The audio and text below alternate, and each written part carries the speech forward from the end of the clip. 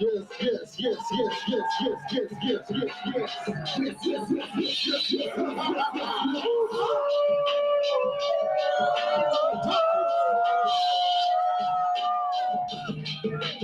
How y'all feel out there? Somebody makes me the hell yeah. Can I get a hell yeah? Can I get a hell yeah? Hell yeah. I like that shit.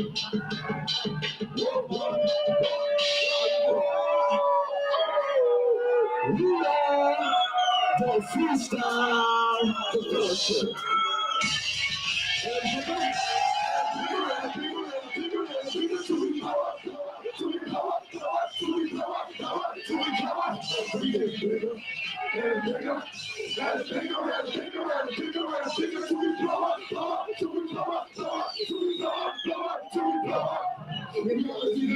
Standing ovation, don't you think we honestly solemnly swear not to about the rules, give it living, don't you think that we know the rules during the time of a public cheer, full of a pure thought, don't you think that we honestly deserve a standing ovation, don't you think we honestly solemnly swear not to about the rules, give it living, don't you think that we know the rules during the time of a public cheer, full of a pure thought, don't you think that we know we're going through the time of a college year, full of a pure thought, don't you think that we have you ever heard in a situation where you know what's going never? We're gonna make it through the and it's never. I'm gonna talk about it, it's never.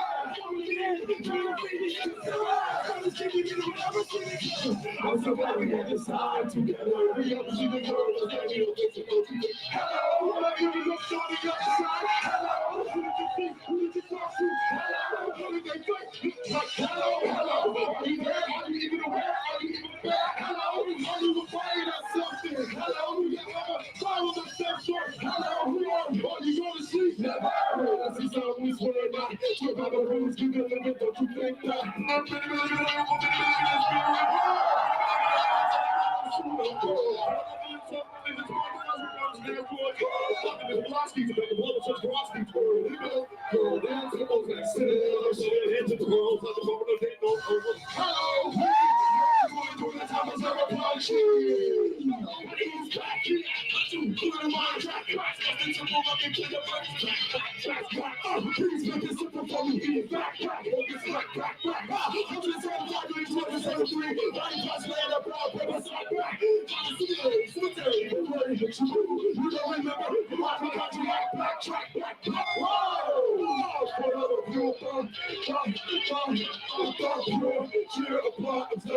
Time doing, doing what we think you do, living, giving rules and vibes. This one side, we honestly standing, deserves a pure, thought pure, cheer, applaud, observe. Time doing, what we think you do, living, giving rules and vibes. This one side, we honestly standing, deserves a pure, thought pure, cheer, applaud, observe. Time doing what we think you do, living, giving rules and vibes. This one side, we honestly standing, deserves a pure thought. Check it. Let's make some motherfucking noise.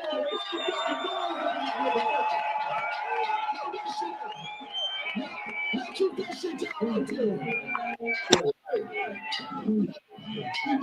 We only just begun.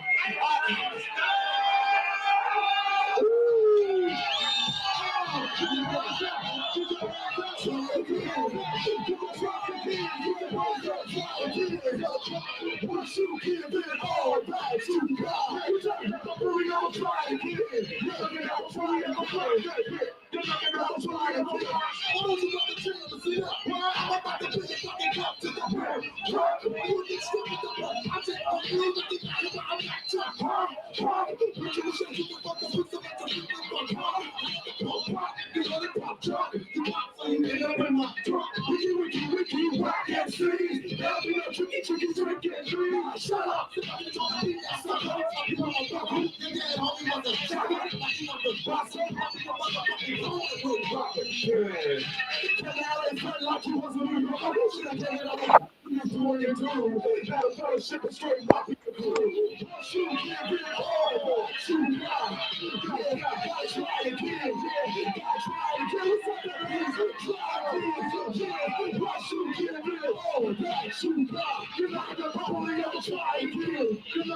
Like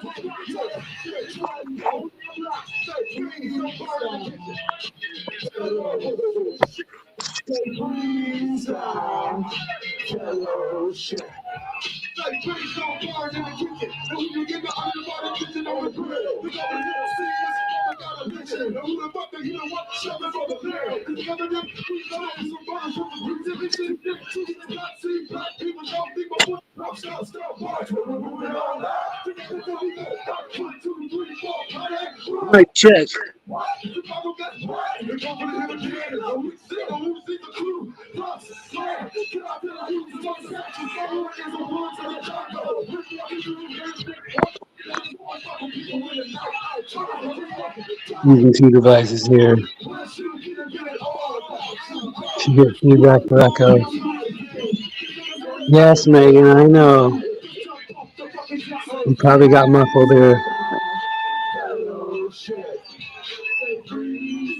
Megan is the professional mic checker.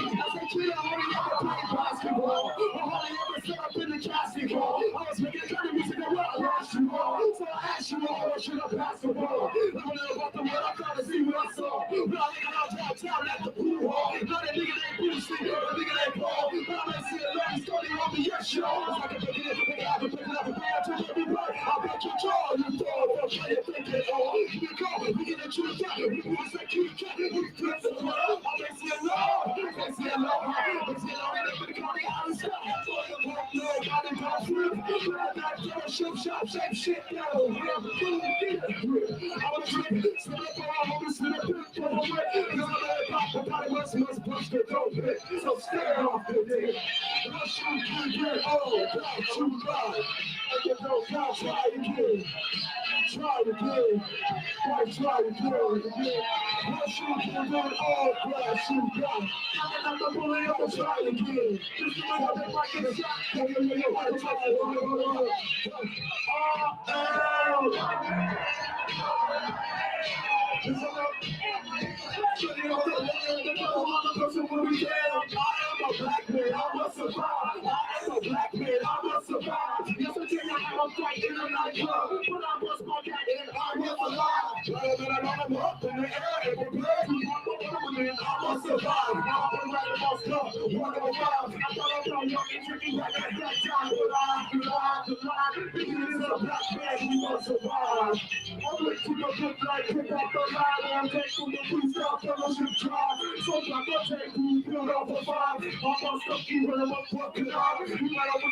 Nobody in the job, who was black, who was white, just like the white man getting too green. He must survive. All of my beats, wax on the high. They see along here, you survive. So tune up, you must try. 2 lives, raise against the high. Keeps the body alive. Keeps the body alive. Keeps the body alive. Keeps the body alive. Hit him up, baby.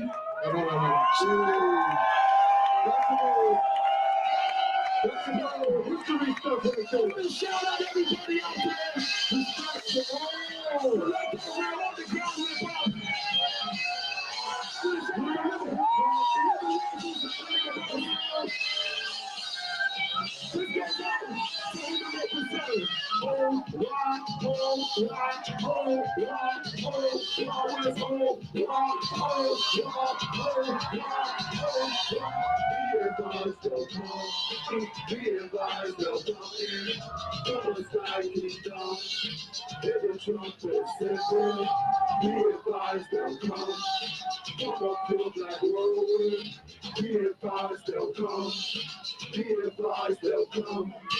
Anybody making us never want to play miracles, never playing top to be down in hell, whatever jump back to crack, never out. So for the big to put in the horse of us away with the wind, the wind of the black, with the intense like class miles, you might put people like we stars, and when it's all, it's hard to call. Now not knowing, you practice the trade, just rock the mouth in a hurry, it's slowly, so we don't worry, we'll play for the soul. Up to where we go.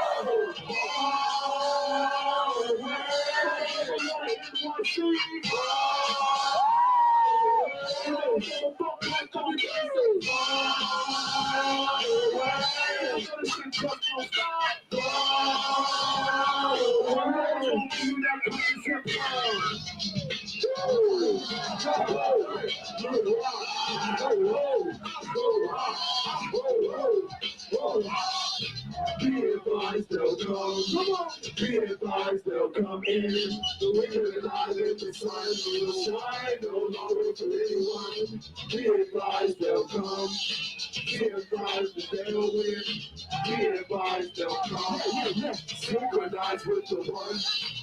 Everyone touch shovels and cover makes the place where 20 angels clean the walls of creation. Close to the provision. Walk with teleconnect. To rhythm and unison of the mindless time. John Green, the great to the most money rebellion, physiology, and an unhelpful function. Conjunction, junction. Right, energy will liberate and renew. Magnets and magnet goals. Running against them and just the balls. Bring the balls and fight the fight and fight and fight. Go!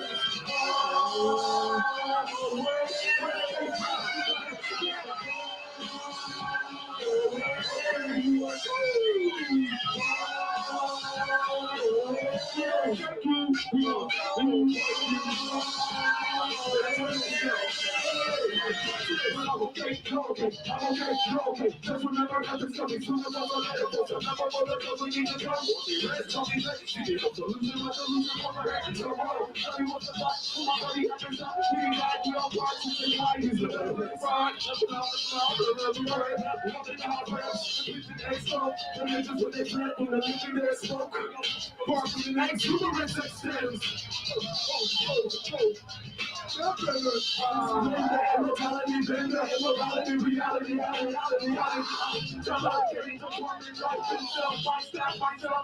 myself, I shuffle and straight with my out. Not gonna be on me, busy. Spectral analysis of the sellers, which was the walls or total. The first class of all listeners, don't be ready to work like you. First class position, as we put out it. But anime, so these are the keys out here. The two of the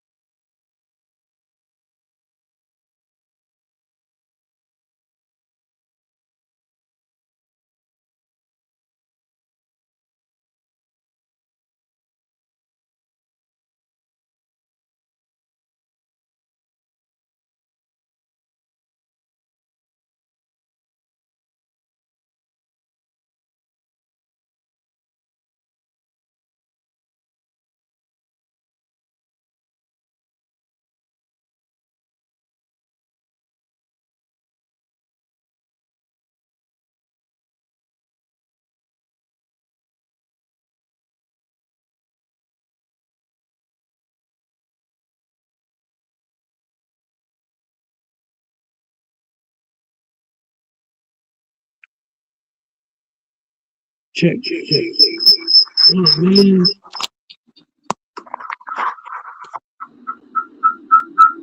Oh, music.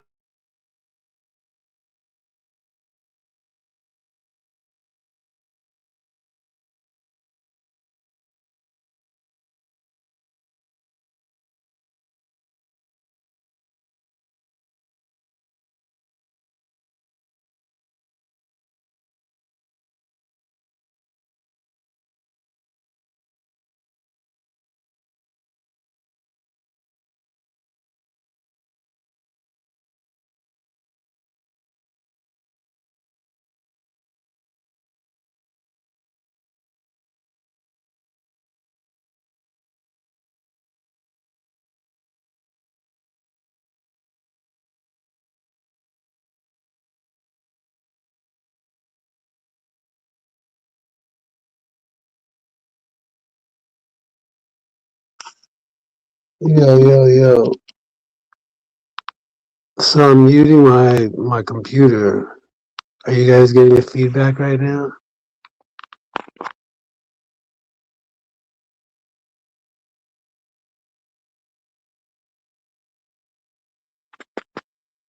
Yeah, well, there's shit. I'm using my phone right now. Phone and StreamYard sucks. But there's no echoing and feedback, is there?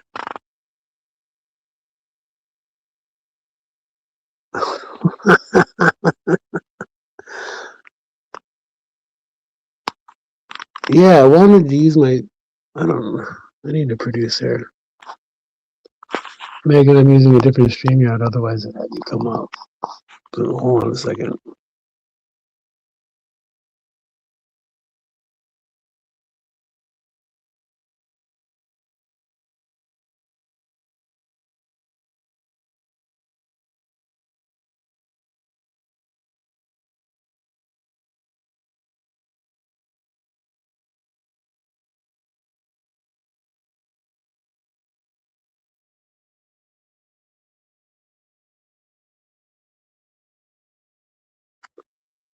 Oh, look at that. All right. Well, at least they didn't knock me off one.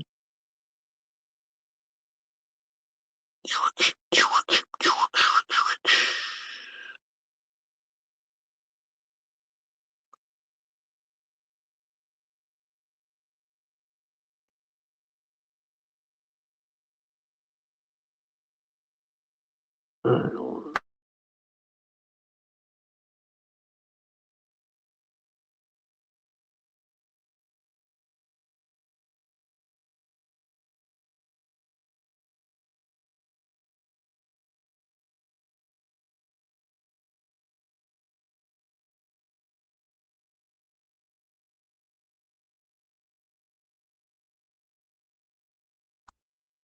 All right. So I gotta figure out how do I get.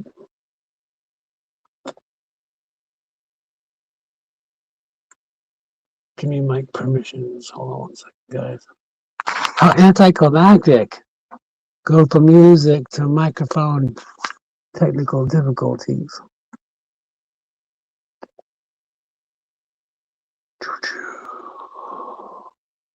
Accessibility,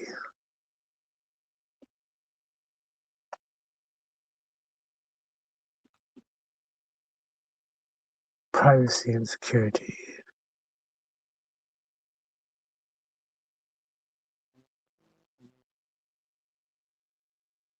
I'm really horrible at doing these things on the fly.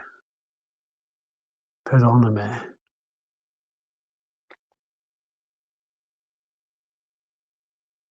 Accessibility.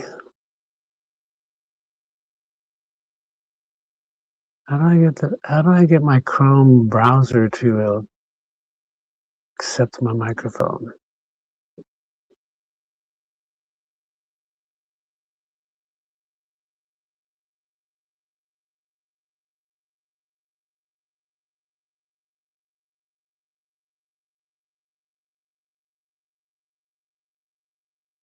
What do you mean you lost your admin powers? You didn't lose your admin powers here. I'm just on a different StreamYard.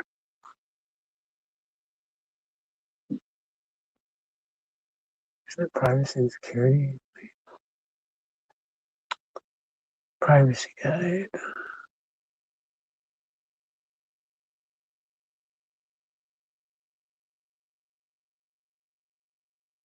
Oh, that photo, by the way, I'm showing this from when I played up in Santa Barbara.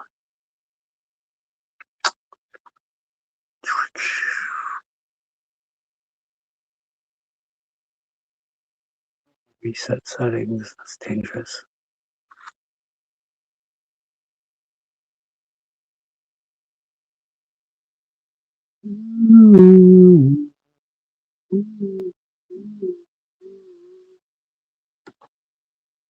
Not privacy and security. I could have thought it was privacy.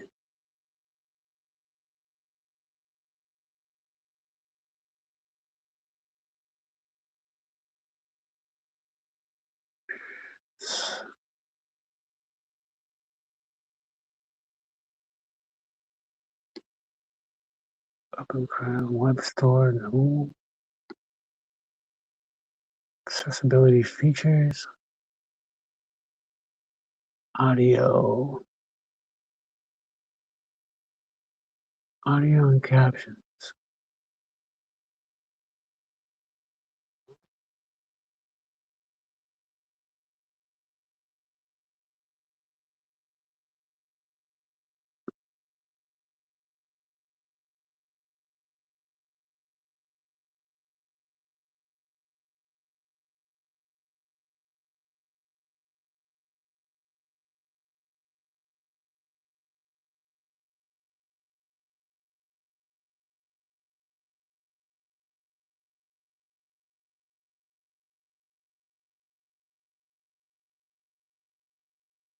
I need IT support. Does anybody know how to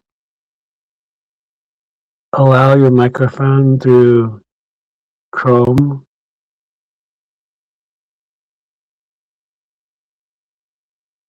You know what? That's right. When I use my PC, I didn't use Chrome.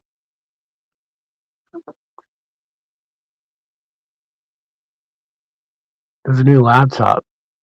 What did I use? I used Microsoft.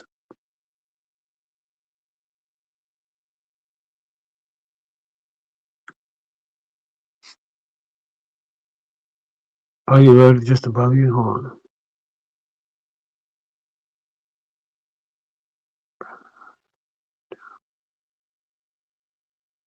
Oh, does it sound like I'm yelling? My bad, BJ.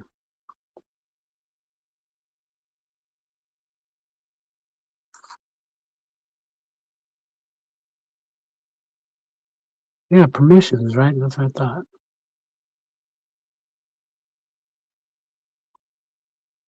Permissions.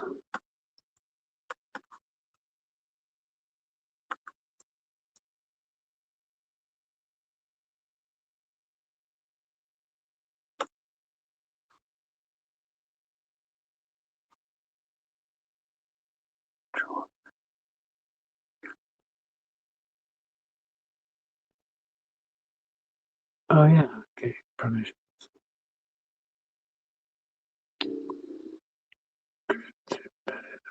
Microphone. Don't allow sites to use your microphone. Sites can ask to use your microphone.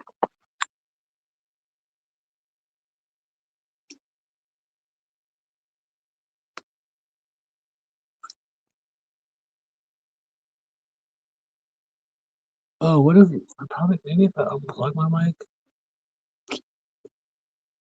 This is stupid. Don't allow sites can ask to use your microphone. How do I add a site?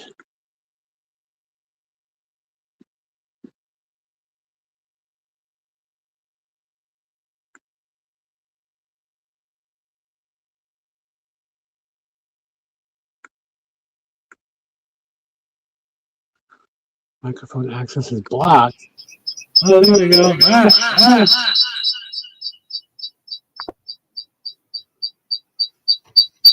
Hold on.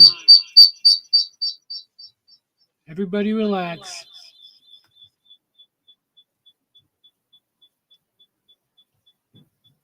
By George, I think he's got it.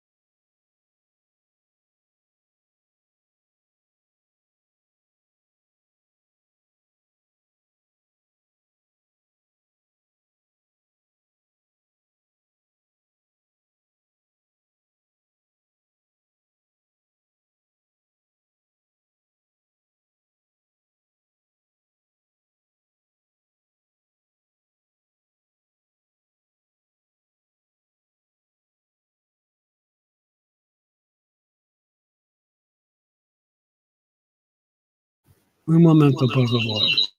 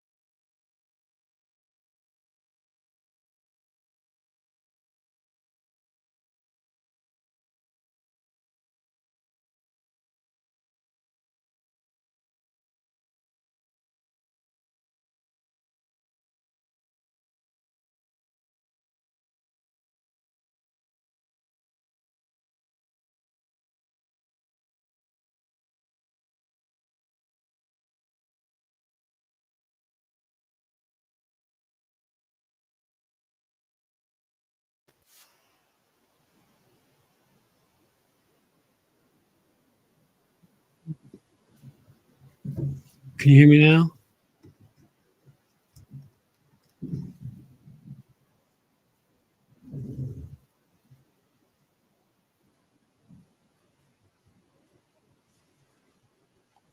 One in the chat if you can hear me.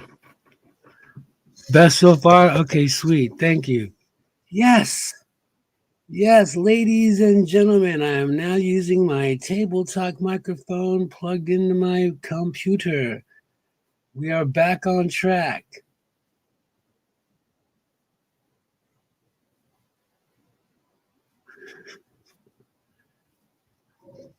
It takes, yeah, thank you.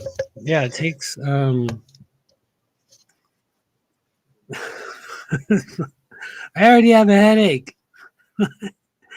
I already have a headache and I haven't even spurred yet.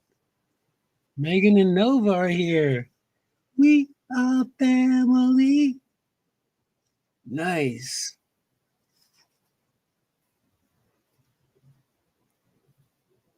Divergent Collective, Vegas Joker, Nova, Haley, Megan.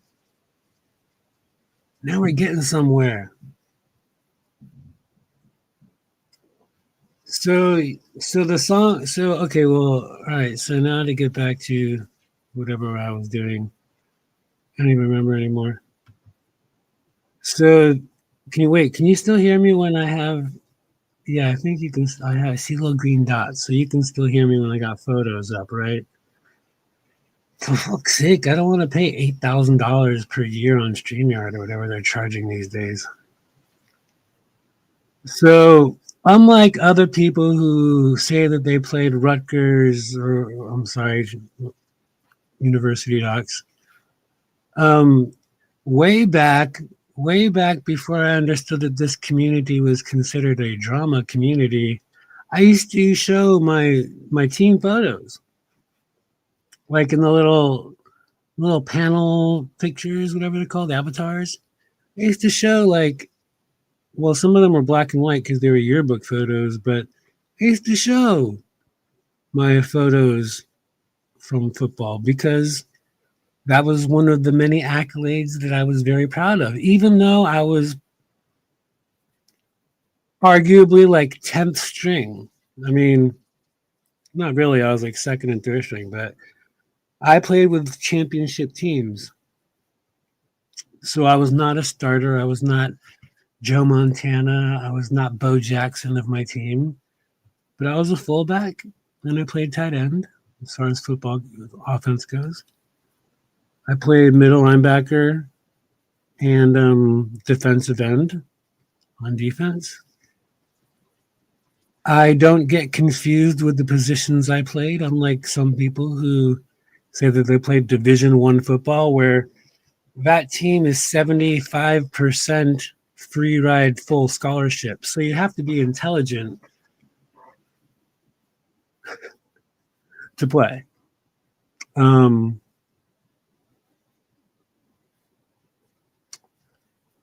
at Rutgers. Oh, Rutgers Doc. Sorry. I'm just saying. So way before I knew most of you, when I knew like Megan and Nova and a couple of the ladies, um, my first few months on panels, I would, in my little avatar, I would show my yearbook photos. So it's really weird when somebody for 4 years constantly reminds everyone how amazing he was at university playing football Division 1 and never showing even a shoulder pad, never even showing a helmet, never showing a helmet or a Letterman jacket even. Obviously, you have a Letterman jacket if you're 52 years old. He keeps saying he's 50, he's 52. The dude was born in 73. He's 52. He keeps trying. I don't know why he keeps for like the last 3 years keeps saying he's 49. The dude is 52. He was 49 back in 2023. Anyway, you'd have a Letterman jacket. I know that somewhere in the late 90s and early 2000s, Letterman jackets became passe. They were not a thing anymore, really. Way back, our parents' generations, they were Letterman sweaters. But anywho, if the dude played Division 1 college football, then he definitely had a Letterman jacket or anything. Not a Rutgers jacket that you buy at Big Five Sporting Goods or Champs or Dick's Sporting Goods. Google it; it's online. It's ridiculous. Anywho, so this is up in Santa Barbara. Um, oh, and the music I was playing. So, music I was playing was that particular show was Whiskey a Go Go, and that was the crew that I rapped with a lot from like I want to say like 98 to 2002, something like that. Freestyle Fellowship. Freestyle Fellowship. So I did a bunch of shows with those guys, but my favorite show. Oh wait, and I don't do this in all the years any of you guys have known me. I don't pat myself on the back publicly. I'm not braggadocious. I don't gloat. But recently it's come to my attention that people are questioning the credibility or my ability to speak on things. And a lot of us are probably around the same age. I'm an old dude. I've paid my dues. And I'm still paying them.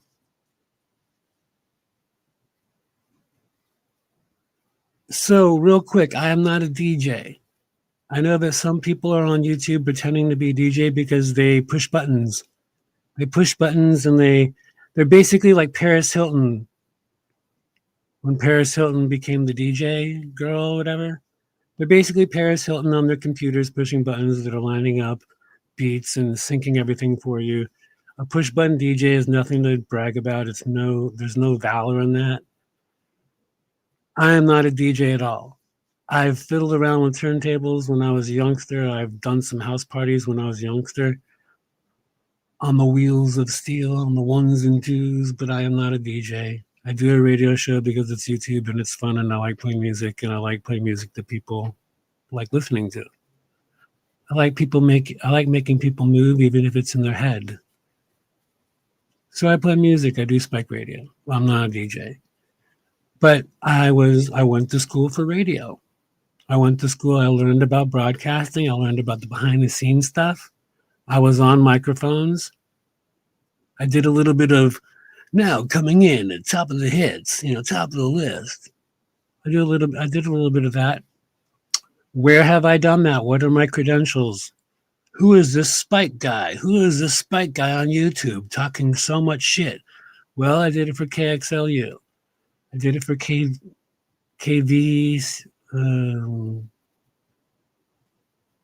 KVCM. I did it for CSUN Radio, California State University Northridge, 89.9, 88.9, Los Angeles.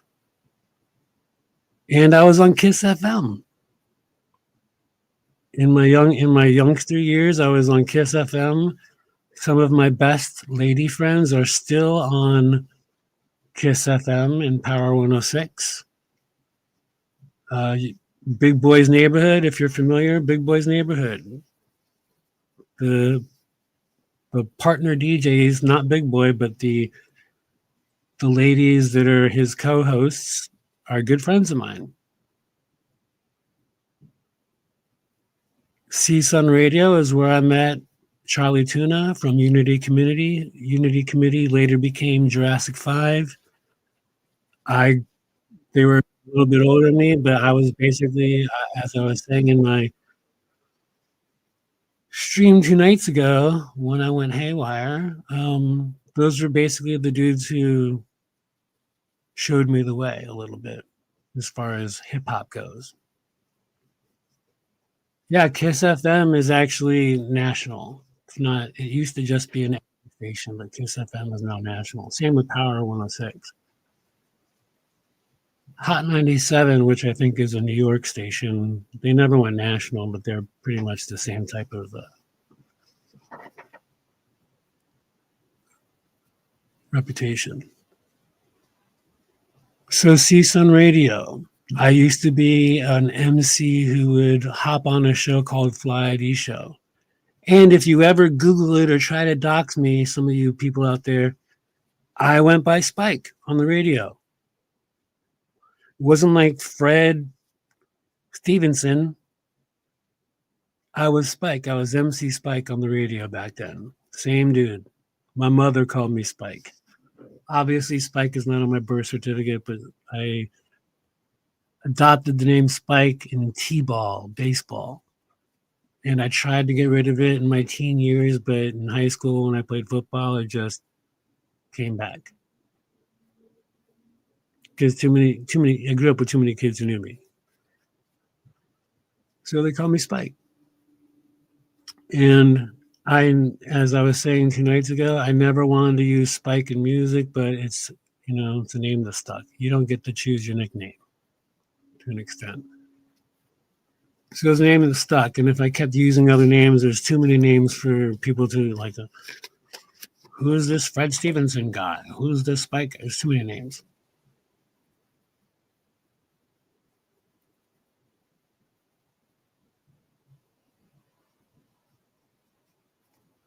So Fly ID Show. I used to battle rappers on the Fly ID Show.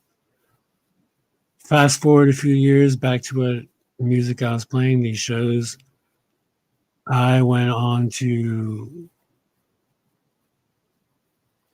one of the best shows I ever did as far as my underground MC days. Underground hip hop is a little bit different than big stages and all that. But it was with Freestyle Fellowship, AC Alone, Gershwin, which was another, I think they're actually still doing shit. Medusa, female, and Shapeshifters. And it was a benefit concert for DJ Rob One. DJ Rob One was the man behind the wheels of steel for the Fly ID show, CSUN Radio.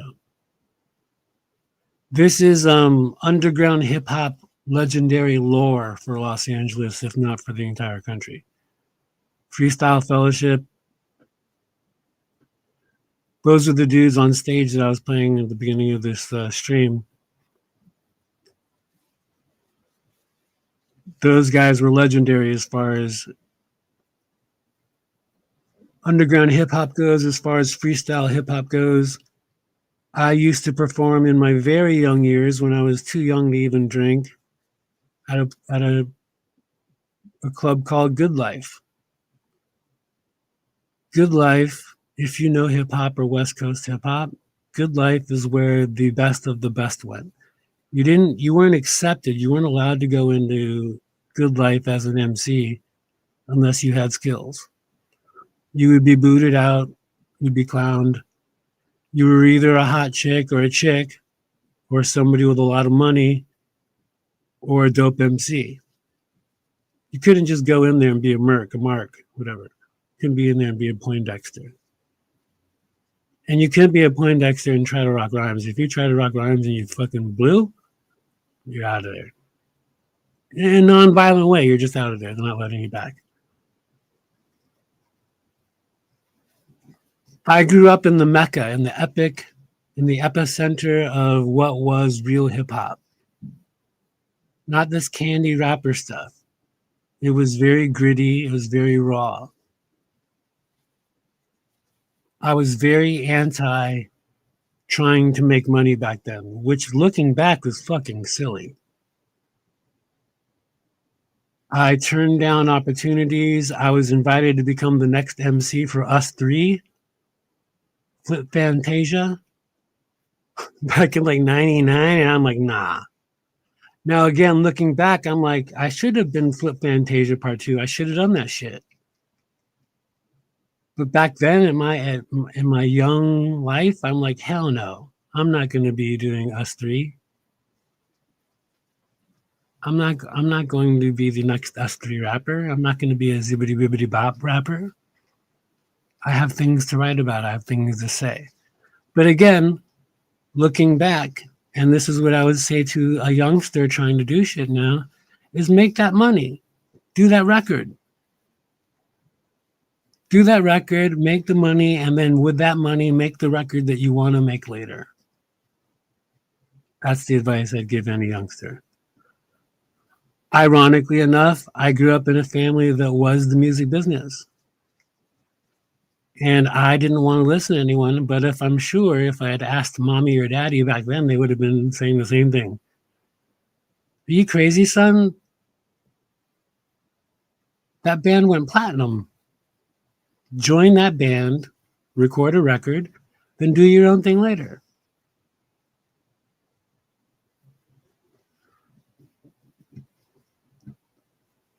This sounds like too much pride and narcissistic ego. That's hilarious. I've been online for 4 years and people don't know anything about what I've done. I've never talked about myself. But Divergent Collective, if I'm offending you, I apologize. There are people on the internet right now on YouTube that are talking shit, that are coming at me. So I am defending myself. If you think that I'm narcissistic or have too much pride, then you haven't paid attention. But I love that you come in and check in, and people love when you're here. This title of this show was not Spike Radio. I'm not going to play music for 3 hours. That's not what I'm doing tonight. Tonight I'm talking about some shit. I'm addressing some things.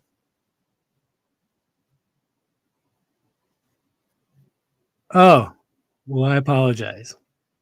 I'm reading with one eye. I'm trying to talk and read and handle StreamYard, so my bad. That's what I'm saying. Everybody loves you, so I'm not. Yeah, I've never. And that's the funny thing is that somebody who'd asked me talked about me going live before I pushed the button to go live. The conversation I was having with her is that I never talk about myself. I never talk about things I've done. I never pat myself on the back. I'm very humble. I'm very blessed to be where I'm at to this day right now in the YouTube universe or in the real universe. I definitely am kicking myself once in a while, as most of us do, because I should have taken right turns when I took left turns in the music industry or in any industry in life.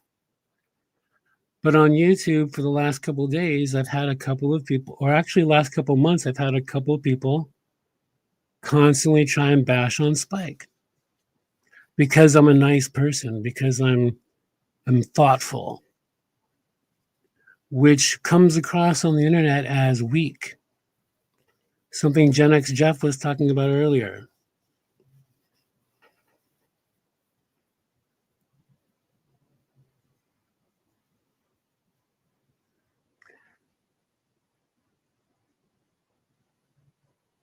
So I'm self-doxing a little bit. I'm talking about a little bit of my history. I'm talking about my credentials. I'm talking about my resume. And trust me, there was a couple months ago where some idiot who sucks at Nintendo tried battling me.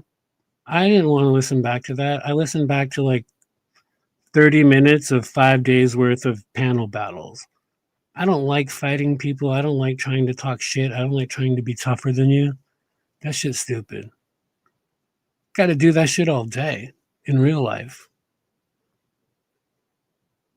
I don't want to do that shit on the internet. That's silly.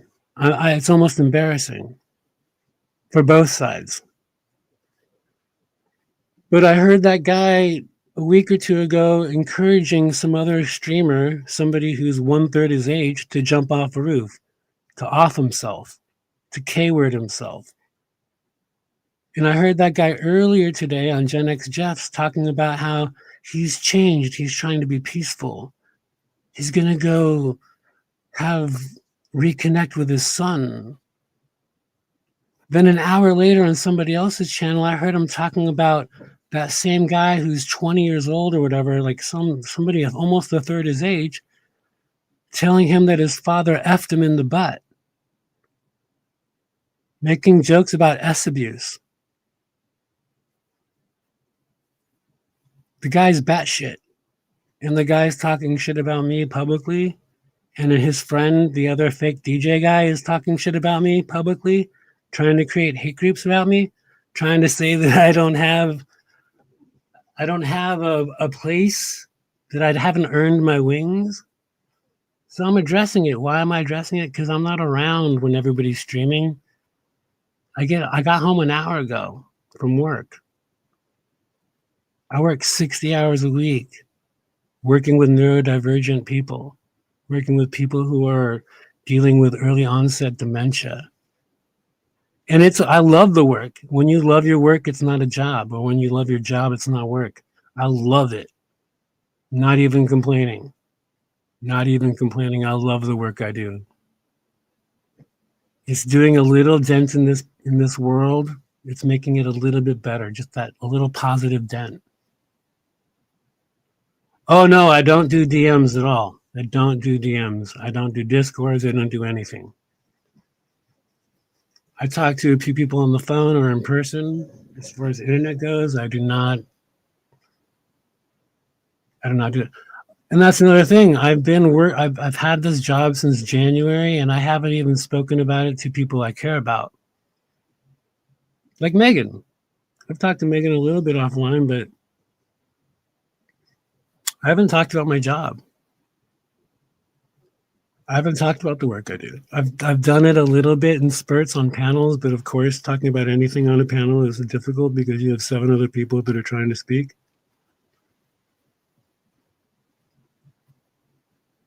But like I was saying in my stream a couple nights ago, I wake up, I talk about with people I care about or think about my first meal of my day. From there on, I end up taking the windy road to work. I'm spending my entire New Year's Eve and New Year's Day working with people with special needs, and I'm not upset about it. Every year, even though I'm too old to party like a rock star, kind of, I used to like make sure I had the best New Year's plans. Where am I going to drink it up? I don't drink anymore, but if I'm going to drink, it's probably on New Year's. Where am I going to go rock a mic? Or even in the last few years, where am I going to sing karaoke? But it's okay. I'm completely happy that I get to show 22 people who are very much on the spectrum how to have a fun, sober New Year's Eve. That's what I'm doing tomorrow night. That's what I'm doing on New Year's Day. So this is my little pre-celebration right now. This is my New Year's Eve, even though it's not even this part of the planet. This is my New Year's Eve. This is where I'm going to kick it with you. And this is where I'm going to end my year addressing some bullshit that's been going on YouTube. People saying that I'm over here in this stream or on that panel when I haven't been near YouTube for months. People who are trying to spread the word that I'm a shitty musician or a shitty music artist. And I'm repeating myself if you were around 2 nights ago, but I'm not in the studio like I used to be. I'm not recording like I used to be. I've done one show in the last year. I've performed one time. Jada, what's up? Even when you guys first met me 3 years ago, I was still doing shows every couple of months, but still not like I used to. Since COVID hit, COVID, I mean, it hit everyone. Or am I allowed to say that on YouTube? But since C-19 hit, we've all been derailed. Most of us have been derailed from our course of life.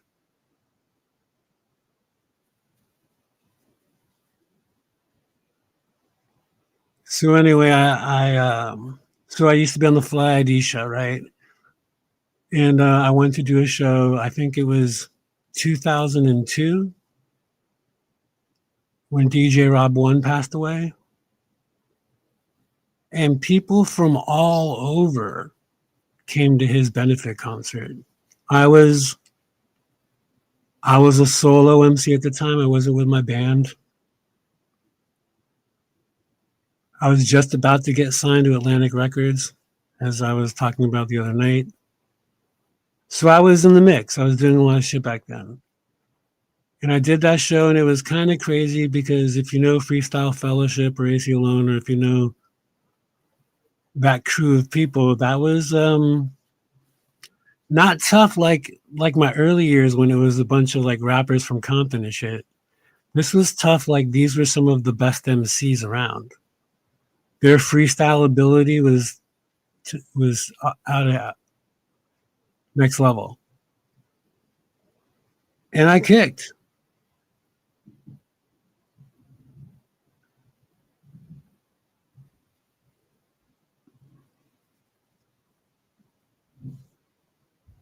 Well, I thank you, Megan. Yes, I'm aware, and some of the things that they look up, I'm not too concerned. By that point, as I was explaining 2 nights ago, I was already working on name changes because the contract I had signed wasn't going to allow me to use my name if I worked on any projects if it wasn't for Atlantic Records. So I was already going through like how to be a ghost or yeah, a ghost writer or how to work under a different name. But the things that are Googleable, I don't. Cool. Do it. Verify. Like even if you look up the old Vegas streams, I was using team photos where I was very obvious. I think maybe that's why Joe used to think that I was of darker skin tone. Because the photos, I mean, I played football, but it was in mixed group, Los Angeles. It was light, dark, and somewhere in between. Actually, I grew up with a lot of Latinos, which is why I feel like I'm part Mexican just for being from LA.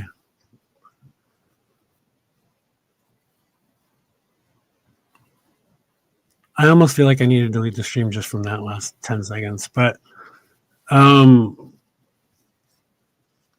but yeah, so I did the benefit concert for DJ Rob One.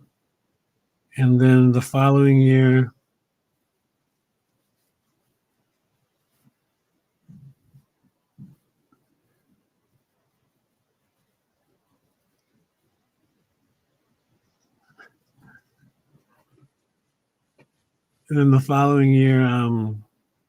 is when I got signed. And I won't go over that story again because I did that 2 nights ago. But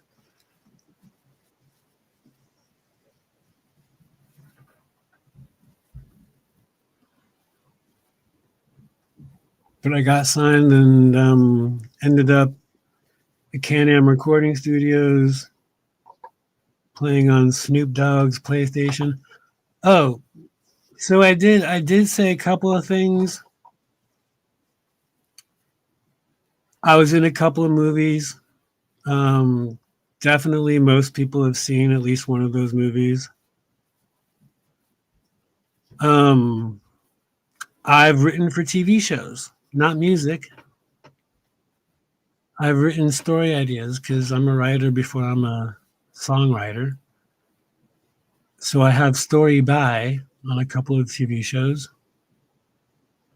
The credit being original story by. I didn't write the script, I wrote the story. One of those shows was nominated for an Emmy.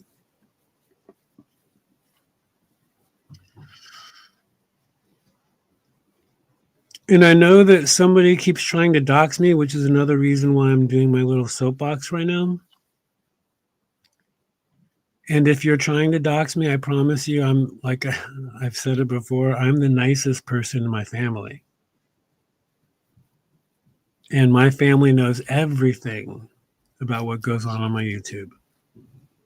Which is weird because some of you guys who talk about being such family men keep saying that your family knows nothing, or the people that you know in real life know nothing about your YouTube life, which is probably why you're such a creepy monster.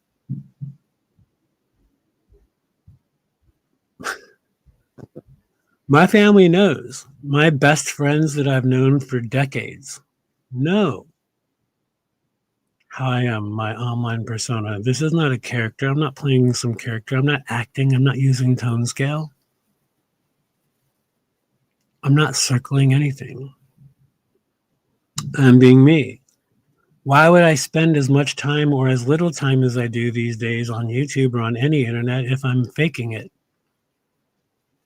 Why would I pretend to be who I am all day long every day? That would be psychotic. That would be schizophrenic. That would lead to schizophrenia. I'm me all the time. Right on time, the rhyme designed to find the fine lines of ways to kind of show and smooth. The spike is so damn smooth. All the time, I'm me. All the time. Whether there's a mic in front of me or not. I'm not faking shit. This is not an act. I'm not a character. I'm not playing a role.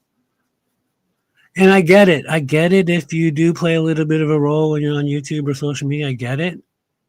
But when you're online 18 hours a day and you're saying that everything, you have to forewarn us when you're not playing a role. That's psycho, in my opinion. But I'm me all the time. My family is very aware of what I do on any platform, which is hilarious because back in the day, I did not let my parents know anything about my hip hop. I did not share, and it bummed them out a lot as years passed because my mom, my dad, bless them, never saw me perform. They passed away almost 2 decades ago. They never saw me perform, and I did plenty of shows in the late 90s and early 2000s. They could have seen me perform. I never wanted to show them because I come from a music family, and to an extent, which I totally get, hip hop was funny to them. Rap music was not music, and I get it, totally get it. But my family, now it's not a tearjerker. It's not. They heard my music, obviously, because I was in studios, I was getting deals. They heard it. They heard my CDs, but they never saw their son perform on stage, which bums me out a little bit because I think there's even still one YouTube video on my channel. But when I rocked a stage, I rocked a stage. I was Elvis Presley of hip hop. I rocked. I mean, some of my shows, I had ladies on stage, I had people on stage, and it looked professional. I rocked. But they heard my music. And I don't want to jump ahead too much, but my dad, who is really a music mogul, my dad, who was seriously somebody in the record industry, West Coast,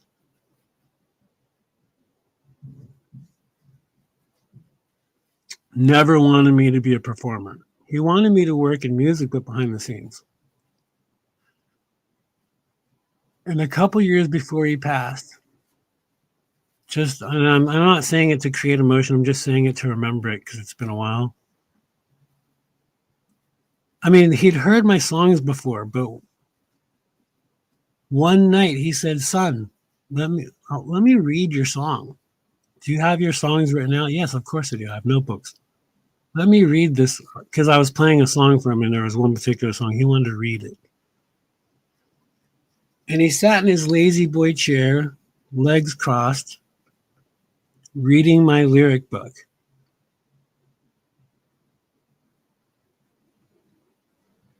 And I won't tell you who he compared me to, but he because it sounds too gloaty to do it, but he compared me to an amazing songwriter. He called out to my mom and he said, "Mama Spike," without doxing my mom's name. "Mama Spike, have you read your son's lyrics? Have you read?" And my mom had.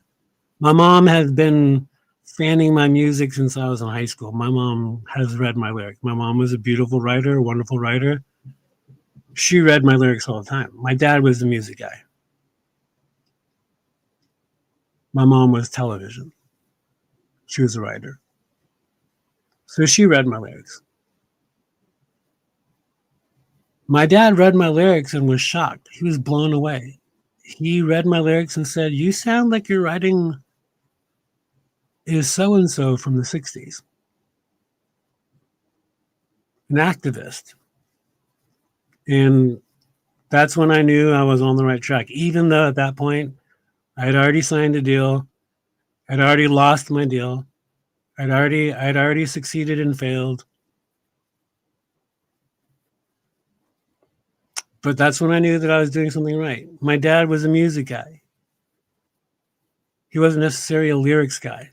He was a music guy. He wanted hits. And that's why he has 80 gold and platinum albums with his name on it.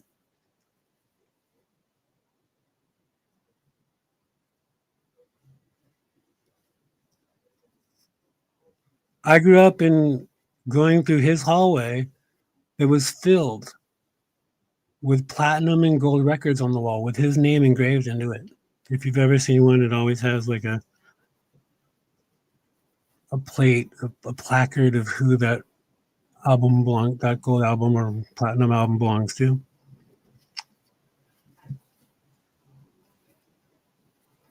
He had over 80 actually. He had like 83 or something. I forget. He wanted number one hits. To an extent, he didn't really care about the underground hip hop. He didn't care about being the true artist. He wanted to make sure you're making money. It was business to him. No harm, no foul. But to me, I was rebelling. I wanted to be the hippie hip hopper. I wanted to be an artist. I wanted to make a dent in this world. I wanted to matter. I didn't want to just make money. Looking back, I'm like, shit, I took a lot of left turns. I should have turned right. My mom has one gold record. Again, she was in TV business. But she has one because she was a copywriter. Or she wrote copy. She wasn't a copywriter. She wrote copy. She wrote the insets, the albums. Like it would explain the band or explain the mission of that journey of that band or that record.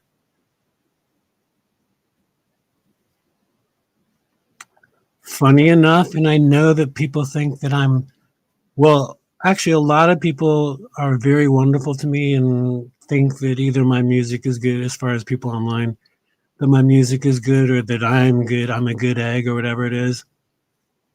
But there are a couple people that question this guy on YouTube, this YouTube rapper, this guy, this really shitty rapper from this particular community, the guy that hangs out on that particular channel, that he's so shitty because he hangs out on that channel. So everything he's ever done artistically sucks. They do that whole thing. Oh, I saw you in that chat. So now you're part of that cult. And it's not just me, all of us. We all get that. If we intertwine ourselves with some of those weirdos on YouTube, we've all heard it. Oh, you were in Spike's chat. So now you're part of the Spike team. Oh, I saw you say hello to Flaky Jake. So now you're part of that team. Shout out Flaky Jake, wherever you are.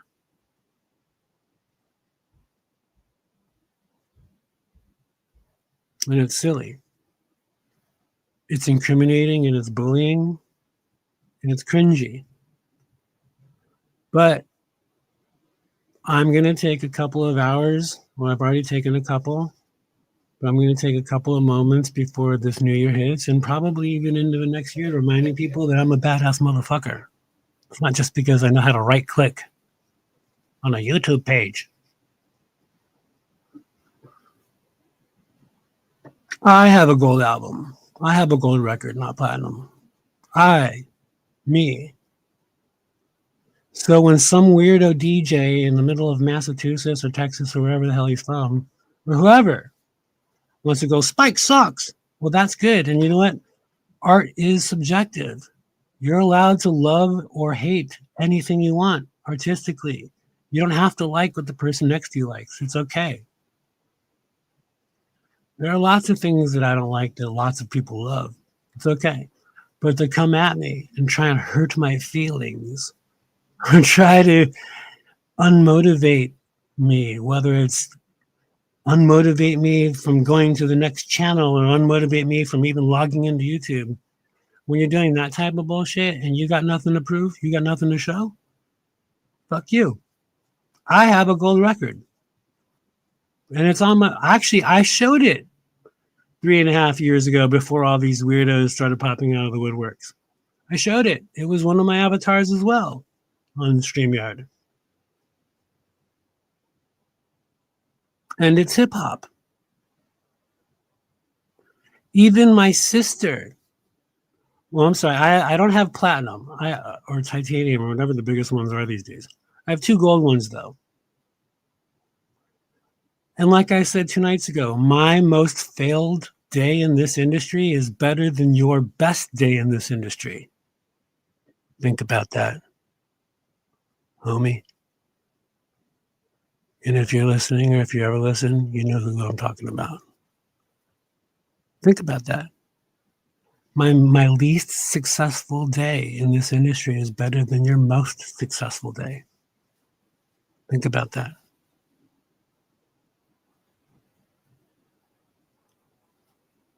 Ladies and gentlemen, shift happens. Ironically enough and awesomely enough, my sister, who lives 7 miles west of me, my sister has 2 gold records and 1 platinum record, and she's not even a musician. She has 3. I only have 2 with my credit. I only have 2. No, I'm not the guy on the cover. I'm not the famous guy. I'm not the singer. Unfortunately. But hey, I'm still young. Subjectively. My sister has 2 gold records and 1 platinum record. My sister. She's not a musician. Hers are for marketing. She was issued 3 albums, placards for marketing.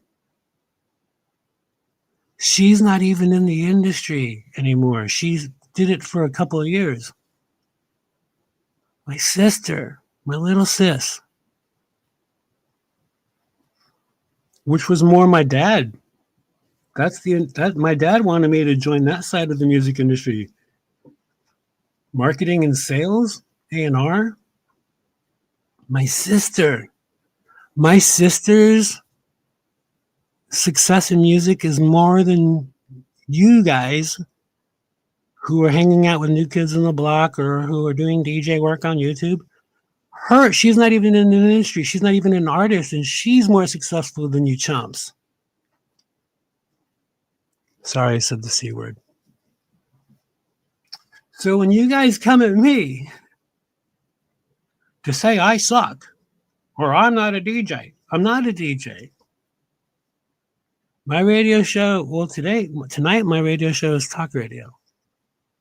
My radio shows are about creating moods. It's not about flexing as a DJ.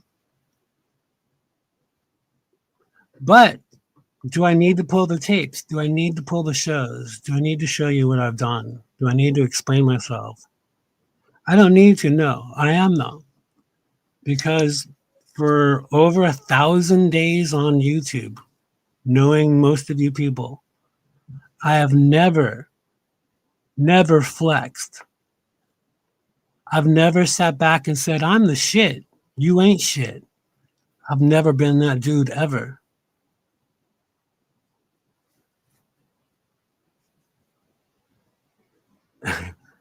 You are now tuned into NPR Radio. I've never been that cat. You know why?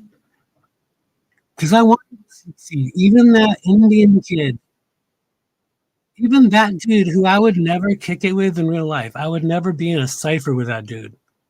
That dude would be knocked out of any cipher I've ever been in, even when I was in 10th grade. That dude would never laugh. Even though actually I've heard him get better, even when I first met that dude, I'm like, yo, let me big brother you a little bit. Let me talk to you.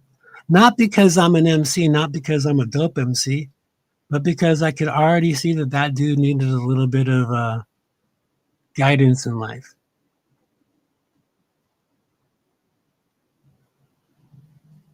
That's why, not because he does hip hop. It would take a lot of work and a lot of studio magic and definitely the technology of computers for me to ever do a song with him, or for him to do a song with me, I should say. But no hate, no harm, no foul. I care about human beings. So even though the last 3 months that we've all seen him, he's gone bonkers, I wanted that dude to be well, whether it was on a mic, whether it's with his mom. The guy just started college. That's what I do for a living. Unmusically, that's what I do for a living. So I wanted to help that guy figure out his shit. And it's too late now, I think. I mean, too late for me. But then back to the fake FBI trainer Blackwater guy who keeps bullying him like he bullied another neurodivergent young lady, who these people are a third his age, just about. And he spends hours every day bullying these people. But then it's like it is multiple personalities. I'm pretty sure he has mild schizophrenia, because on another channel an hour later he'll talk about how he's gonna go. His New Year's resolution is to become a better person. He's going to church now. His church is advising him to do this. His pastor's saying this, and he's gonna now build a new relationship with the son that he said belonged in hell 3 months ago. A little kid.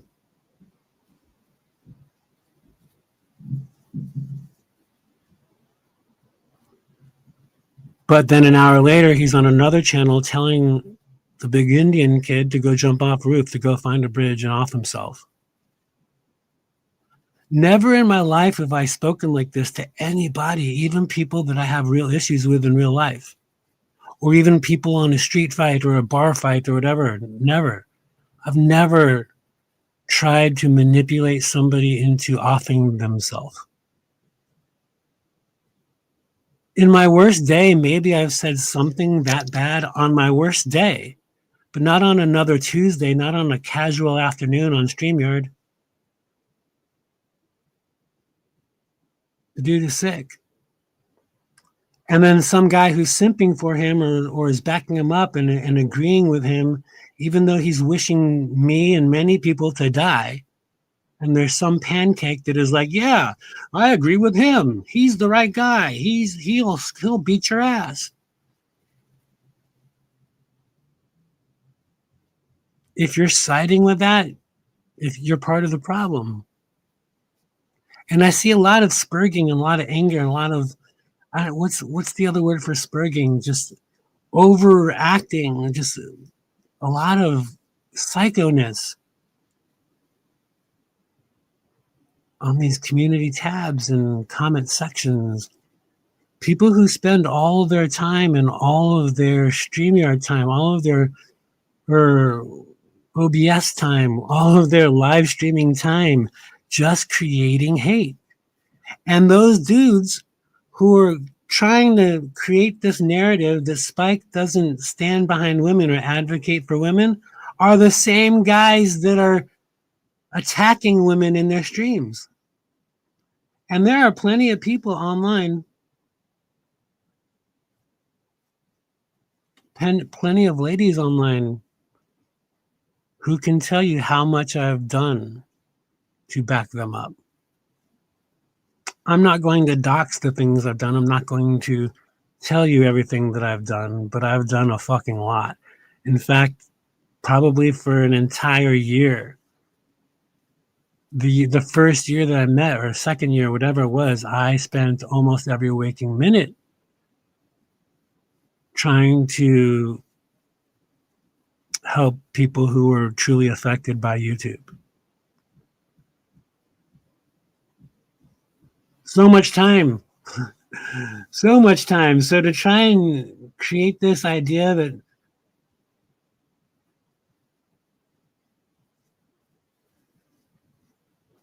this Spike doesn't stand behind women of YouTube is ridiculous. And the funny thing is, even though you might get 5 likes on those types of posts or 5 thumbs ups on your live streams or whatever, I know that almost all the people around you do not agree with you. Even though you're trying to say that there's a whole team of people that are agreeing with you, I know that they're not. You might have 1 or 2 people that are your yes men or yes women that are patting you on the back because you're so strong-willed about making sure that everybody's alpha, or everybody is listening to you and believing what you're saying. But I know that they're not. They don't buy your shit. The weird thing about being so transparent, like I've been, is that people know. People vibe me. People get it. I might not like the same thing you like. I might not like the same music you like. I might not like the same politicians you like. I might not like the same pasta you like. But somewhere in there, you're going to think, damn, Spike, you and I are more similar than we are different. I don't know why I keep coming after you. Maybe it's because I envy the things that you do. Maybe it's because I envy the amount of people that love you. Maybe it's because I envy the road that you've taken and the things that you've accomplished. Maybe. Or maybe not. Or maybe it's vice versa. I know that I wish that I had money to throw. I know that some weirdo keeps trying to say I'm a multimillionaire, but then a month later he's saying he's a multimillionaire. When you guys first met me, yeah, I had cash to burn. I loved it. I was fucking chilling. I worked for myself. I had nobody to clock in or check into. I had just become a free man, meaning the lady that was living me for a handful of years had moved out. The world was mine. Whose world is this? The world is mine. And I end up going from this platform to that platform, ending up on YouTube where there's a lot of cool people that like to chat back and forth. I'd never seen StreamYarding. I've never seen panels like this.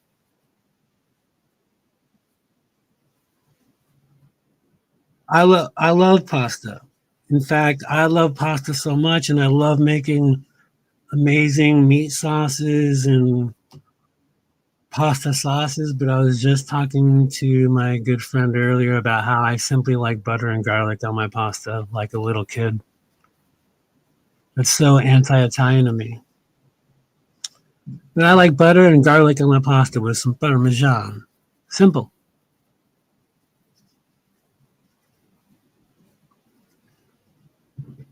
Mo money, mo problems, or no money, no problems.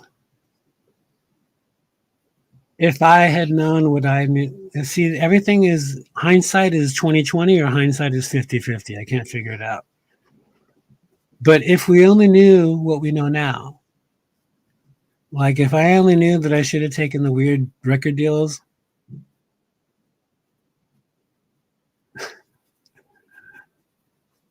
there's so many record deals that I could have taken that I just didn't take it because I had too much artistic integrity and I was being silly. I wanted to be Bob Dylan, but I should have been the Beatles. No, I wanted to be I wanted to be Jim Croce, but I should have been Jim Morrison. These are all old school references, but I grew up listening to 50s and 60s music. That's what I was into. Mr. B is in the house. You know, another thing. So, okay, so us three, you probably know the song Zip Dip Flip Fantasia. But another thing, so in those years, there was a good like 7 years where I was really just interviewing with labels. I interviewed with Geffen Records. Geffen Records actually are part of the reason why I got to deal with Atlantic Records because my connections over at Geffen got my demo to the next person, which happened to be an A&R for Atlantic. So when I was getting advised on contracts, it was Geffen Records that actually helped me out. And then I went over to the Lynch family, like I said the other night. I don't want to loop, but I almost signed with Geffen. Geffen was, I'm pretty sure, the mother label to Limp Bizkit. So there was a moment, I think, that they were trying to cultivate a Limp Bizkit-y kind of rapper out of me. Like Fred was more, and it's weird because he and I used to bump into each other in Hollywood, and he always wore his red baseball cap that I'm sure I think was in the videos as well. He wore that all the time in real life. Back then, I was wearing a red beanie all the time. That was my thing. So, and we were both, I'm way taller than that dude, but we both had facial hair at the time. We both almost similarly looked like each other or something, or brothers maybe. Not to dox my goatee. And I didn't like that dude. I didn't, because what he was a guy who was not so good at rapping who created a rock band. The way I saw it. So later on, after Limp Bizkit and all that came out, people were trying to create a hard rock, like a rock and roll hip hop fusion, which I actually have songs writing about that kind of fusion. They were trying to make me into one of those types of bands. And I had a band. I had a couple bands over the years. I had a band with Paris. That's probably Googleable too, but the first band I was ever in was with Paris Cronin, who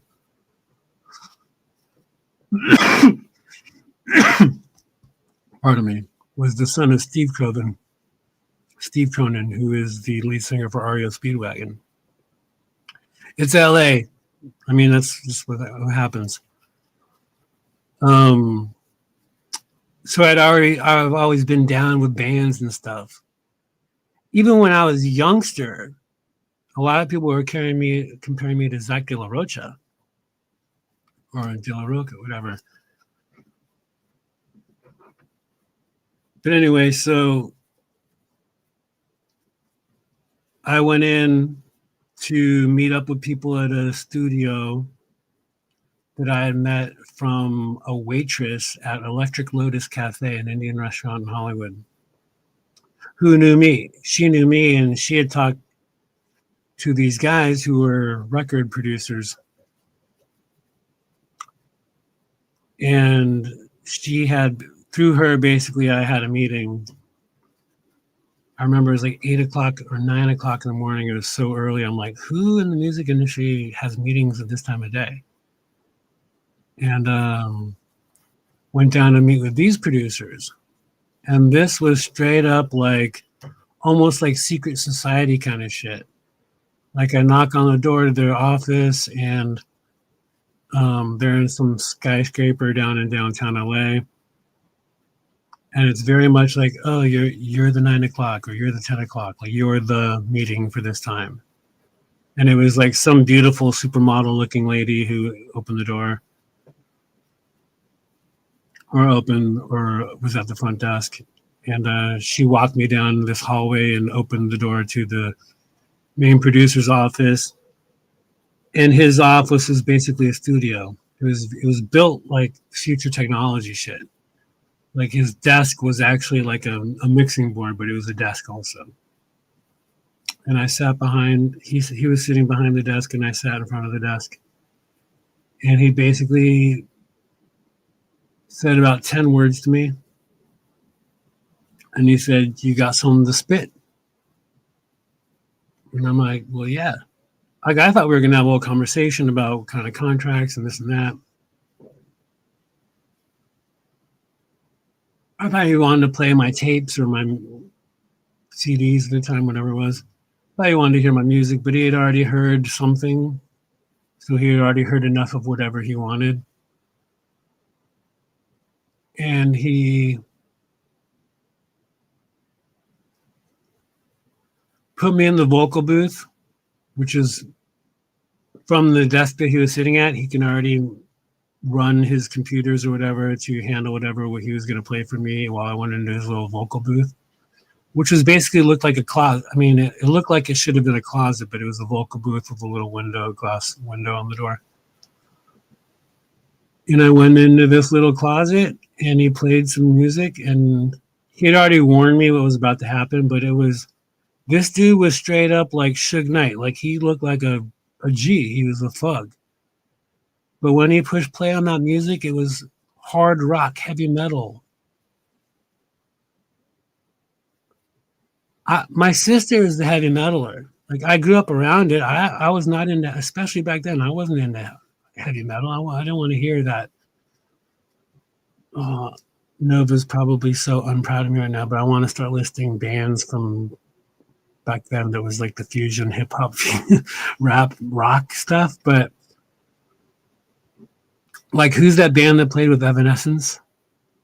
But anyway, it's like that kind of stuff, and it was just this heavy metal, hard rock, rap stuff. But see, I could rap to this day still. I'm too tired, but back then I could rap as long as I had a beat. I could rap to it. Anything I would rock a rap to. I could rock anything. But he plays this heavy metal, and he's like, and he tells me, um, it's going to come in after 4 beats, and then kick whatever you want to kick. So down,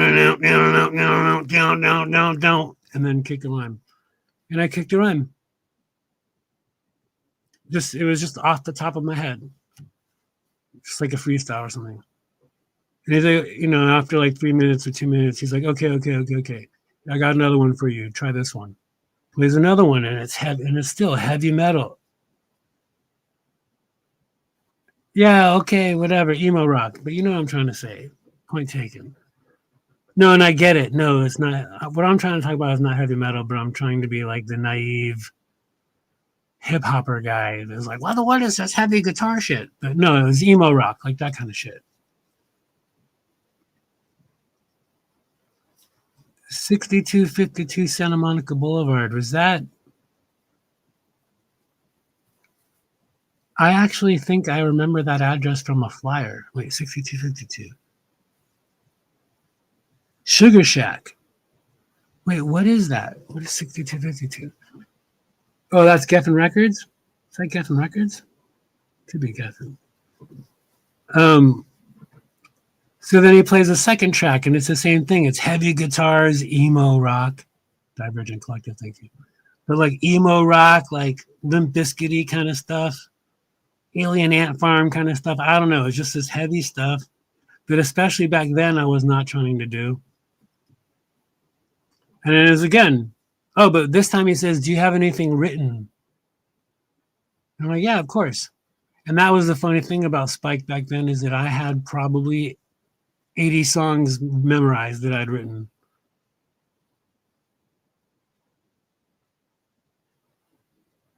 Gold Star, does that mean it was Geffen, or is it a place called Gold Star? And Geffen Records was actually catty corner to the MTV offices back then, by the way. So then then he plays a second beat, and he wants me to recite something that I've written before. And he does that for about 3 or 4 songs. And after the first one, he's like, don't freestyle. Don't just come off the top of your head. Recite things that you've written. So he does that about 3 or 4 times total. And then he tells me to get out of the studio. And he basically, and this was the most gangster.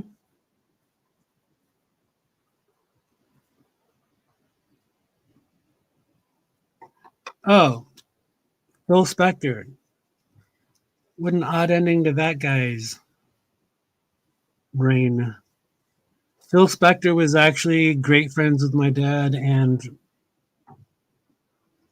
my basically my fake uncle Art was also really, he was actually really good friends with Phil Spector. Oh yeah, definitely pre-Spike era. Tower Records was awesome. Yeah, no, Phil Spector was definitely like what 60s and 70s.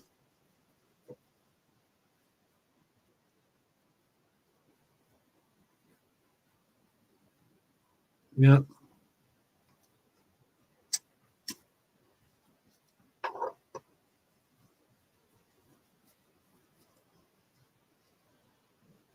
Um, so remember, these dudes were like the most, even though this is like emo rock or whatever it was, these dudes were as G'd up as any people I've ever worked with in the business. They were looking at me like, you look like you would like this music, but we look like we wouldn't like this music. Like they did not look like people who liked, like, who were playing in their Rolls Royces or Bentleys or whatever. They were not playing this music. This was not something they enjoyed. This was pure business. And after the third song, it's like, okay, do you have a song about like whatever it was, about applesauce, whatever it was? And I'm like, yeah, I got something.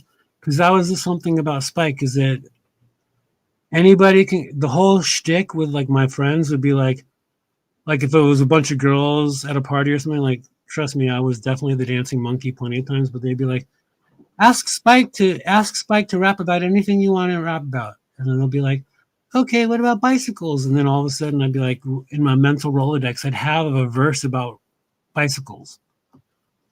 Like I had a catalog in my head memorized all the time, which is crazy because a couple years ago that sort of snapped. Like I don't remember a lot of my songs anymore. Maybe it's after you hit a certain age or something, but yeah, a couple years ago I realized, dang, I don't remember the verses to that song, which is why how I get it when people perform. It's like, how do you remember the 12 songs that you did 20 years ago or 15 years ago or 10 years ago when you have so many songs? Like I even saw a video of I think it was Katy Perry that was singing songs from like 20 years ago and she forgot her verse halfway through and the audience helped her. Yeah, the brain fog. So, but anyway, so back then, any on a snap of a finger, anything that you wanted to rap a song about, I had a rap for. So the guy was like, "Do you have a song about this or that, whatever it was?" And I'm like, "Yeah, I got something I can do for that." So he played the fourth beat or the fourth rock track, and I recited a song. And it was a great hip hop song for for beats that I was working on outside of this, but I rapped this rap to this song. And then he was done. He was like, "Okay, cool, come on in." And this was also the exact age I was living in Santa Monica. I was not living in the Valley. I was not living in North Hollywood where I was born and raised. Like I was not living out here. I was living in Santa Monica at the time. I was counting dollars. I was struggling. I was a struggling artist. I was the most struggling artist I'd ever been at that point in my life. And what's funny about that is that in my senior year of high school, I was in a writing class. Hey Lotus, what's happening?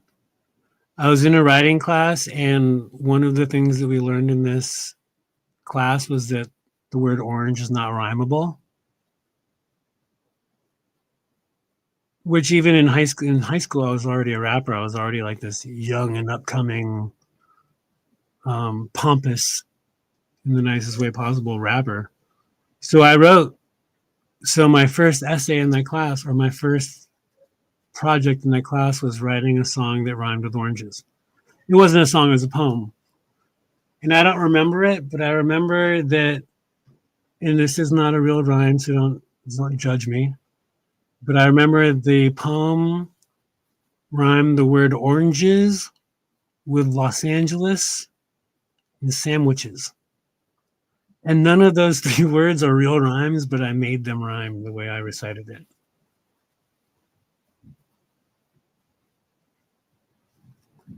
So, and I'm sorry that I'm so, thank you, Lotus. I'm sorry that I'm so bouncy here. I'm just trying to finish my Spike's biography before 2026 happens. And this is all really, I guess I've been trolled to the extent where now I am talking about my experiences in my life and the places I've been, because you better recognize. So this fourth song I do, and the guy pulls me out of this vocal booth, and he's like, all right, I've heard enough. And remember, these dudes look like Suge Knight, Dr. Dre. These dudes are big, buggy dudes. And in this room, there was only two people. It was the guy in charge and then like a partner or something. Like, all right, I heard enough. I heard enough, Spike. Come on out. So I come out, and dead ass, the dude looks at me like I'm doing some mafia type of deal. He looks at me and says,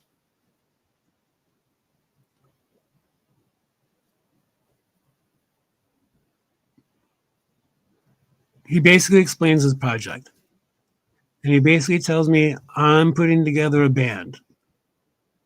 And I'm putting together a band that's going to have 4 members in it. We already have a drummer or whatever. We already have a bassist, whatever it was. And there's going to be 1 singer and 3 other band members.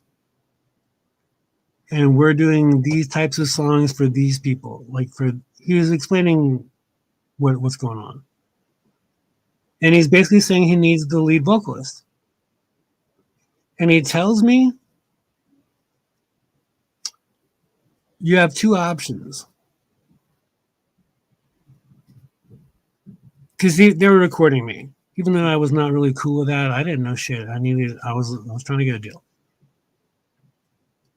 So he didn't need me to write down what I had just said. He recorded it. And he tells me straight up, we're looking for the vocalist for our band. If I bring you on as our vocalist, you're not getting paid. You're not going to get paid, but obviously, if something else happens next, you'll be paid. And again, I'm an MC. I'm an underground MC. I like raw hip hop. I did not want to be the next Limp Bizkit. I did not want to be the next Evanescence or whatever. I didn't want to do that. Again, no hate, because as years pass, I look back and I like some of those songs that I hated back then. But that's not what I was trying to do at that point in my life. I was trying to be the next Rakim. I wanted to be the next Big Daddy Kane. I wanted to be the next LL Cool J, the next Everlast from House of Pain. The next Cypress Hill. I wanted to make a dent that way. I had visions. So when this guy's telling me about this band that he's putting together where I might make money, or you never know, you might get shelved, like he was selling me. He was selling me on not taking the deal to be the lead singer. He was basically saying, if I use your song, that fourth one I did, if you are willing to write that song for me, I'll pay you 10 grand right now. You walk out of here with 10,000 cash. If you want to be part of this band, You walk out of here, and I'll call you on when the next meeting is. Like, we'll see what happens next. The way he presented it to me was take the fucking 10 grand, bro.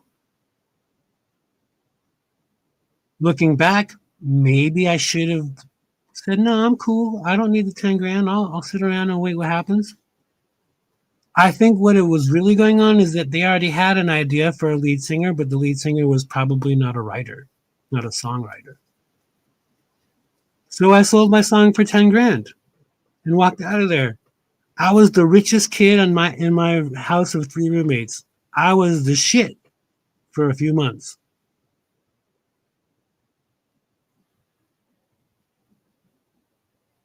This is right after the millennium, right after Y2K. I was the shit for about 2 months, maybe 3. I'm pretty sure they made tons of money on that song. I'm pretty sure that the guy who became the lead singer of that band that they were putting together had a pretty decent career for at least a handful of years.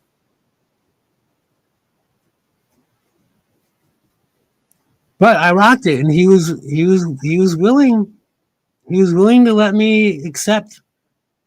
I guess he liked all of my lyrics. He liked that one specific song. But I think that he trusted that I had some skills behind my pen, at least, or my vocals. So I took the 10K and I'm like, hell yeah. I bought pizzas for everybody for months.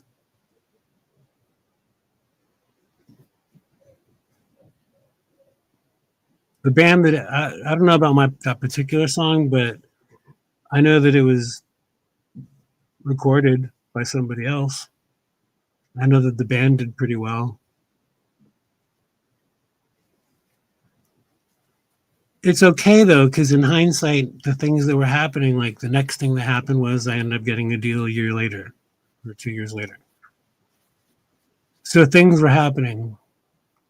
But if you heard my last stream, you already know how that went. But things were happening. But I had and that same year, I think it was the same year, or at least within a year or so, that's when I did the DJ Rob 1 benefit with AC Alone and Freestyle Fellowship. So things were definitely like, they were happening as they should have at the time.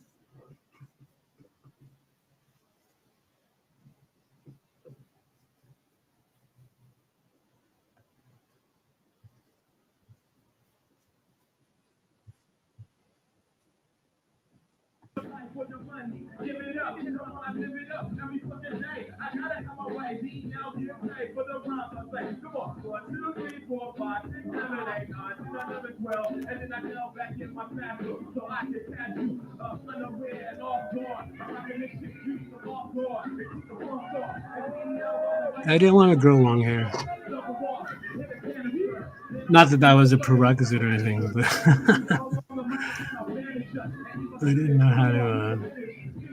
I was not. I was very much, again, like I was saying earlier. I had songs that spoke out against rap rock fusion. I think one of the weird things about being a real MC back then was that you were not allowed to like rap rock fusion.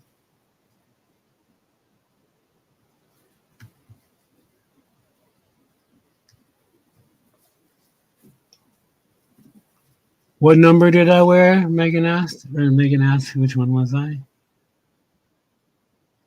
I actually wore number 44. But I wasn't number 44 in this photo. I wore number 44, but I had to give up my jersey because I wore 44 throughout high school. I wore 44 and 51. I actually wore 42 one year also.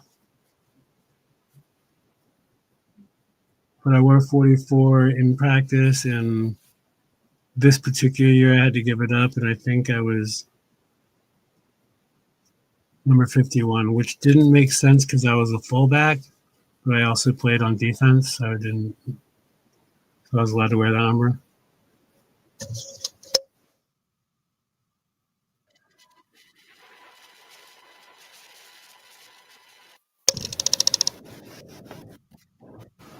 I'm not used to monologuing like this. I'm used to either playing music or being on a panel, so I feel very selfish right now because there's so many cool people in my chat.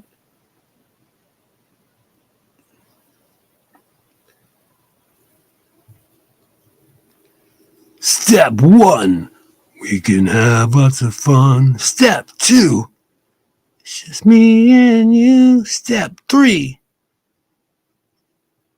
Step 4, I can give you much more. Step 5, don't you know that the time is right?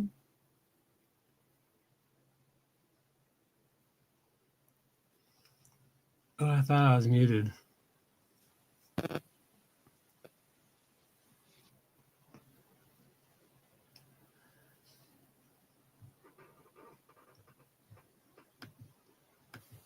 See, I told you before I went live that I had chapter 3 to go over, but I think I only got to chapter 2.5.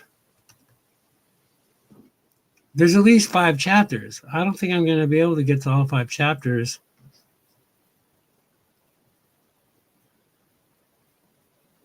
before the new year.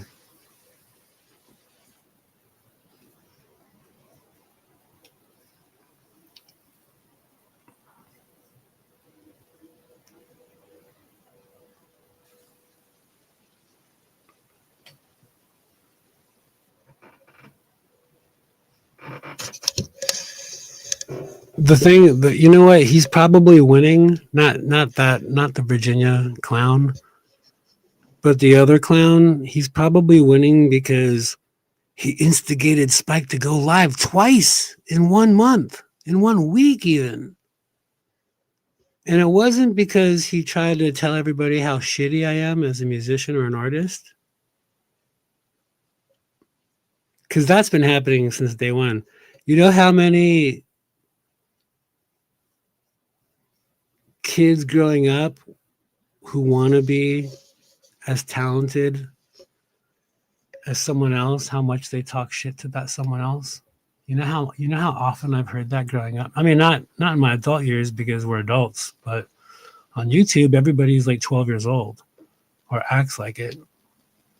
Everybody. I mean, even me sometimes.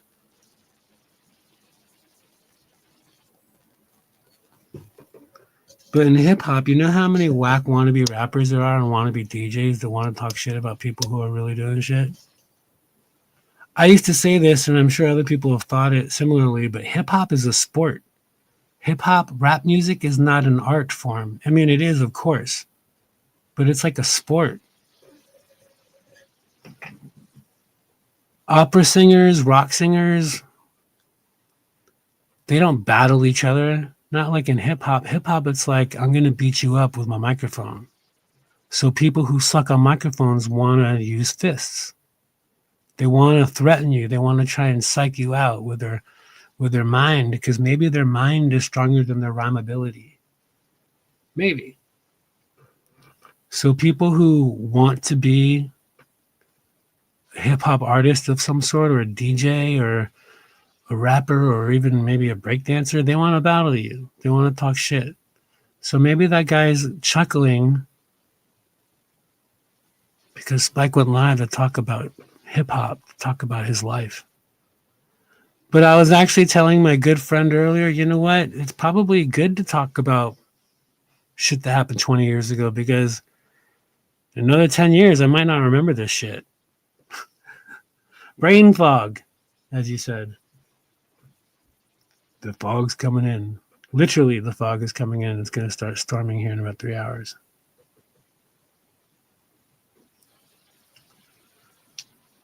Yeah, like my grandkids maybe one day might want to look me up and they'll be like, oh shit. He rapped with KRS-One? KRS-One? Wait, KRS-One knows Grandpapa? Grandpappy Spike? Wait, he wrote a song that Ice Cube used back in the late '90s. Yeah. Wait, he went to court.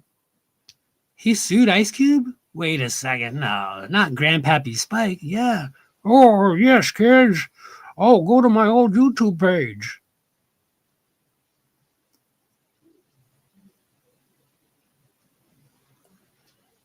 Wait a second. Grandpappy Spike rhymed with a hieroglyphics crew.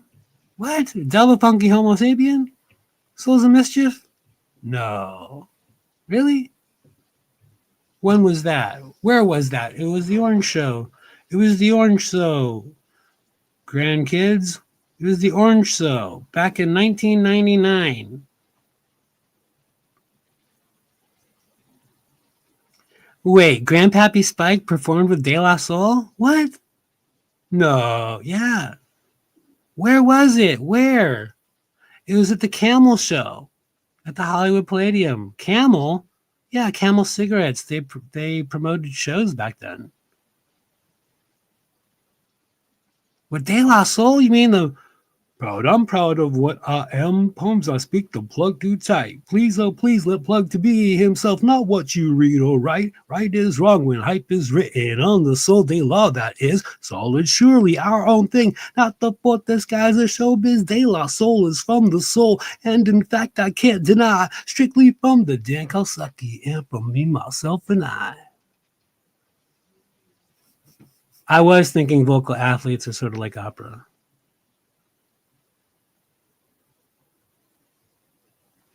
Wait a second, Grandpappy Spike? Grandpappy Spike performed with the Alcoholics crew? The Alcoholics? They were never really as big as De La Soul or anything.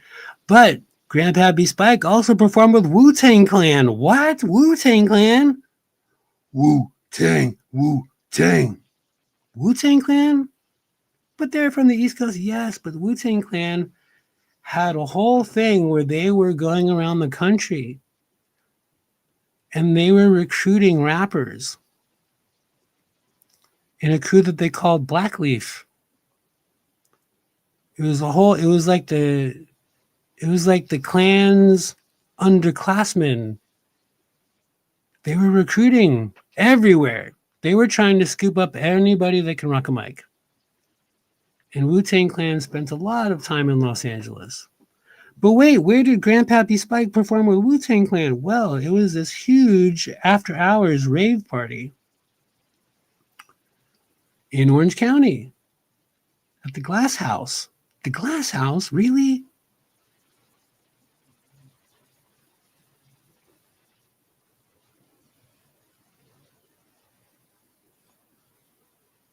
I'm sort of name dropping and I apologize, sort of. I sort of apologize.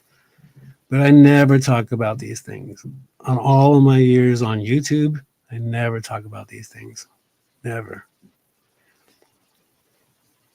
But little weirdos on YouTube want to talk some shit. So I'm flexing a little bit of a flex, just a little bit of a flex.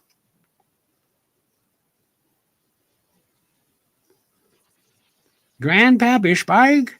Grandpappy Spiker? Yeah, Ice Cube, one of Ice Cube's biggest hits, yours truly came up with the whole idea and rhyme for, the chorus at least. He literally stole my shit. He literally just grabbed it. Hey, this little rapper from the valley, let me just take his chorus. Let me just take his thing. So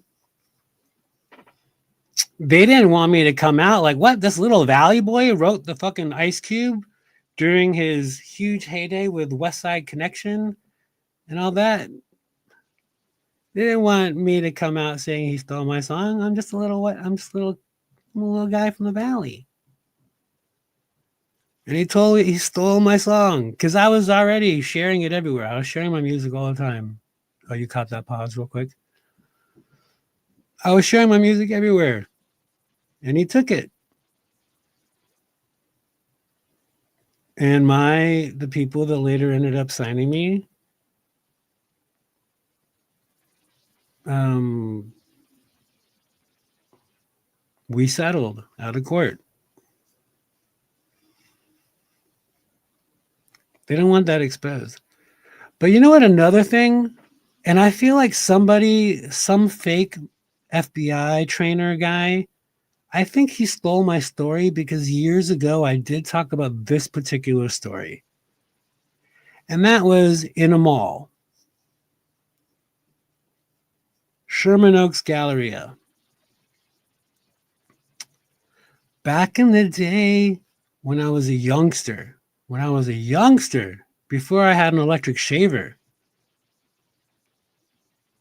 I met Easy E in the mall.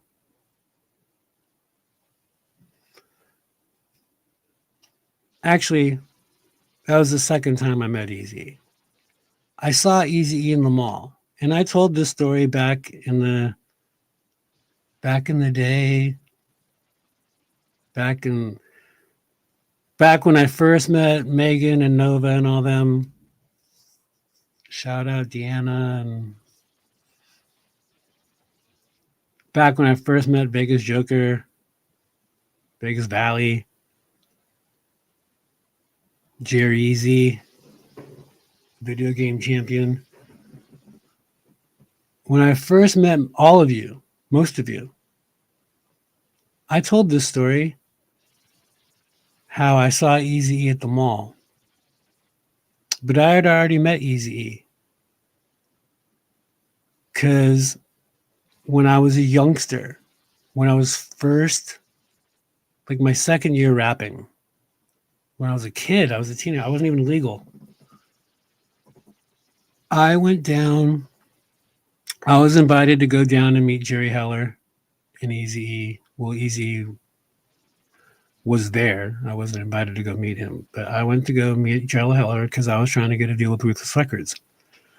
Because Ruthless Records is actually not in Compton or South Central LA.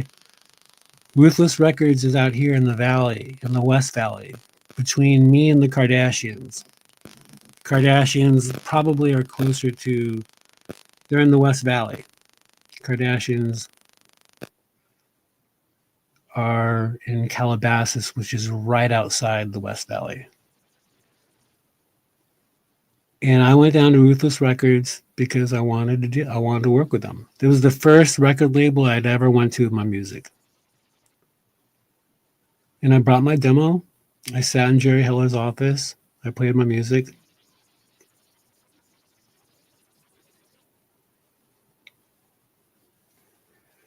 And they set me up for a second meeting. It was good enough. They liked it. They liked what I was doing. They liked where I was going. And again, this is the first things I ever did. In fact, I think my demo at that point was on cassette. Not to cassette dox myself, but I think it was on cassette. And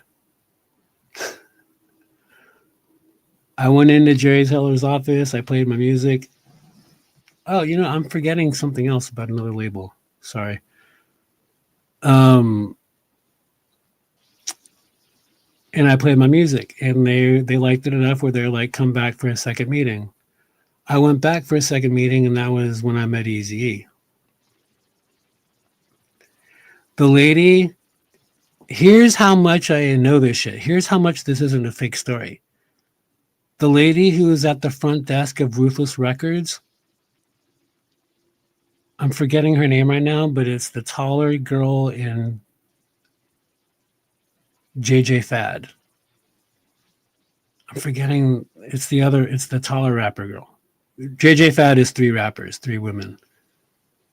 And the lady who was running the office work at the time was one of the rappers from JJ Fad. Because what happens in this industry is if you're a one-hit wonder or if you make an amazing song 5 or 10 years from now, you still need to earn money. So she was working in the office.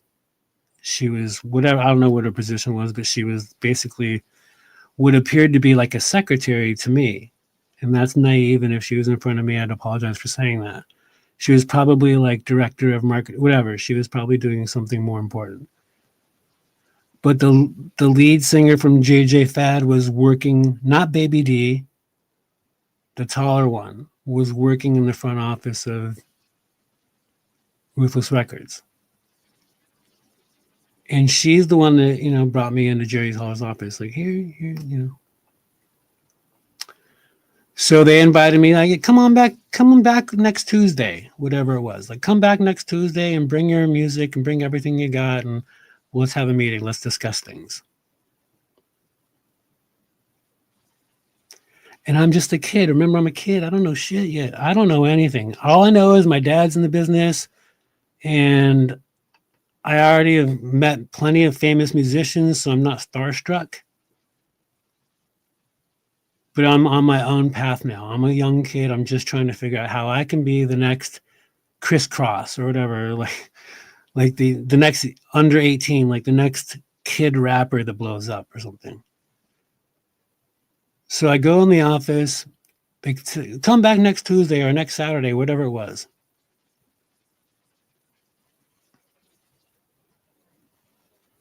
So yeah, it was a great meeting. I remember my friend Bill, who is the biggest, shout out Bill.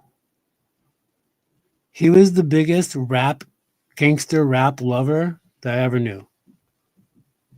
A white dude, I think he was like half, not Russian, but I don't know. He was half something Eastern European or something. And he was the biggest gangster rapper. All the homies, all the G's, all the real G's that I grew up with loved Bill.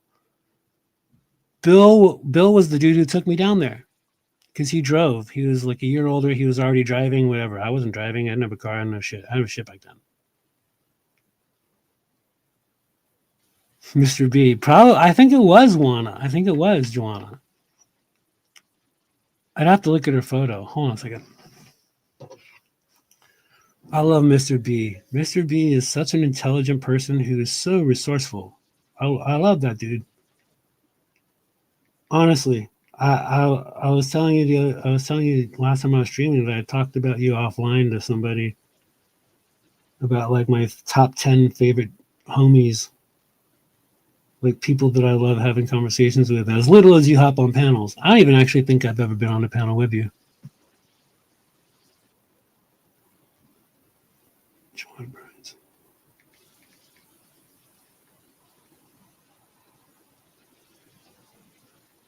It was Joanna Burns.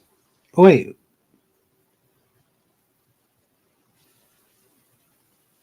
Yes, exactly. Joanna Burns. Exactly her. Yes. Thank you. My ACD, OCD, ADHD thing would be hating the fact that I didn't know that. So thank you for easing that.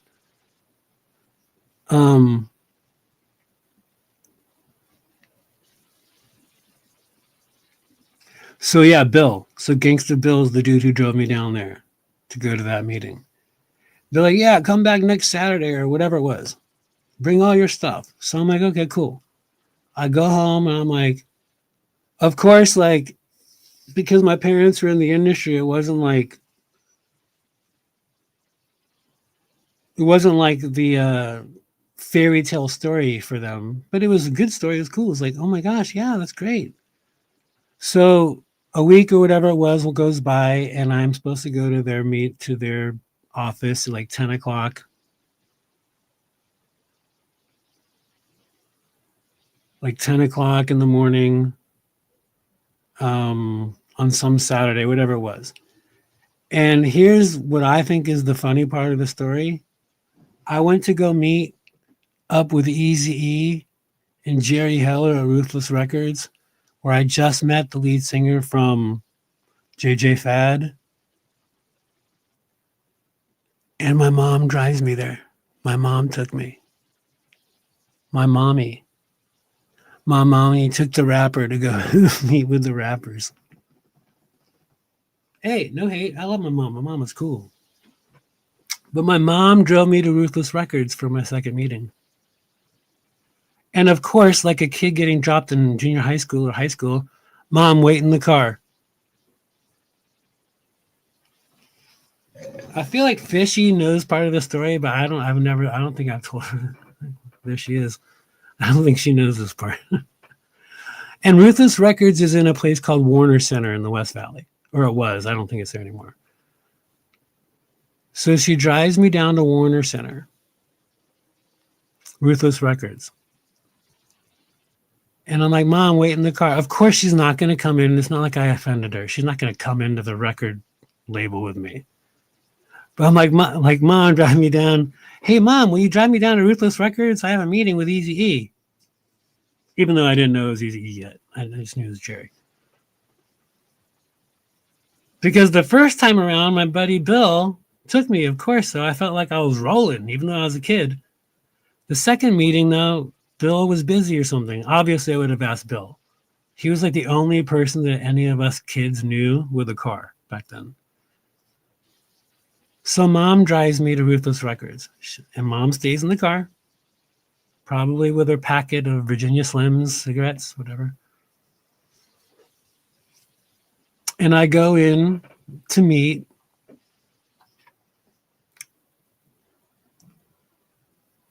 with Jerry Heller.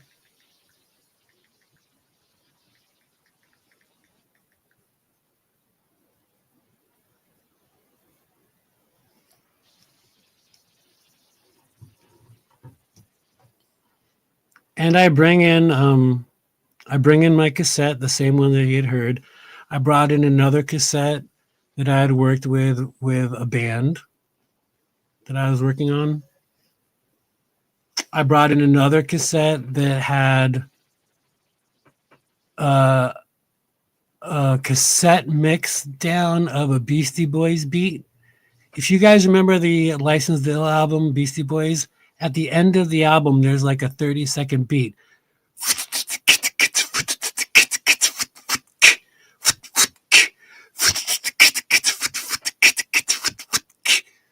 So I just tape looped that, like literally on cut and spliced it and looped that beat and had a little rap song to that beat. I brought everything I had, which at the time was 3 cassettes. I brought everything I had to this meeting just in case. I didn't know this was my first meeting in music.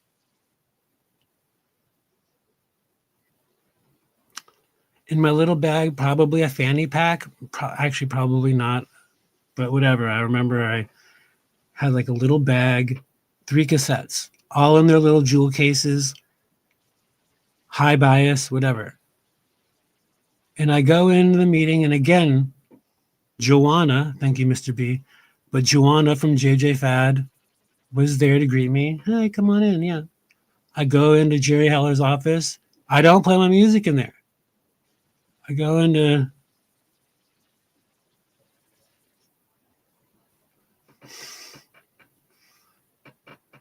3x3. Thank you. I go into that meeting or that office again. What's funny about it is that after all this had happened, of course, I grew up loving NWA and Eazy-E, but I used to have a great Eazy impression. I used to be able to kick his verses so good. Anyway, I digress. Hold on a second.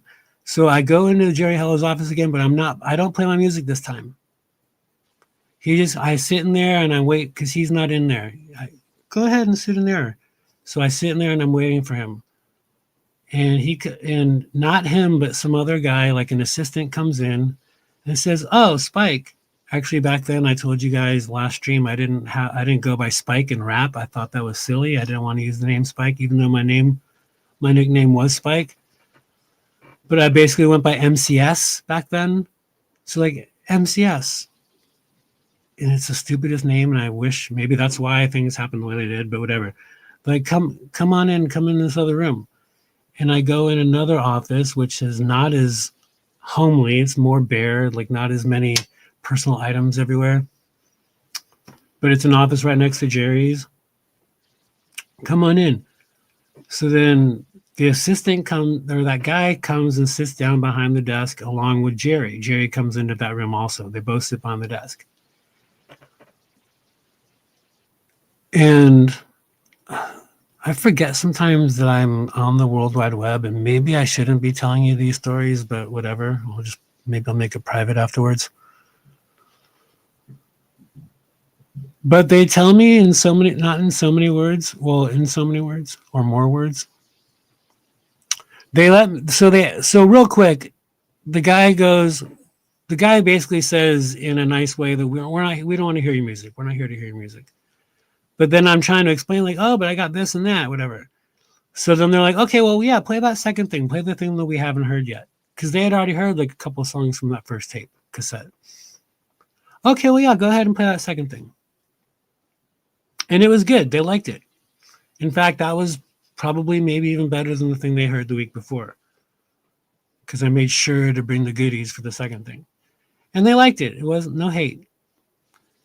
But they literally, okay, like, I think there's like 3 songs on the tape. They'd listen to one song. And they basically made, without even saying it, they basically said, okay, stop your tape. So I stopped the tape. Like, I paused it like I was going to say, like, do you want to hear something else? But they basically complimented me very much. They said,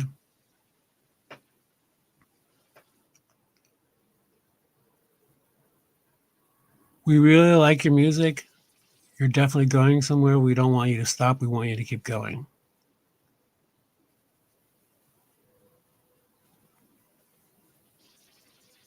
But because of what was going on in the music industry at the time,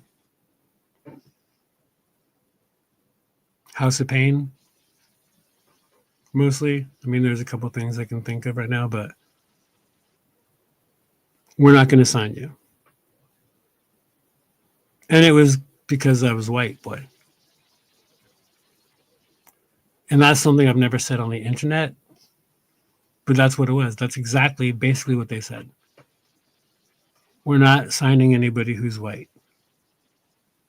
Not right now. Not that year. We can't sign anybody else right now because we just signed 2 other acts. Literally that day. Literally that same hour. The reason why Jerry Heller wasn't in his office is because he was in the other room while someone was signing. And I'm dating myself right now. But he was in the other room while, because when somebody signs a deal, it's a big deal. You have champagne or whatever. You're sitting, it's a ceremonial moment. And basically, without dragging it out, without explaining much more to it, they basically say we can't sign you right now because you look like the same people that are blowing up this industry right now, and we just signed someone who looks like that too. Like we can't sign a white boy. We're not signing a white boy today. But keep doing what you're doing, and please bring it to us next time around. Is basically what they were saying to me. So I walk out of the office, or we all walk out of the office, and again, it's all love. Like they think I'm the next Michael Jordan. Like they think I'm fucking rocking shit, but it's just not my moment.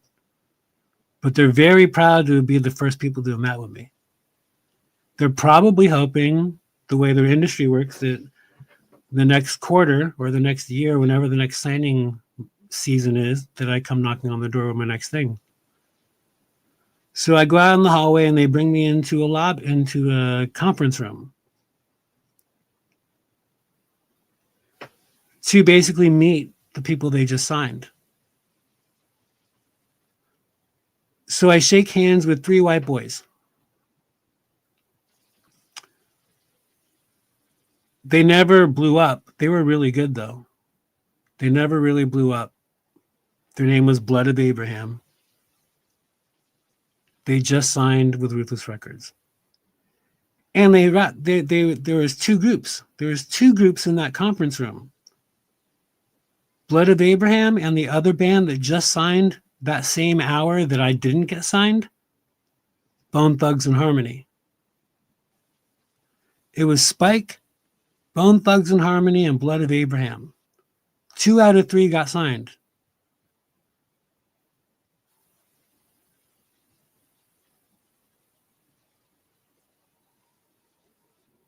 I was just a solo rapper. I was green. I was barely doing anything yet. Bone Thugs and Harmony, you all probably know, blew the fuck up.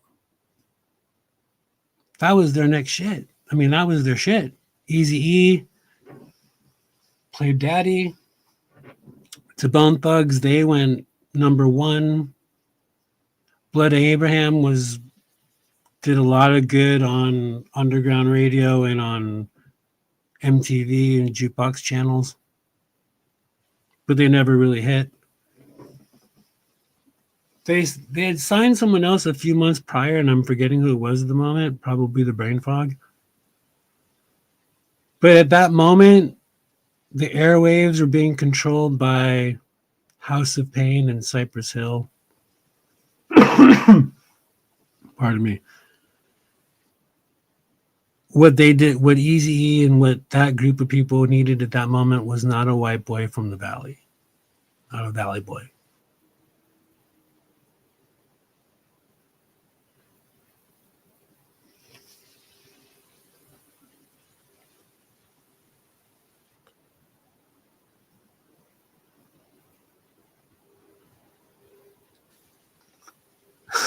So, I love that I have telepathic communication that makes sense to a few of you, and I appreciate that. I respect you for that, and it makes me feel like I'm not insane. Um, but yeah, so I didn't get signed the same day the Bone Thugs got signed, and I know it's not like a mystery, basically of my era or my age, even probably. But I mean, I'm a '90s rapper, so there's that. I graduated in the '90s, but yeah. So these guys were already controlling the waves. They didn't want to, especially me. I wasn't even a thug. I wasn't even gangster. I mean, I might have appeared to be, but I was a conscious hip hop artist. I was a lyricist. I was a writer. So they didn't,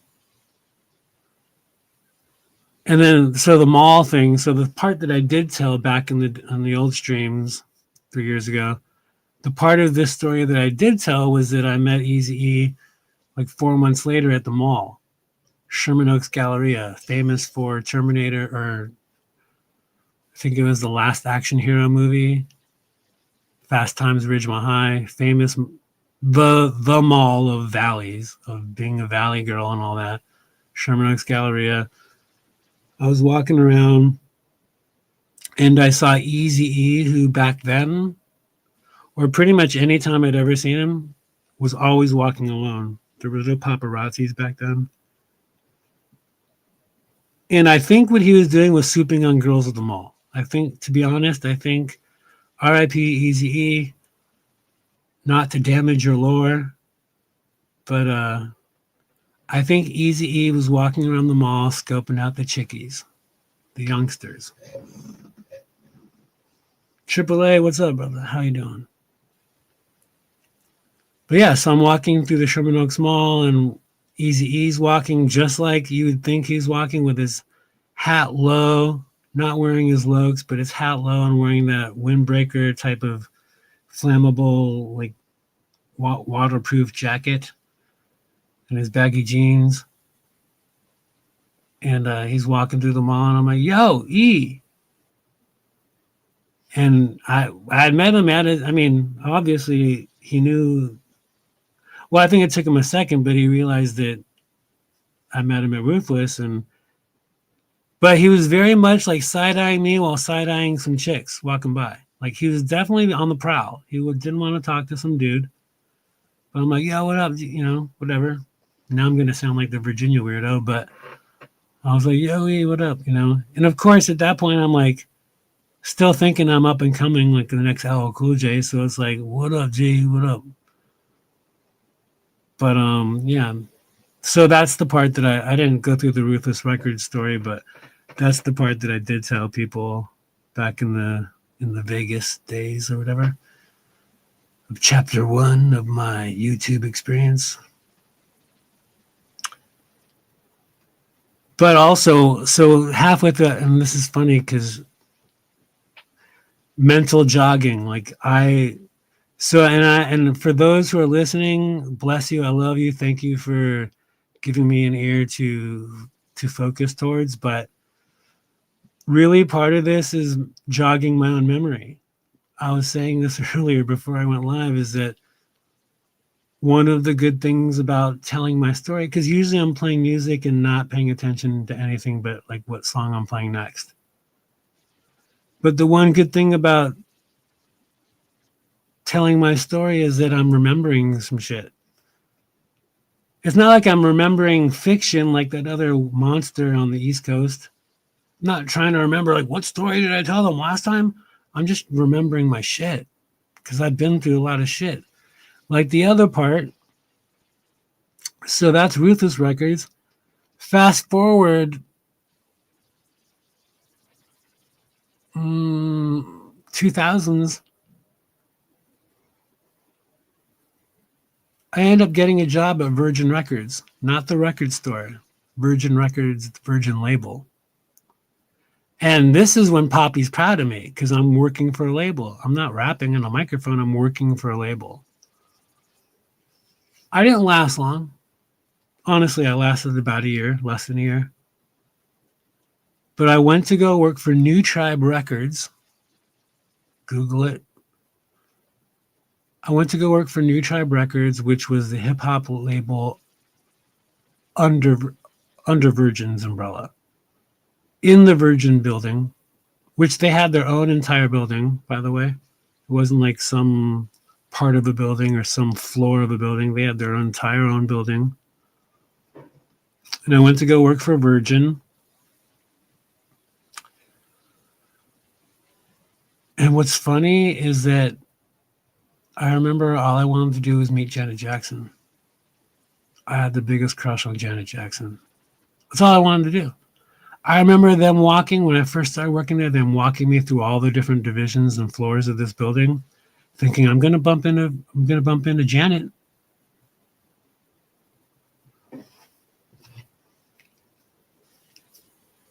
I remember actually also they took me down to where they designed covers. Like they had a whole on the first floor. It was all dedicated to graphic artists. And I remember thinking, I'm supposed to work over here. I'm supposed to work with the graphic artists because I was born an artist, and a painter, an animator, a cartoonist, illustrator. That's what I was born doing. That was probably the path that 99% of my family would say I should have taken. I would be somewhere else if I took that path.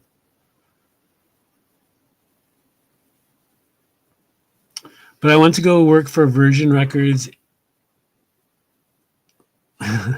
Spike Branson. And yeah, it was all state of the art because of Branson. Everything was. I grew up going into record companies. I grew up going into Capitol Records. I grew up going into Columbia Records. I knew what labels looked like. Virgin was different. Their own building, it was all state of the art. All glass walls before that was even a thing. Everything was a glass wall. The entire graphics department looked like it was a cafeteria because everybody was just sitting and working away. And all I remember thinking is, I just want to meet Janet Jackson. I just hope she walks through here. Shout out Janet. Love you, babe. I remember, so who I worked with, again, these are my failed stories, but again, my failed stories are more successful than your best days. Weirdo number one and weirdo number two, both of you. Not anybody here, of course. I love you guys. I worked with Scarface from Ghetto Boys. Not as a rapper. I just worked for the label. I represented the label. I worked with Scarface. I worked with Bushwick Bill. They were both signed to New Tribe from Virgin Records. Look it up. Look up my stories. Google it. And you want to know something crazy? What I found in their throwaway box?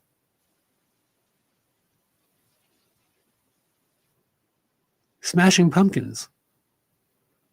Now, I worked for the hip hop division, so maybe that's why. And it wasn't their first album, they had already come out. But I think it was the demo for their second album. I'd have to look it up. I have no idea. But I think that their demos were trashed, at least in this office. Now, of course, again, they were signed. Their first album blew up, or at least their second one, whatever it was. They were already out there. They were big. They weren't legendary like they are now, but they were getting there. Again, I'm sort of dating myself, but whatever, don't matter. Oh, and so Bushwick Bill, Scarface were the guys I worked with, and you know who else I worked with? Who I wanted to work with as an artist, but I didn't because I was just a nerdy guy from the label at this point. I also worked with Loonies. I got 5 on it. Out of all those rappers, because they were more lyrical than those other gangsters, because a lot of the people at New Tribe were gangster, like gangster rap. Loonies were like lyricists. So those dudes were new. So those were 3 out of like the 5 artists that I had contact with, that I was working with as a label rep. And I wasn't anybody. I was just like an assistant of an assistant kind of guy. But I worked there because I needed to do something after college. I needed to figure out my next step. I needed to know how I'm going to make some money. If hip hop wasn't going to pay my bills as far as being a musician, and I needed to figure out how to do it differently. And partly because of my family name or my dad or just the things he had done, I thought, well, if I work for a label, then maybe I'll have more success because my dad will push me. My dad will back me up on that.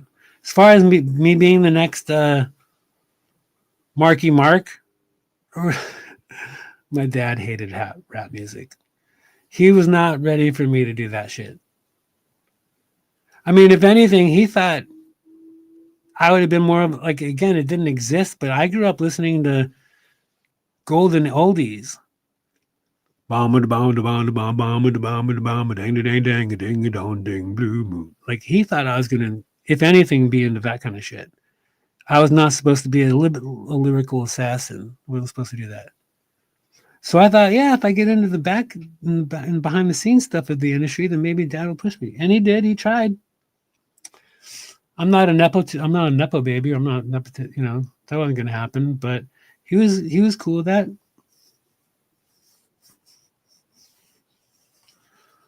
But I got fired. I got politely asked to leave and not come back. Why? Why did Spike get the boot?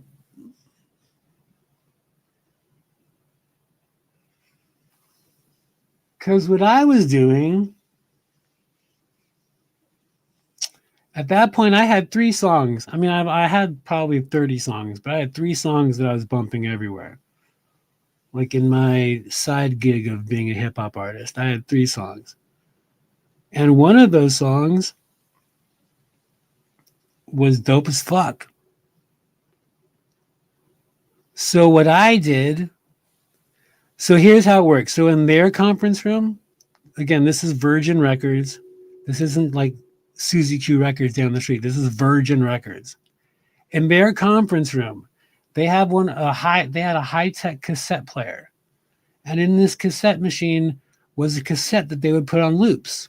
Sort of like when you're shopping at a Hot Topic or I don't know what's some girl store. Forever 21, there's like a cassette player that loops all the music that you listen to all day long. Like if you've ever worked, like I used to work at Pacific Somewhere.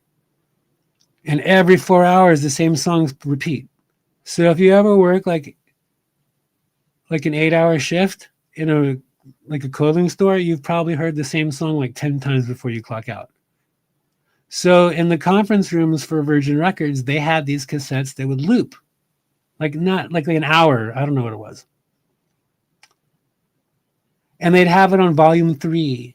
So that when people are coming in to do their conference, Forever 21 Dogs. So when people are coming in to I'll meet you in room number 5 at 2:00. So people will go into room number 5 at 2:00 and there's soft music playing like volume 3. And then of course, when you start your meeting, somebody goes and turns it off. So there is sort of like a clothing store, how there's like, or a supermarket where there's this constant music playing. They had one of those types of tape decks. And of course, their tape deck was probably like all of their current projects, like all like Smashing Pumpkins, Janet Jackson, No Doubt, whatever, Bushwick Bill, like probably just all of their artists that they're pushing. But it was just a little like subconscious, subliminal type of music. What did I do? What did Spike do? Spike put in his own tape, and that was playing for days, if not a week, until somebody noticed that it wasn't what's supposed to be playing. So in their conference room, because this is devious little Spiker. If I'm not going to get signed, let me push my music. I'm pushing it on them. So I had my cassette with one of my songs. Well, it was one of my best songs, and then like maybe a second or third song, and I overdubbed it. I always had all the technology growing up, so I took the cassette, I brought it home, and I dubbed it, but I put my own songs on it. So it'd be like Smashing Pumpkins, No Doubt, or I don't remember who's on the label, but it'd be like this band, that band, this band, then suddenly a Spike song. This band, that band, this band, then suddenly another Spike song. And that was looping for at least a week, like a week. I don't know. It was about a week. And then I open my mouth. I tell somebody. I tell like somebody else who was like hired like around the same time as me, somebody who was about the same level as me. And I'm like, ha, ha, ha. Guess what I did, Fred? I put my own, because they all, most of them knew that I was a up and coming rapper of some sort. Guess what I did, Fred? I put my own shit on the conference room number 3 overhead. What? No shit. You did that shit? Oh, damn. Want to go smoke a blunt after work? Motherfucker snitched on me. He told on me. So, like a day or two after telling him, I get called into John's office, the president of the label. And he sort of laughs at what I did. He's laughing at like on the real. He knows that shit was gangster. That was fucking dope shit, or even epic, maybe as Shifty said. He knew that like no harm, no foul. Well, there was a foul and there was a harm, but he's like, and he asked me too. Oh man, flashbacking right now. He asked me. He's like, he didn't have the cassette in his hand, but he goes, "Can you tell me what's been playing over in conference number 3, whatever?" And I'm like, I'm shaking my head, like I don't know what he's talking about. And he's like, is by any chance did you put a cassette in there? And I tell him no. I'm like, no. I'm shaking my head the whole time, like, no, I have no idea what you're talking about. No clue what you're talking about. And and I learned my lesson here. Actually, honestly, I used to think about this because he let me go. I was a paid intern. I wasn't making lots of money. It was just a job. But he said, okay, well, we're gonna have to we're gonna have to let you go. And what he says was he was letting me go because I didn't fess up. Now, if that's true or not, it rang true in my ears for years because I'm like, honesty is the best policy. But he let me go. He basically was saying to me, had I admitted that I did that, he would have kept me. Had you, and this is not, I'm not quoting him, but basically he said, had you just said I put my own cassette in our overhead monitors, I would have kept you around.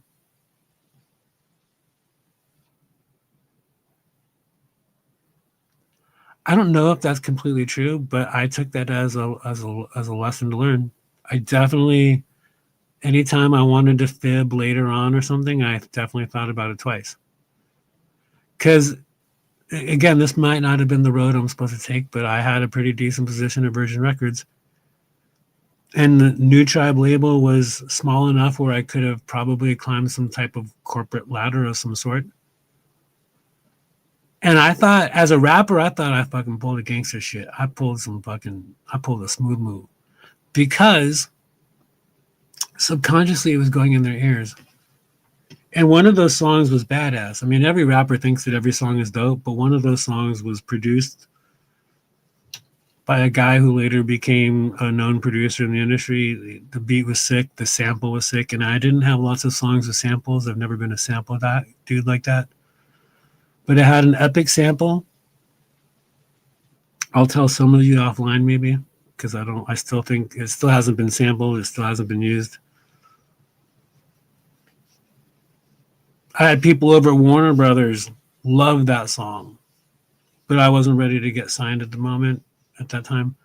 But people loved the idea of that song. And again, I sampled it very rarely. In the 150 songs that I've recorded, I probably sampled 5 times. But that sample was sick. And my whole idea was, yeah, I'm playing this because I want you to sign me. But he didn't want to sign me, and he didn't want me to work there at that point. In the nicest way. Again, he didn't hate me as an artist. He didn't hate me as a person. He was just like, you can't do that.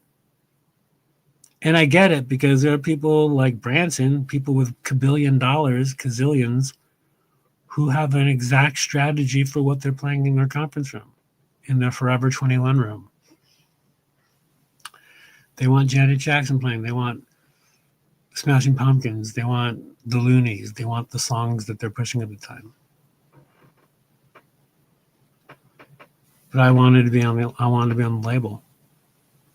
I wanted to tour with Bushwick Bill.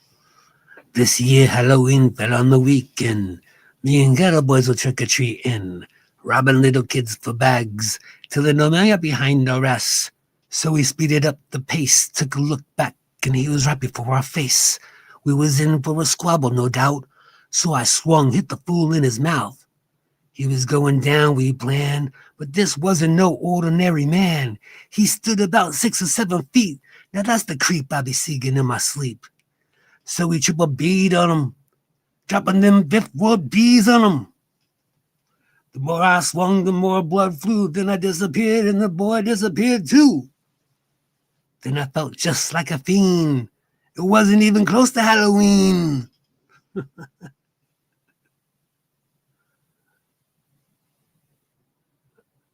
I'm officially insane. I mean, at this point, I'm probably insane.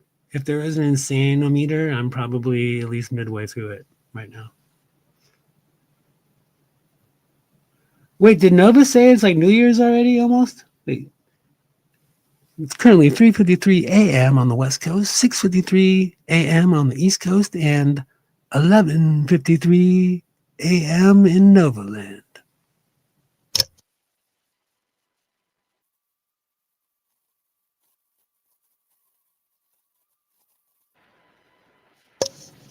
Wait, how can it be 7 hours away?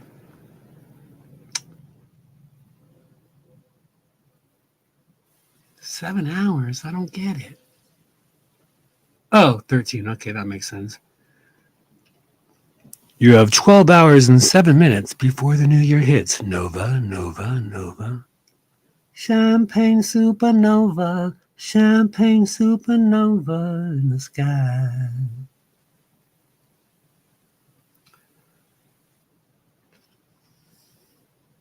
Not here. What time is it in Kiltville, Paul?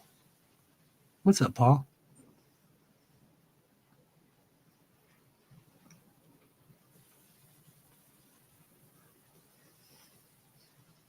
So so chapter 5 out of 6 chapters, maybe my spicheology lesson is over for the day.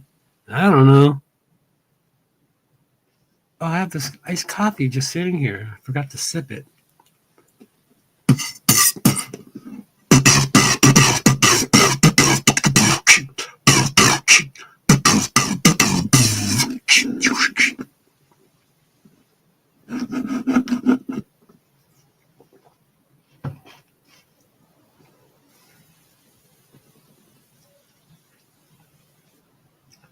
Yeah, 11:50. Yeah, I said 11:53. I was right. It's currently 11:54 a.m. in Kiltville.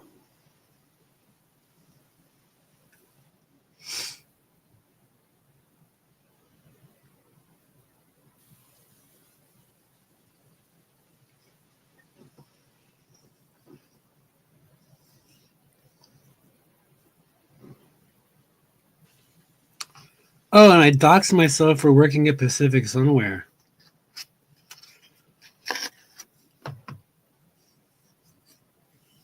I'm definitely privatizing this stream when I'm done. Maybe I should make it a members only stream. Okay, I don't want to be monetized. However, I could be monetized right now. And I would monetize myself just for the sake of making streams membership only. Not because I want the 99 cents or whatever per month, but because I want people to not be able to just see it. I want people, only the inner circle, to see things. I know, you know what? Part of me wants to have whiskey tonight. However, at when midnight hits, I am going to be taking care of 22 neurodivergent people. And I don't think that would be smart. However, well, they're allowed to. They're all over 21. Oh, that's true, Megan. No, but you only want me to monetize because you want to monetize and you want to be monetized buddies. I know your games. I'm up to your tricks. Because then we can talk about monetization of, oh my gosh, this happened. I'm Nova. This happened. This happened to me. Spike, did it happen to you? Yeah, I mean, whiskey's hardcore, but that's my shit. I used to love Scotch whiskey. Dewar's 12-year was my jam for a long time.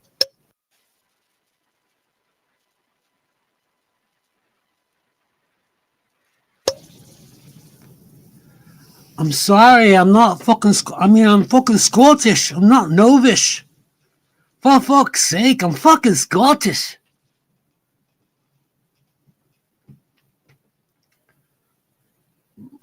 Paul's gonna get mad. Paul's gonna get mad if I keep getting Scottish. It's been a while since I've been Scottish on the internet. For fuck's sake. Spicy banger? Would you like a spicy banger?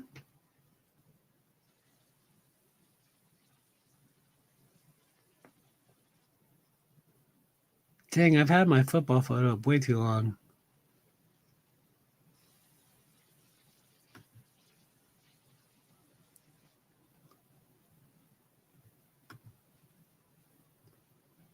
Spicy banger. One of the best streams was when Nova and I went live just doing Scottish accents the whole time. That was the best. Spicy banger.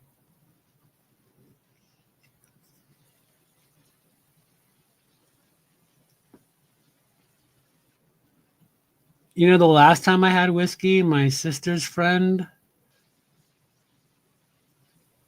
dude, that guy's such a whiskaholic. What was it that he kept ordering? Is it called Gun Barrel?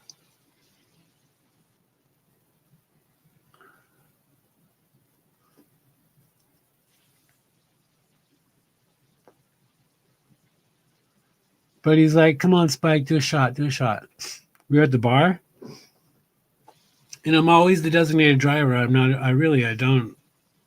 I think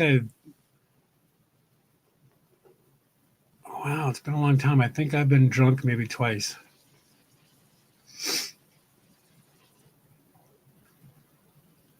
this year. I mean,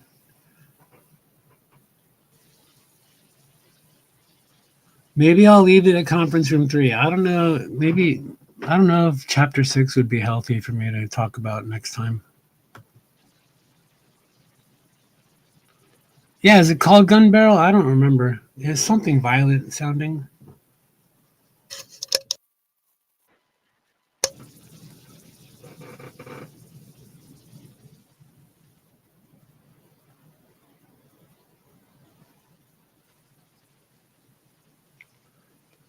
You know what? My brother-in-law doesn't drink anymore, so I think that they don't need me to designated drive anymore. Last time I went to a bar, I didn't get the same love because I think that they knew that they can get home without me.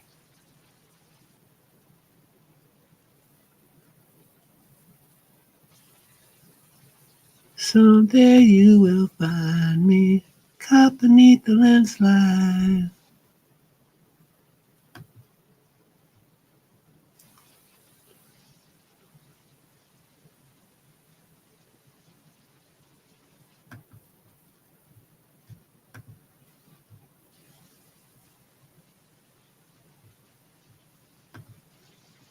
Meow.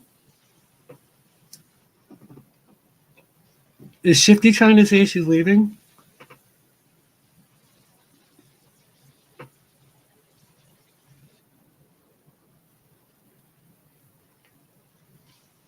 Are you leaving for the next 20 hours? The fuck? Right on time, the rhyme designed to find the fine lines of ways it kinda show and prove that an MC so damn smooth, not rough, but I'm tough enough to call your bluff. Wrap around your neck and watch yourself suffocate from lack of oxygen. MC rocks again, bring it some bass and I'll knock you out the box and then.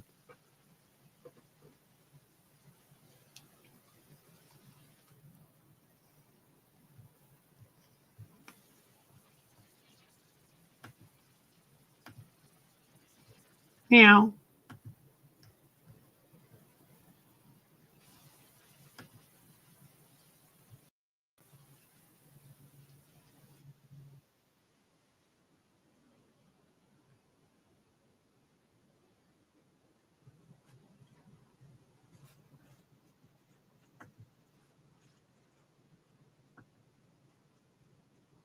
Clickety click, clickety clack, clickety clickety clickety.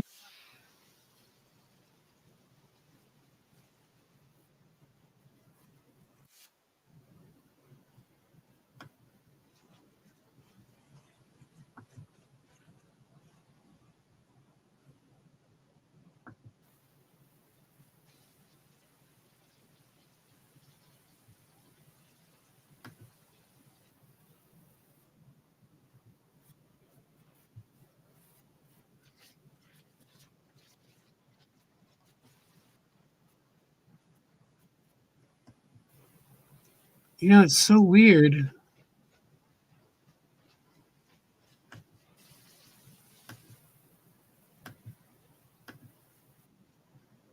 because whatever I did,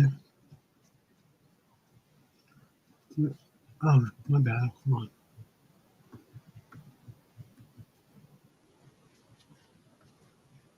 hold on, I'm coming.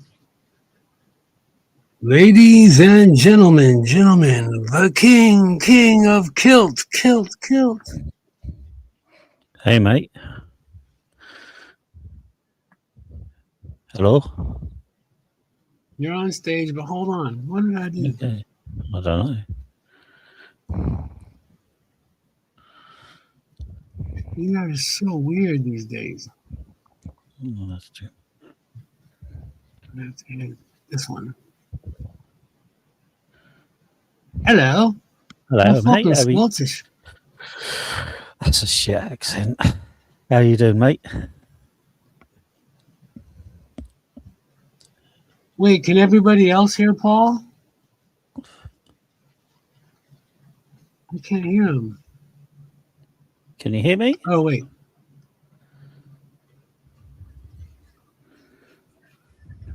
Oh, okay, wait. Can you hear me now? I can hear you. Yeah, what up, brother? Hey, what's up, man? How you doing? I'm pretty good. Good. Oh, happy New Year. If I don't hear from you for the tomorrow. Happy almost New Year, brother. Yeah. So you're not getting a chance to have a drink tonight then? No, not at least before the midnight strikes. Mm. I was just thinking of getting a nice bottle of whiskey and just a nice cigar. You know, there's a place that sells cigars near me, so I can go into and get a nice, oh look, Nicaraguan. Obviously, because Cuban would be too expensive. Are you allowed to sell and buy Cubans out there? Yeah, Oh, I guess yeah. everywhere now, huh? I think so. Well, that's good. Oh, Is anything prohibiting you from getting a bottle and a smoke? money. Yeah. What's a bottle Yeah. run you? Oh, if I don't drink cheap shit whiskey, I'll drink the single malt. So it'll be like 30 to 40, up to £50, Huh. which should be like something in the region of $60 for you, I think, Yeah, I for a always good think of bottle. 50 for you, 60 for me. Yeah, because I don't do like the like the Bells or the Famous Grouse or Johnny Walkers. I don't do them. I do the proper single malts. What time would you be doing it? Like, what time would you go out to get it? Like, Oh, I'll be leaving shortly because it's there's a Scottish tradition that when you have New Year, you're supposed to open all the windows up and clean the house, and that ushers the new year out and the new year in.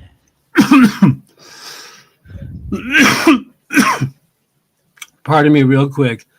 Ladies and gentlemen, the cutest fish in Peru. Mm-hmm. Hi. Meow. Hey, shift. Hello. Sorry to We doing okay? Peru dox you. I thought everybody knows you're in South America. Is that not? Moving on. Jeez. Paul, is there you guys Yeah. do you guys do Cash App or something? How can I buy you whiskey tonight? Oh no, up on my own, mate. Well, okay, well, but what if I've I got wanted to buy you a bottle? I've got PayPal. Yeah? Yeah, that's about it. Or buy me a coffee, Oh, what is buy me a coffee? What is that? where you just give money to however much you want to the channel. Let me see what. Okay, buy me a coffee is.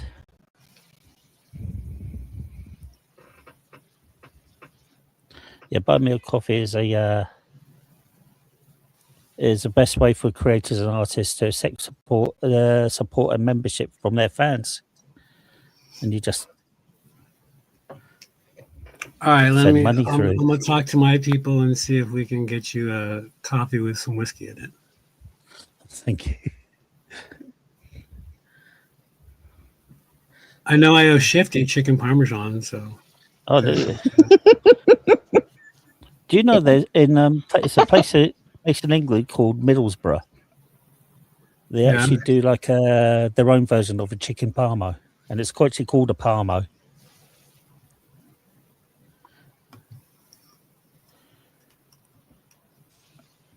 And they sell it in the chip shops there. See, that's the one thing. When I go, if I ever, I don't like airplanes and I don't like boats, and I can't drive there. But if I'm ever there, I want to hit up a chip shop and I want to get a jacket potato. Would you believe that Subways do the jacket potatoes over here? Really? Yeah. Yeah, Subways do jacket potatoes over here now. I mean, I've heard that if you get, is it literally a russet potato? It's just a potato cooked baked in its skin. Yeah, so I heard basically like if you bake a potato, like if the Americans bake a potato an extra hour, Uh-huh. basically we get what's closer to what a jacket potato is. Well, it's just a jacket potato is just baked potato, mate. That's what I'm saying. Except don't put Yes. tuna. I don't want any tuna on there. Tuna and cheese? No. Well, tuna and cheese maybe, but not tuna, cheese, and beans.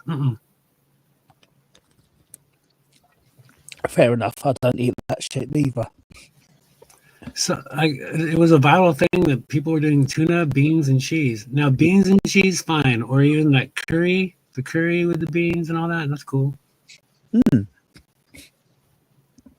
Yeah, I don't eat tuna, beans, and cheese either. It's fucking it's crap. Sorry. Did you just say you don't eat beans and cheese? And tuna.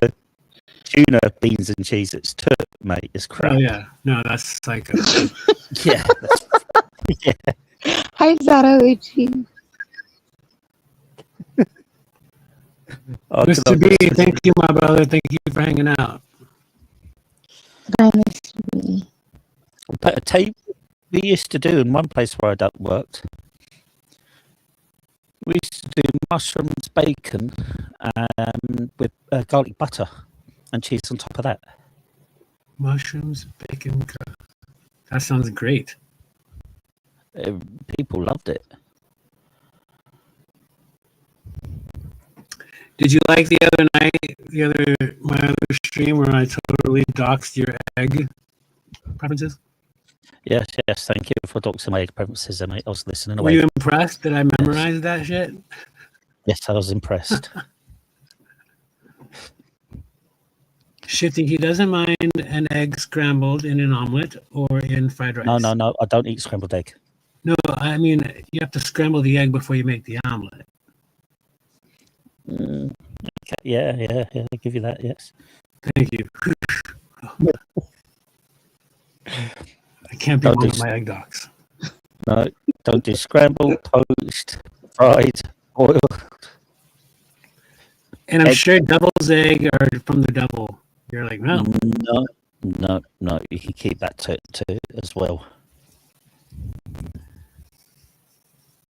See, I don't mind one deviled egg, but if I'm having 2 or 3, we're gonna have problems. It's just I'm not into it.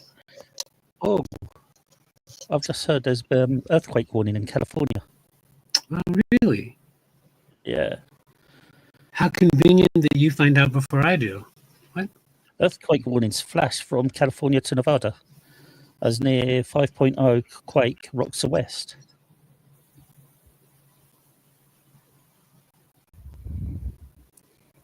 Spike, do you have to like go in a doorway or something? Like, if I hide under my desk, I won't help much. It's glass. Oh gosh, go somewhere safe. Shit. Oh, I'm worried. The door frame. Oh gosh, I'm like, Spike, go put on a helmet. I'm not already wearing one. I hope you are. I'm like so fucking now. I'm like so scared for you. You're like, dang, Spike, after the last 3 hours, I wouldn't be surprised if you are wearing it. Stop it. Just like, no, but like seriously, like go somewhere safe. What? I'm from San Fernando Valley. I literally get in the bathtub or something. No, good. Or is that tornadoes? When the Northridge earthquake hit, my house was on the fault line. I hope for earthquakes. I love them. They're like what? They're free. They're free what? Free roller coaster. Okay, you. Hey, with the price of admission for Disneyland these days, I'll take it when I can get it. Hey. Wait, are you sure you haven't started on this whiskey? Yeah. Get away from. Oh, wait! Look backstage. Look backstage. I'm so sorry, ladies and gentlemen. Currently up in the state of Oregon, formerly from San Diego and also Baja California, also known as the Peninsula of Mexico, me official. Hi, guys. Hey, Megan. Oh, I forgot to Oh my mention God. Catalina. For fuck's sake. Yeah, if you have any more information you can share about the woman. Well, we Jeez. got Oh, we got the King of Kilt. The Spicy Bang got King of Kilt, and we got Shifty from South America. And Megan. I, Megan, can you tell Spike to get away from like windows and glass desks and shit? He's like welcoming danger. It's fucked up. We're all just like waiting for something fucked up to happen. Oh, This is not Spikey, cool. I did find a Cuban cigar for cheap. Nice. Yeah, £25 though. That's 32 in LA. Yeah, a Monte Cristo. that's the name of the cigar. Yeah, it's a type of cigar. Hmm. There's a Cuban Monte Cristo there. I tell you what, I do like doing when I have a whiskey. I like dipping the end of the cigar into the whiskey. Rare. That's That so makes sense. gangster. It's not as gangster as what you did in conference room 3. Also, I see your flirts down there, Nova. Oh yeah, I You're a guess. superstar. Yeah. No.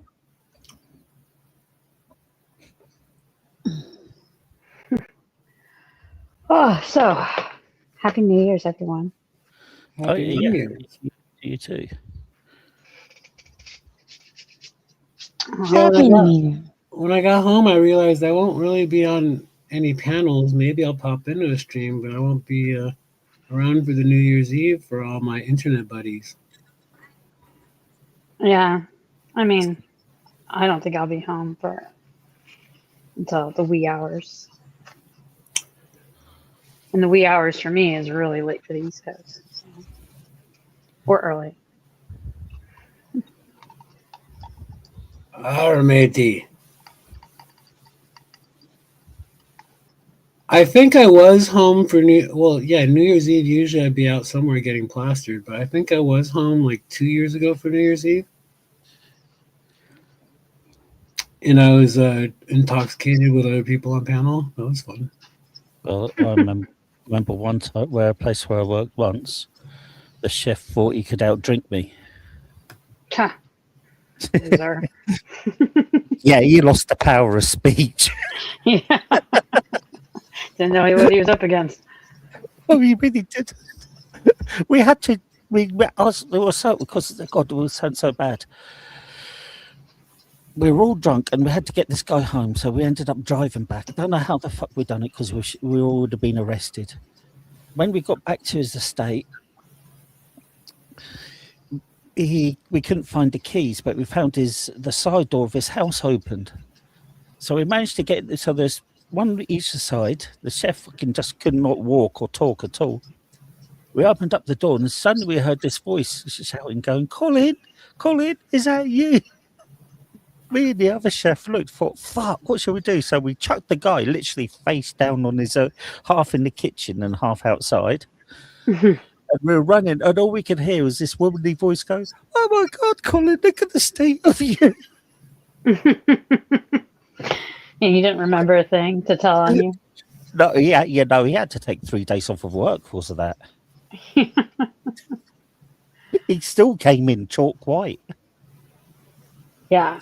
I said, That sounds like a rager. yeah, I said to him, you won't do that again, will you? And he went, no. Makes me think of the beginning of the one Indiana Jones movie. I think it's one of the newer ones, Crystal Skull. Yep. Yeah, you think, but the amount of scrapes you get during when you're at New Year's is ridiculous. It's Spike, just are you okay? What is happening? What do you mean? I don't know. Is the Earth is it a roller coaster? Well, I Wait, mean, I yeah. like earthquakes too. I find them fun. Oh as my well, God! What the fuck? so. And I'm also from Southern California, so like I think it's something when you've experienced it, you're just like, oh, okay, cool. You know, as long as nothing Insured.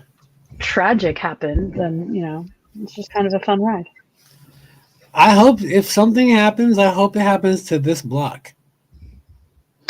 What the Oh my gosh, I I've cannot. already- I a hope big that ass that doesn't sinkhole. happen. What? Oh No, my god, that I'm would gonna be cry. terrible. What are you talking about? This is awful. You should be Don't careful say what you ask for, that. Spike, Yeah, because don't say that. the Earth is going to open up somewhere in Southern California. Oh my gosh. Well, no, if we break off into the ocean, I don't want to do that. I can't swim that well. But wait a second. Ladies and gentlemen, she's a champagne supernova. Hey, Hello, Yay. darling. Hi, Nova. Hey, hey. Nova.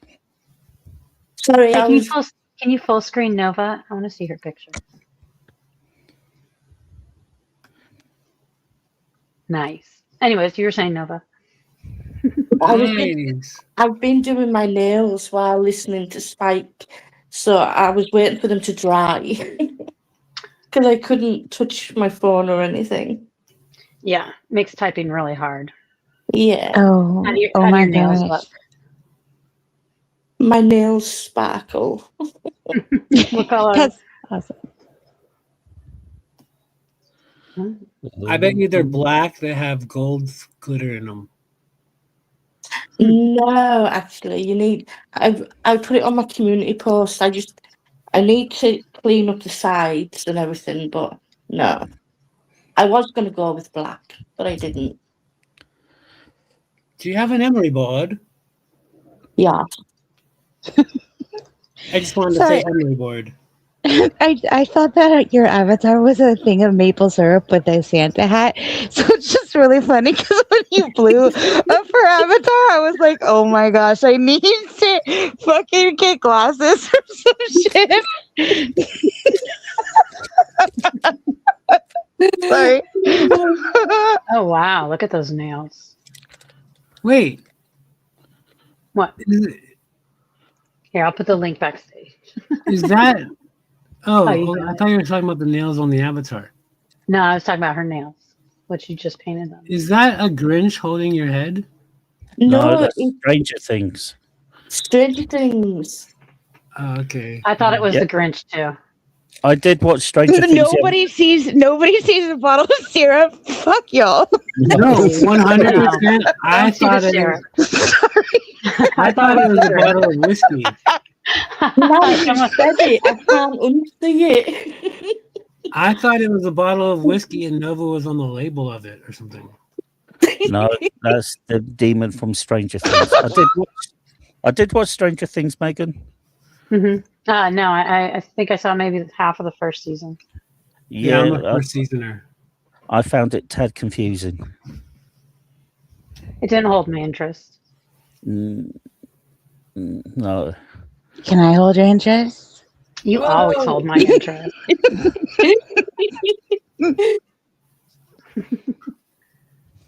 Oh, wow. Yep. I'm sorry. I'm looking at the US gs.gov website.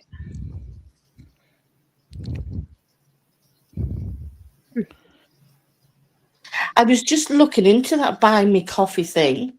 Uh-huh. It's actually kind of cool because people can't see your real information, No. even though it's linked to your PayPal. But your information is still safe. Yeah, it's actually pretty good. Yeah, it's kind of cool. Yeah. 'Cause I've seen it like some places, but I never really. I thought it was kind of just like PayPal. No, it's totally different to PayPal. It's cool. Yeah, see, the same thing with Cheech was what Cheech just said. Like, I wanted to love that show, but I think that when 11 became like a Hollywood 40-year-old or whatever she is, I think it got weird. She became like the hottie and she totally, it's too weird. She got too famous too quick. She looks Yeah. like I love Natalie Portman. Natalie Portman. She looks like Natalie Portman. At least the first season she did. What, no, Winona Ryder? She looks more like Natalie Portman than Winona Ryder, I think. I mean, Winona Ryder was already in the show, so. Yeah, she did sort of look like the Natalie Portman. Now she looks like Elizabeth Perkins. Yeah, I was also thinking Natalie Portman from like back in the professional days. Totally. Yeah, she was adorable. I totally adored her, but then she became like this. It's too hard to imagine her as a little kid when she's like what she is now. I don't know. But I wanted to love it because the 80s themes and all that. And first season was fun. I know the second season would have been good too, but I just sort of. So after tonight, I'm going to need another TV show to totally obsess over. So recommendations welcome. Pluribus. I Is that started about watching Game of vampires? Thrones again. Say again? Is that about vampires? No, I don't think so. No. I've watched the whole first season. No vampires. All right, yeah. Why do you want it to be about vampires? No, it just I'm sure the lady that's in that is in a vampire show as well, and maybe I'm just getting them confused. She was in Better Call Saul. All right, okay. She's the blonde girl from that show.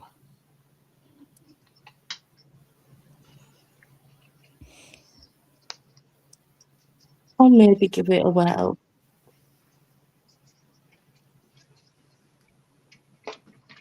That's what someone said.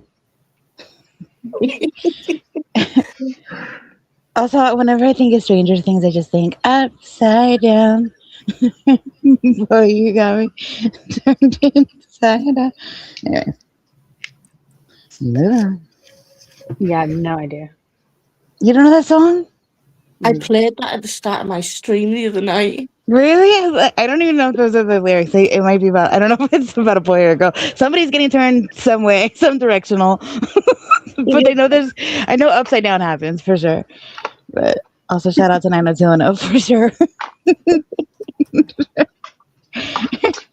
I never really got into 90210. I was more of a Saved by the What? Bell. Are you? I'm sorry. 2 words. Luke Perry. The fuck? Yeah, see, I tried to be the opposite of my sister, so all those things that she liked, I didn't like. Gotcha. It worked. We're total opposites now. Cool. Luke Perry. Yeah. Right? Gasp. At least you didn't say Brian Austin Green. That dude. No. Who's he? David from 90210. David. Yeah, I still don't know. That guy I'm was okay with a wannabe rapper. I mean, obviously he did other things, but that guy grew up in my neighborhood. He was a rapper. Yeah. I can see him doing that little dance like in the intro to the show in my head right now.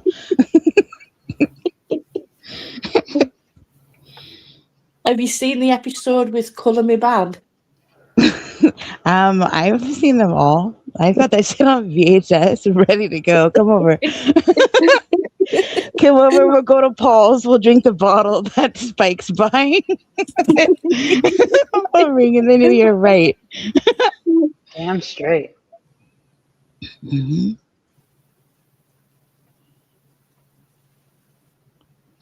Also, shout out to Saved by the Bell.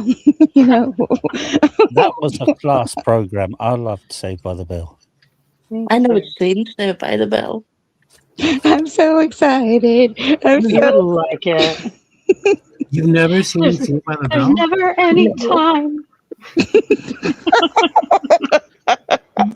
Also, what was that program that used to? It was a children's show in the where the girl's dad was an alien, and you used to speak to her through this box.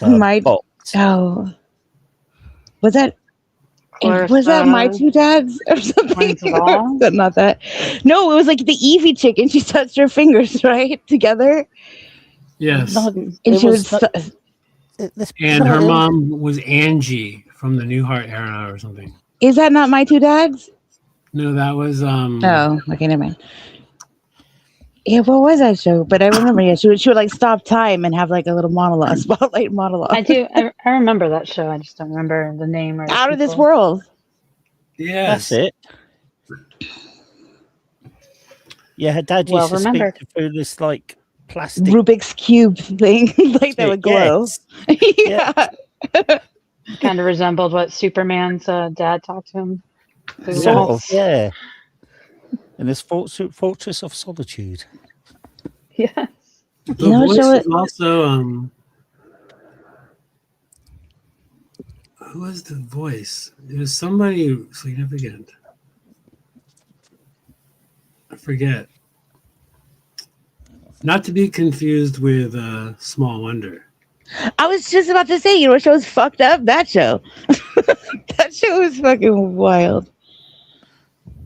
Oh, it was Burt Reynolds. Burt Reynolds played the voice of the dad. Oh, dang. But I remember before AI was involved, So like last year. something happened with him where he backed out of the contract. He was never credited. He didn't want to be credited. So they had to use somebody else. He sounded like Burt Reynolds after the first or second season, whatever. Well,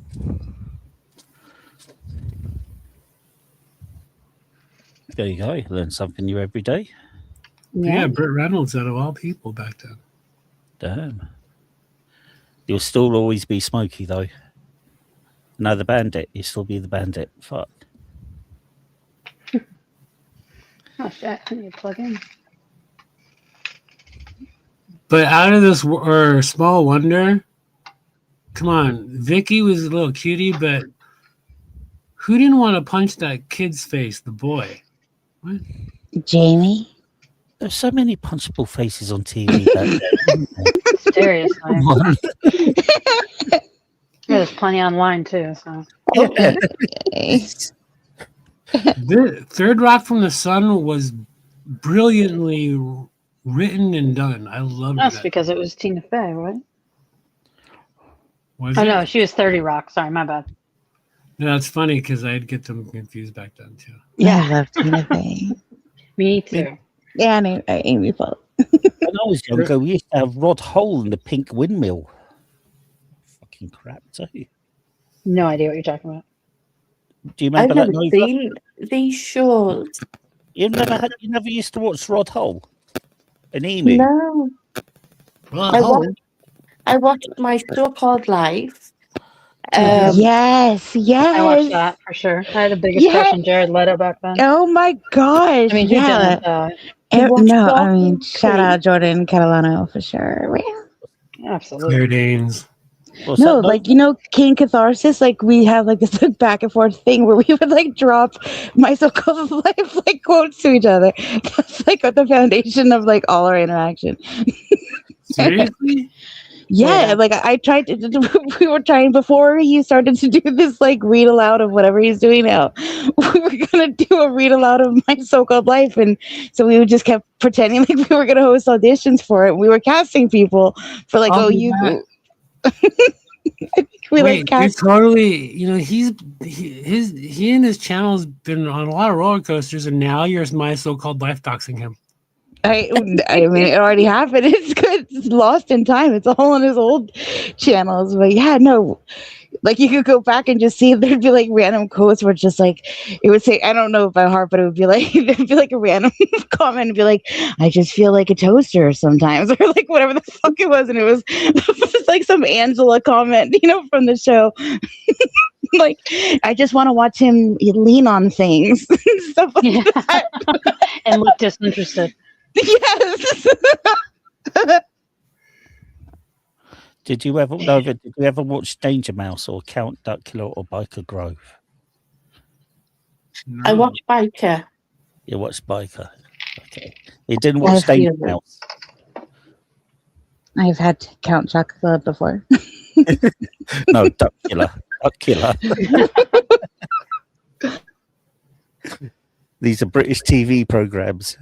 2 of them are cartoons, and one was a children's soap, but based in Newcastle, of all I put places. a Count Duckula on my rabbits collage. I have a whole collage of like all the famous rabbits. Oh, I remember that.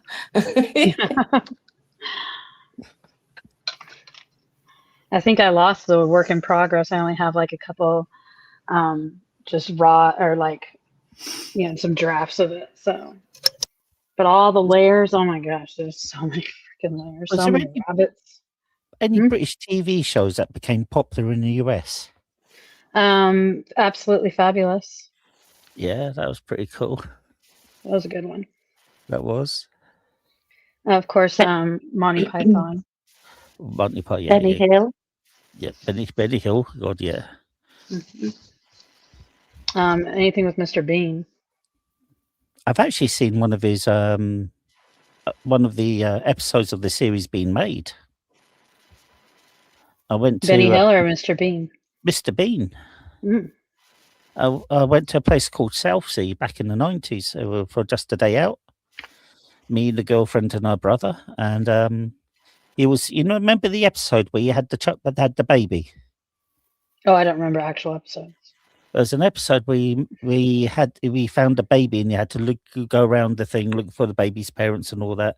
And there was this thing involving nappies and stuff like that. And I was actually there when they were filming it. That's cool. Yeah, it's always interesting when they start blocking off streets and affects your traffic. It's kind of a pain in the ass. No, they didn't block anything off there. They actually done it when people are going around riding the rides and going around visit, just looking around. I guess they used to do that here in the States too, like some, depending on the scene, of course. Mm-hmm. Well, they had to make sure. Episode, Paul? What's that? Are you in the episode? Don't know. Maybe a fleeting glimpse. I don't know. Yeah, it's like your elbow in the episode. Yeah. He's the random bloke on the street that's just awestruck by him. No, I'm the random person screaming because he's on the ride that he actually physically hates and he doesn't go in any fairground rides now, and I'm actually screaming my head off. Okay, that'll make it easier to find you. Right. There's like 4 of them in the background doing that. You're like, which one is who? And I have actually stopped filming of a TV series once too. Or no, TV like another one. I mean, they used to do these like banks used to. There'd be a sponsor and it'd be like a mini series, like a 2 or 3 parter. And I've actually stopped one of these because I actually ended up puking up. Me and my mate decided it'd be a good idea because I had got let off work early to have a few beers. These beers turned into 24 beers. I had to go into work next day. I was really badly hangovered up. And because we used to get, there used to be like work transport. So we got on the work transport, got into the thing. And suddenly I went to the driver, mate, stop. He goes, why? I was just about to puke. So you put on the brakes. And there's me yakking my guts. And all I could hear was this person shouting, cut. And I think Can't have that now. No, a producer or a director came up to me and went, too much to drink last night. And there's me yakking up green stuff going, yeah, you bloody think so, don't you? You're smart. Yeah, and I'll tell you who was in it. Have you heard of Mark Strong? No. I bet you're puking up all that beans and tuna and eggs and whatever. No, anyways, hey, Stella. Oh, okay. Sure. Hey, Spike, panel chat. Thank you so much for filling my year with so much joy. I'm going to hop down, but Happy New Year to all of you. And I'll see you on the other side. Okay. Bye. Shifty, thanks for being you. Have a great New Year. You don't know who Mark Strong is? No. God, he was in Shazam. Yeah, is he not in the Kingsman as well? Yes, he is. He's Merlin.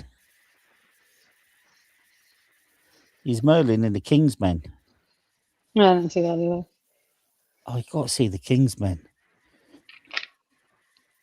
What do you reckon? What do you reckon, Nova? Good movie? No. Well, I'm sold. What do Holy shit, I got so many more grays. Wow. Dang. I could really extend that gray fucking streak. Did Spike fall asleep? Spike you asleep?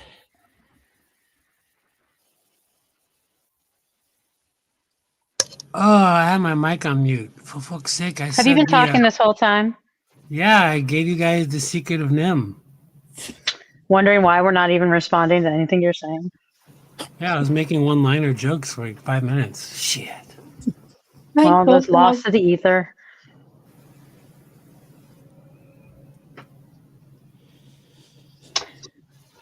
Well, do you remember any of those jokes?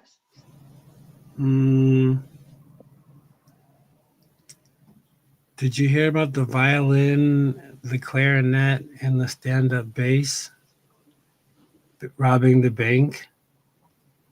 No. They say it was an orchestrated attack. Mm. Oh, that's cute. Did you hear the joke about the nun, the priest, and the rabbi walk into a pub? Landlord goes, "What's this? Some type of joke?" Right. Yeah. Oh, what's the definition of pain? The definition of pain. Uh-huh.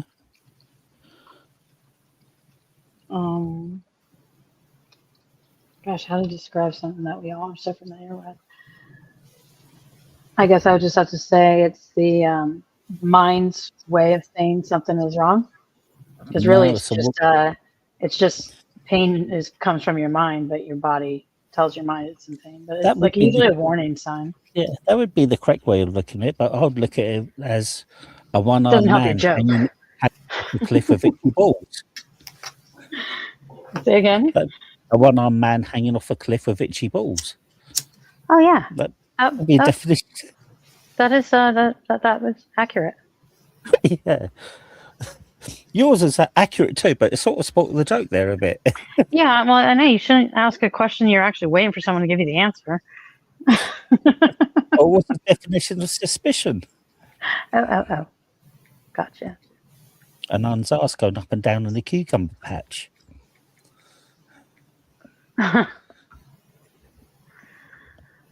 nun's ass? Yeah. That's right. Oh, what's happening over there? Suspicious.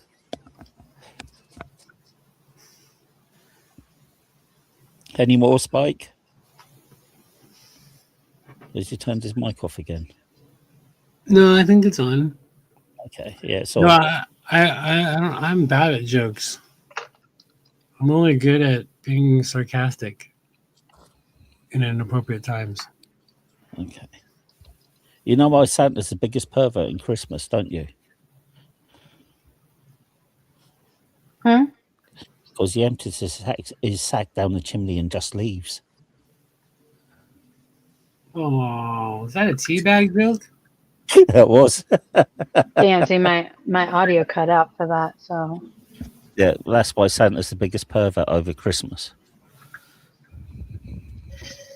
My logical answer was not going to be appropriate for YouTube, so I'm glad that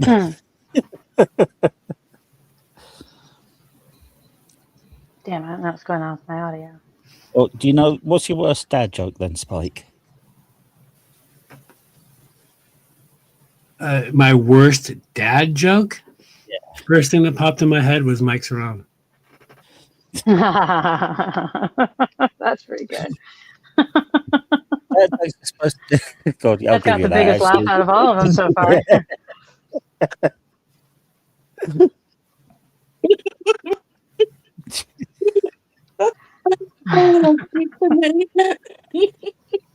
I don't even like to say his name just because if you say it 3 times, bad things might happen. But I do love his history lessons. They're quite entertaining. And frustrating. I also love the fiction section at the library. Mhm. Yes. And also, The Kingdom of Heaven is a truthful movie. Okay, who sniggered? I was trying to Who's- behave. I'm surprised you couldn't hear my eyes roll there. I thought I did actually.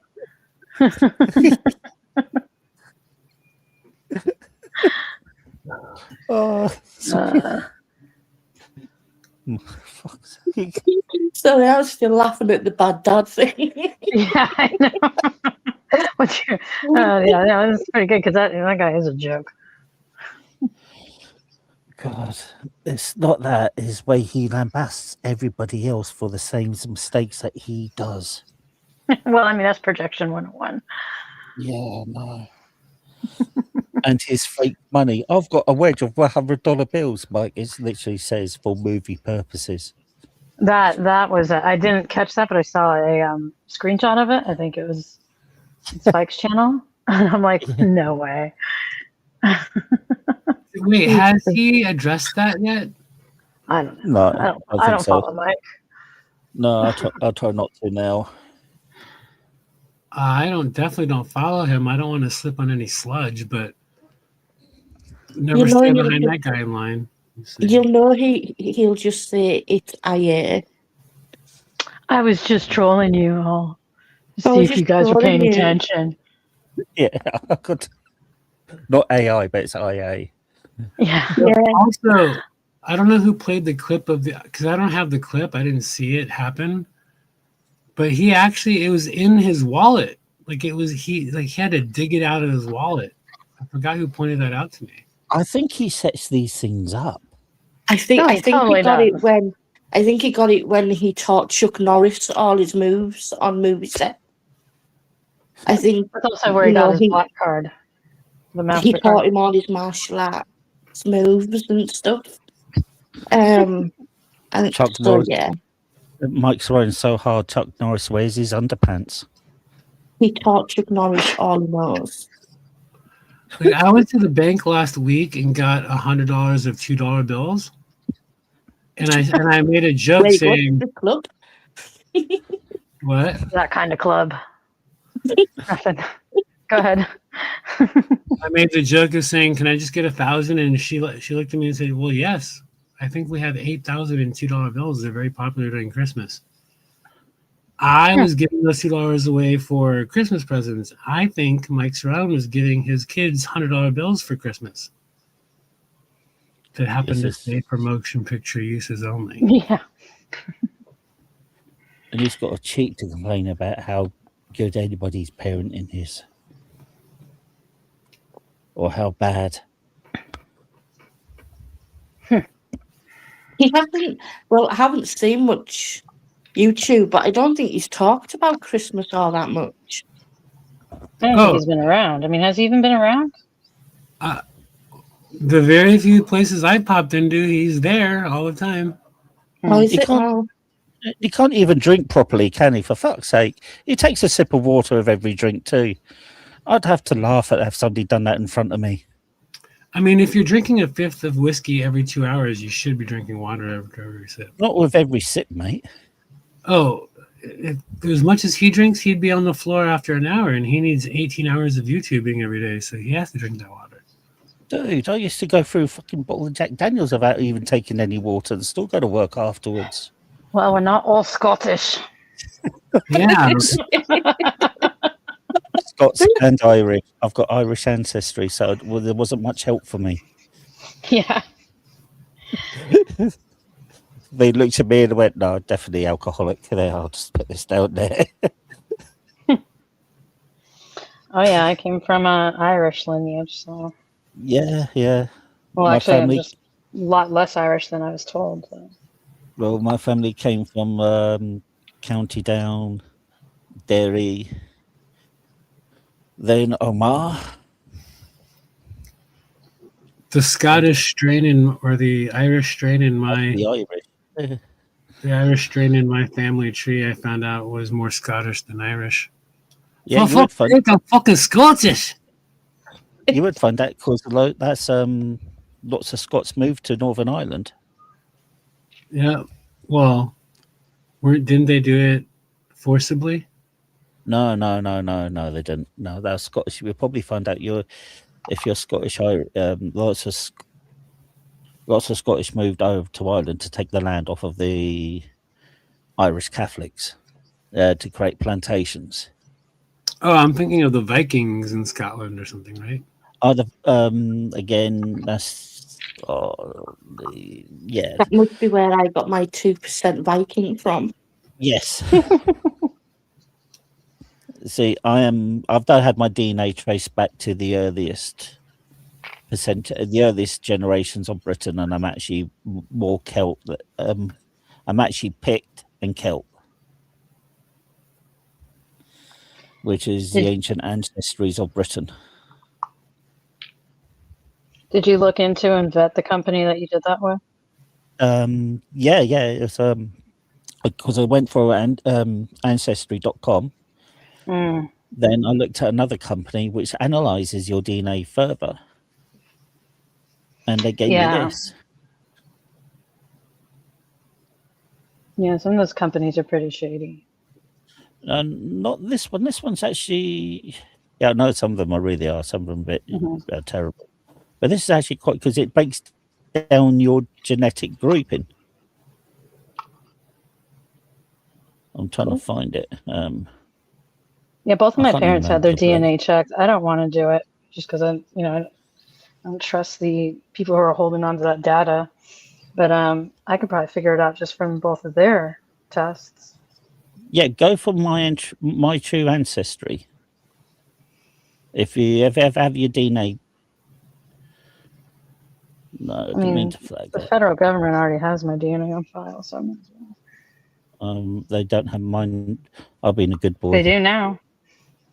I've never been in any trouble. No, but you just gave your DNA over.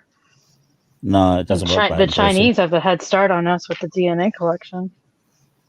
No, it doesn't work like that. And I'm not even a conspiracy nut. Like, this is actual stuff that I've looked into. Britain's a little bit different. That's good. Because obviously we've got laws that protect us more with privacy than the US. Oh yeah, no, we don't have laws that do it. We have laws that protect people to keep their money, so they can continue getting richer. Who gives a shit about the poor, right? Yeah. Not our government, that's for sure. Can you name any government that does? Australia. No, they're really as bad as everybody else. Not compared to the US. No, maybe I'm just a little jaded. I think we all are now, aren't we? When we get a bit older. Oh, well, I'm just talking about the state of this country right now. Yeah, I think we all. That's what I'm talking about too. Me and my sister have been doing our family tree for the past year, and it's so much hard work. And we've got back to 1720, I think. There's not much before that we can find, but we found like a very, very distant cousin. I mean, this is just unbelievable. But she had 19 babies. Oh my God. But only 3 survived. But she named them all the same names. You should have brought her a PlayStation over. I mean, this is back like in like 18 something. It's quite where she worked in the workhouse or something. But she had 19, because there's 19 births recorded, and like I think there was 16 deaths. But she called them all the same name. Like when I think the boys were all called James because they just kept passing away. And wow. And the same with the girls. It's so interesting. If you've never done it, you should. It's just the things we found out are just mind blowing. Oh, but yeah, it's so much hard work.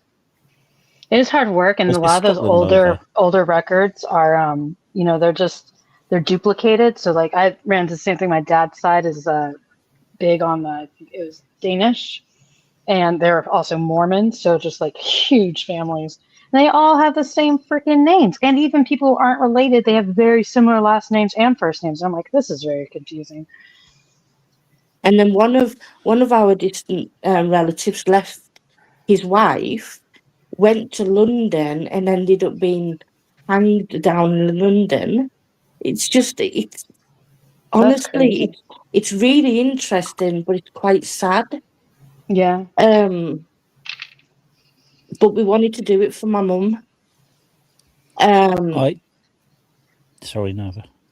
And we're almost done. Like I say, we can't really find anything past, well, like before 1720, I think it was. Damn.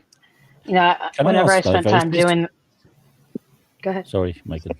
No, No, you go can ahead. finish it off.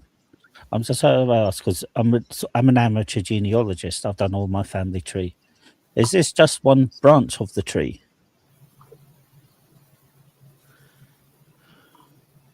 Yeah, Yes, it's just Nova. my mum's side. Sorry. Okay, No. and I could help you out if you want me to. Yeah, I will tell her. Okay. No, it's just my mum's side, because we thought if we do that first, because we didn't expect it to take as long, but we Mhm. started it in like November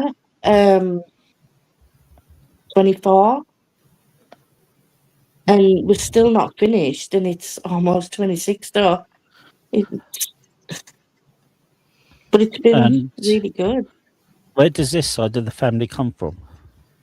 Scotland. Okay. Interesting. Okay. I might ask for your help too. I ran into problems only 3 generations back on my mom's side.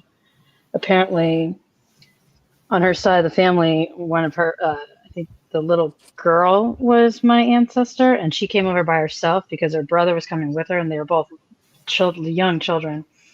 And the little boy had pink eyes, so they sent him back. And then the little girl, she got like adopted, and so name change, just like no affiliation to where she came from in Ireland. And Ireland. that's Ooh, as far wow. back as I Okay. went with Ireland, and I was told my whole life I'm mostly Irish, and I'm like, okay, it doesn't seem to be present on the tree. Which part of Ireland? North, south, east, west? I don't know. I have it open. Let's see. If you wait a minute, I need to go to the loo, but I will be back. Yeah.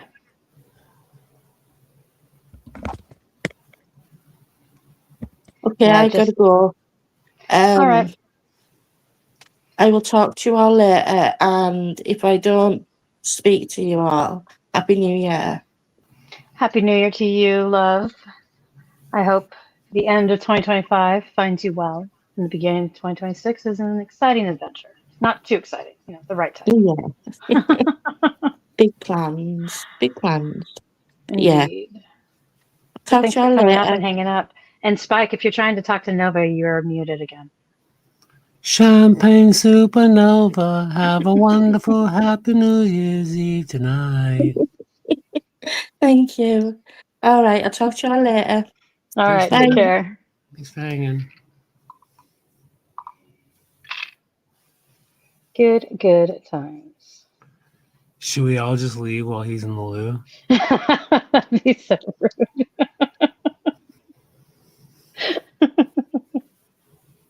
I don't mind talking to him backstage, though, especially when it comes about my family, because you got some weirdos online.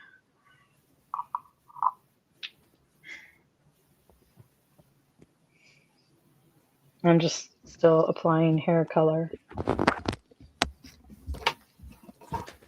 All right, I'm back. Welcome back. Thank you. Nova said she's out of here. Okay.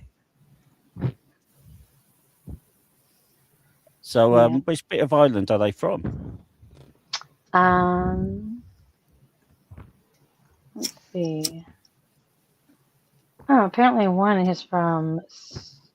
See, I don't have my glasses on right now. So Stirling, Scotland, and then Norfolk, England. Okay, those weren't the right family numbers. Let's see.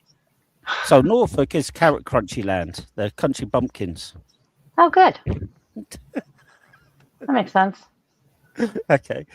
Sterling. Hmm. What names? What name? I really don't want to give that out over. Like, I'll talk to you backstage about that. Okay, yeah. Just because people are weird. No, it's just the surname. I mean, we've just put the surname because Stirling is actually the gateway to the Highlands of Scotland. Oh yeah. Yeah. I'll put it in the back chat. Okay. Just because it's still my mother's maiden name.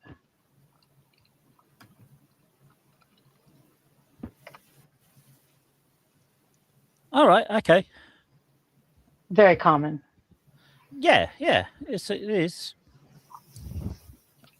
Oh, Yeah. Whoops. Damn it. For fuck's Let's see. sake. That's 1, 2, 3, 4 generations back. I got stuck. Wait, well, 4 from me now. I guess it won't be 4 from me because I didn't count my mother. So 5 generations back.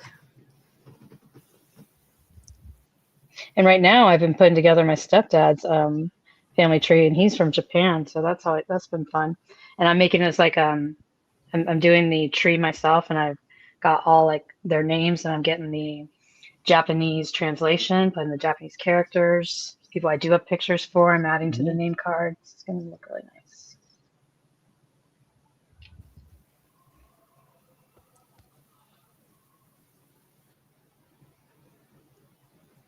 Yeah, that is a classic Scottish or Highland name. I was always told it was Irish. No, it's Scottish. Oh, that's what happens when you live with a bunch of liars. Just kidding. But the way it is spelt and is Yeah, I've seen commonly the other used. spellings. Yeah, it's common that variation of that name is currently used in Northern Ireland. I have this name in my family tree. Backstage. Oh, I recognize that. Is anyone still even watching us? We have 1,000 people. 1,000. Oh, that Wouldn't that comes just from be 1,000? Lancashire and North West Yorkshire. Huh? Sorry, I'm just restoring chat. Yeah. Meow. Y'all are super fancy chatters. But the great thing about like Scotland and Ireland and even Italy, names are regional. Mm-hmm. So where your name, what your name, what your surname is, you can actually trace it back to a region of Scotland, Ireland, and Italy. There. Yeah, because my last name is definitely from my father's side, which I was told he was partly Irish too, but I have not found that yet. I had one person say to me that I had Jewish in the family. I've looked and I can't see no Jewish. I've got German, Polish. My family came over before the wars, but I was back when Poland and Germany were, buddies. I've got an Irish rebel in my family tree. He got hung by the British. Oh, dang. Yes. Rebel. And he was only 18. Shit. I think he was only 18 to 20. And and there's even a song about him. Really? That's cool. I didn't know. Really makes an impression if people made a song about you. Oh, there's a big impression about him.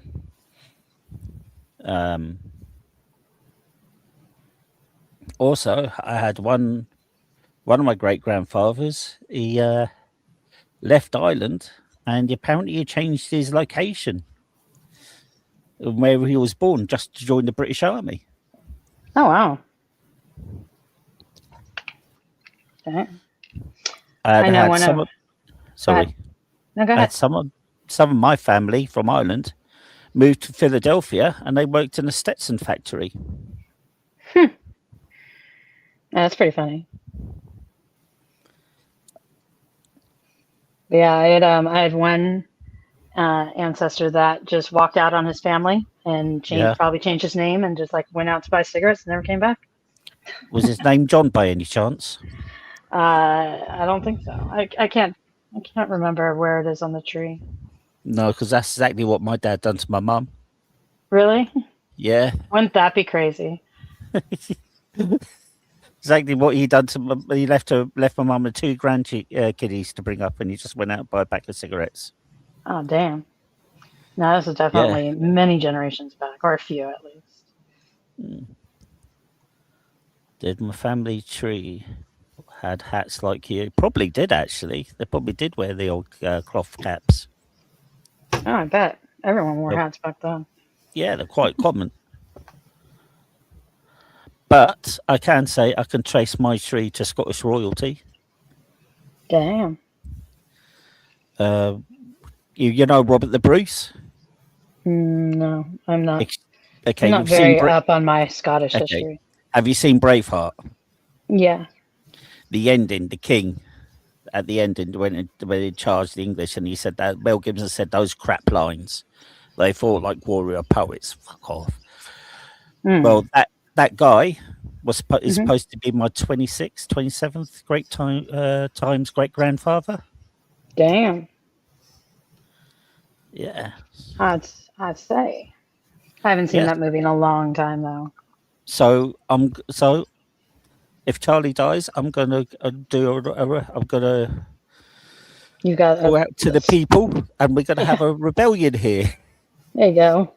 and it'll be my face on the money. Could be any day now. It could be any day. Yes. And I'll be like, I talked to him on YouTube. We'll have a big. I bought massive some sort of- money. Just kidding.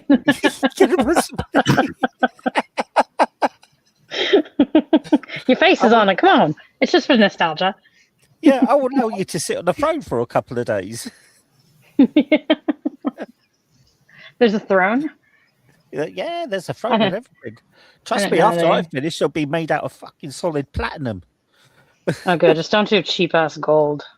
No, cheap ass gold. No, platinum and palladium, whatever. A couple of diamonds. There you go. You Done know? instead of swimming pools. Yeah. Have an absolute monarchy again. There's no constitutional. I'm in charge. All listen to me. All bow down to me. Yeah. That won't piss off anybody. No, that'd make everybody happy. Absolutely. Public executions by the tower. You know, £5 a pop. Oh. Well, no, it'll be on YouTube, so you can't make any money off it except for from AdSense. Well, you can. You can. You can have Netflix. You can have Netflix specials. There you go. Because I forgot YouTube is so sensitive.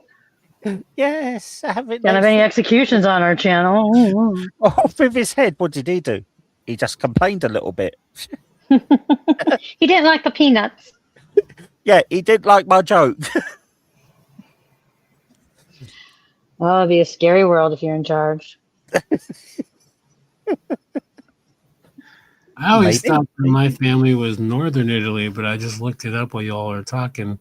Mm-hmm. It looks like my family could possibly be from Campania, which is like the northern part of southern Italy. That's where the name Sarone comes from. What? The We name talked about Sarone. Sarone. The name Sarone comes from Campania. You could be related to him, Spike. Are you serious? Yes. Earthquake, please hit me. It's a little too north. Yeah, Sarone is not a Sicilian name. No, I knew You mean he that. lied? I know. I'm shocked. I know. How that he seems so truthful. I know. Gosh. No, even I knew. I mean, that name was for lack of a better phrasing, it was like a peasant villager name.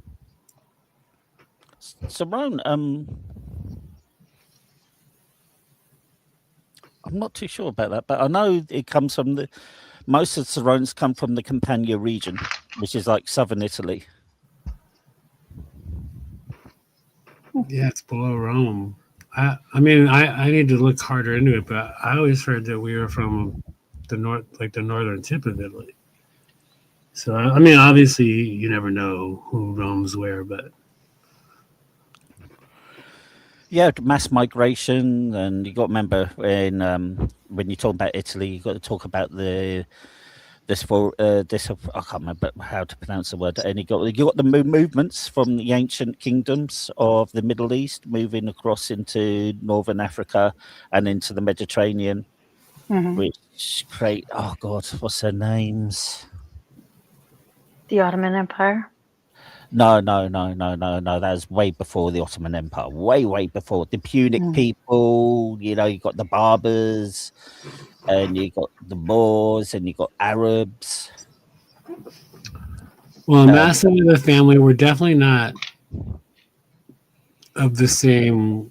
No, he and I are no. My family, that side of my family, are all blonde and redhead, basically. Yeah, you got Well, you guys because lived on the Upper East Side. you have a lot of there was a lot of Celts in that time too. A lot of Celts. There was a Celtish group that ruled that was part of ancient Greece. Also, Yeah, a you lot got of the older folk were fair skinned and lighter haired. and also you got the Polynesians who moved into northern Africa too, and through that way you got the ancient Egyptians, but one person does get it wrong when he says because they talk about DNA groups. There's 6 to 7 different DNA groups in the continent of Africa, and maybe more. It's all quite a fascinating piece of history. That's pretty cool. So your family, especially being from southern Italy, could be a little bit of Jewish in your family too, Spike.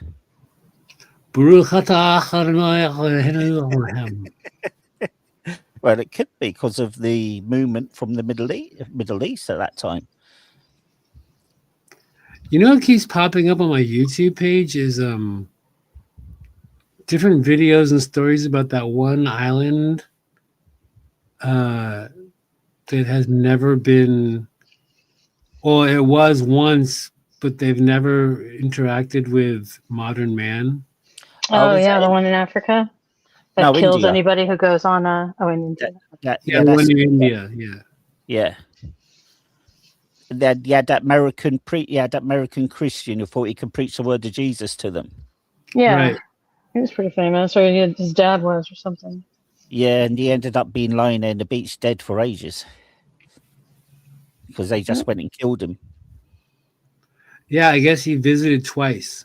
Yes. He got along for a while. I mean, there's pictures of him, dressed as them and doing dances with them or something.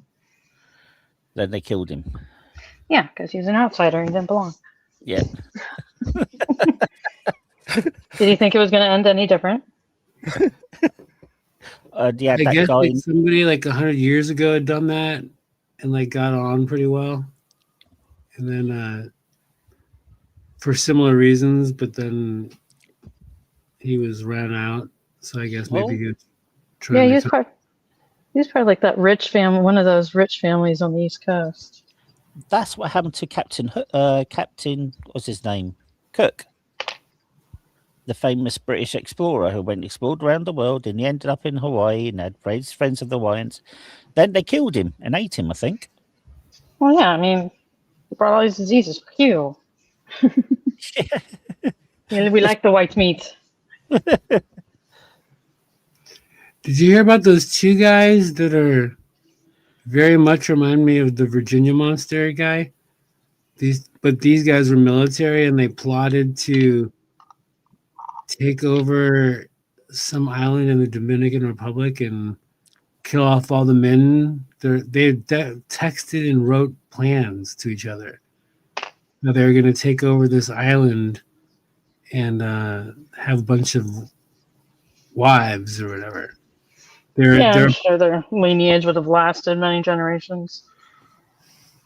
I think like something had happened similarly again, like in the 1800s. So these guys thought that it would be great for these two men, two white boys, two rednecks to go take over this island, and they with their automatic rifles thought they were just going to kill off every man on the island. Probably already partially inbred. Right? Okay, I made a mistake. Captain Hook wasn't eaten, but his body was cooked. Gotcha. Put him It, car. it was cooked and dismembered and buried at sea in a respectful burial ritual. Oh, at least you're respectful about it, right? It's way so good meat, actually. Yeah, some good eating. Yeah. Gotta respect it. You got to respect They it. didn't do it. They Became a didn't eat Vikings it. funeral instead. Did they set No. the? I know. They didn't set the boat on fire, but burial at sea. You know. Have you ever seen there's a video, I've seen it quite recently. They were given this, I think it was a hamster or something like that, a Viking funeral. Giving a what? A Viking funeral to a hamster on this pond. Oh, a hamster. Gotcha. Yeah. That's adorable. And they had this, the little girl was saying goodbye. Then suddenly, as she's about to set fire to the hamster, the family dog takes a hamster in his mouth and chucks it back. Oh no! I was gonna give the girl some PTSD. No, my buddy. He told me he wanted to die this way. Oh. It's just the dog. I thought, oh God. Dog patiently waited until after she said her farewell, at least, you know. Like, is it time? Is it time? Can I get it now? Take it. What time is it now? No. Not ready. Not Okay, ready. she's crying. Now. She's not talking anymore. Now she's just crying. Okay, I'm gonna take it. I've been waiting to eat this thing for years. It's finally stopped moving.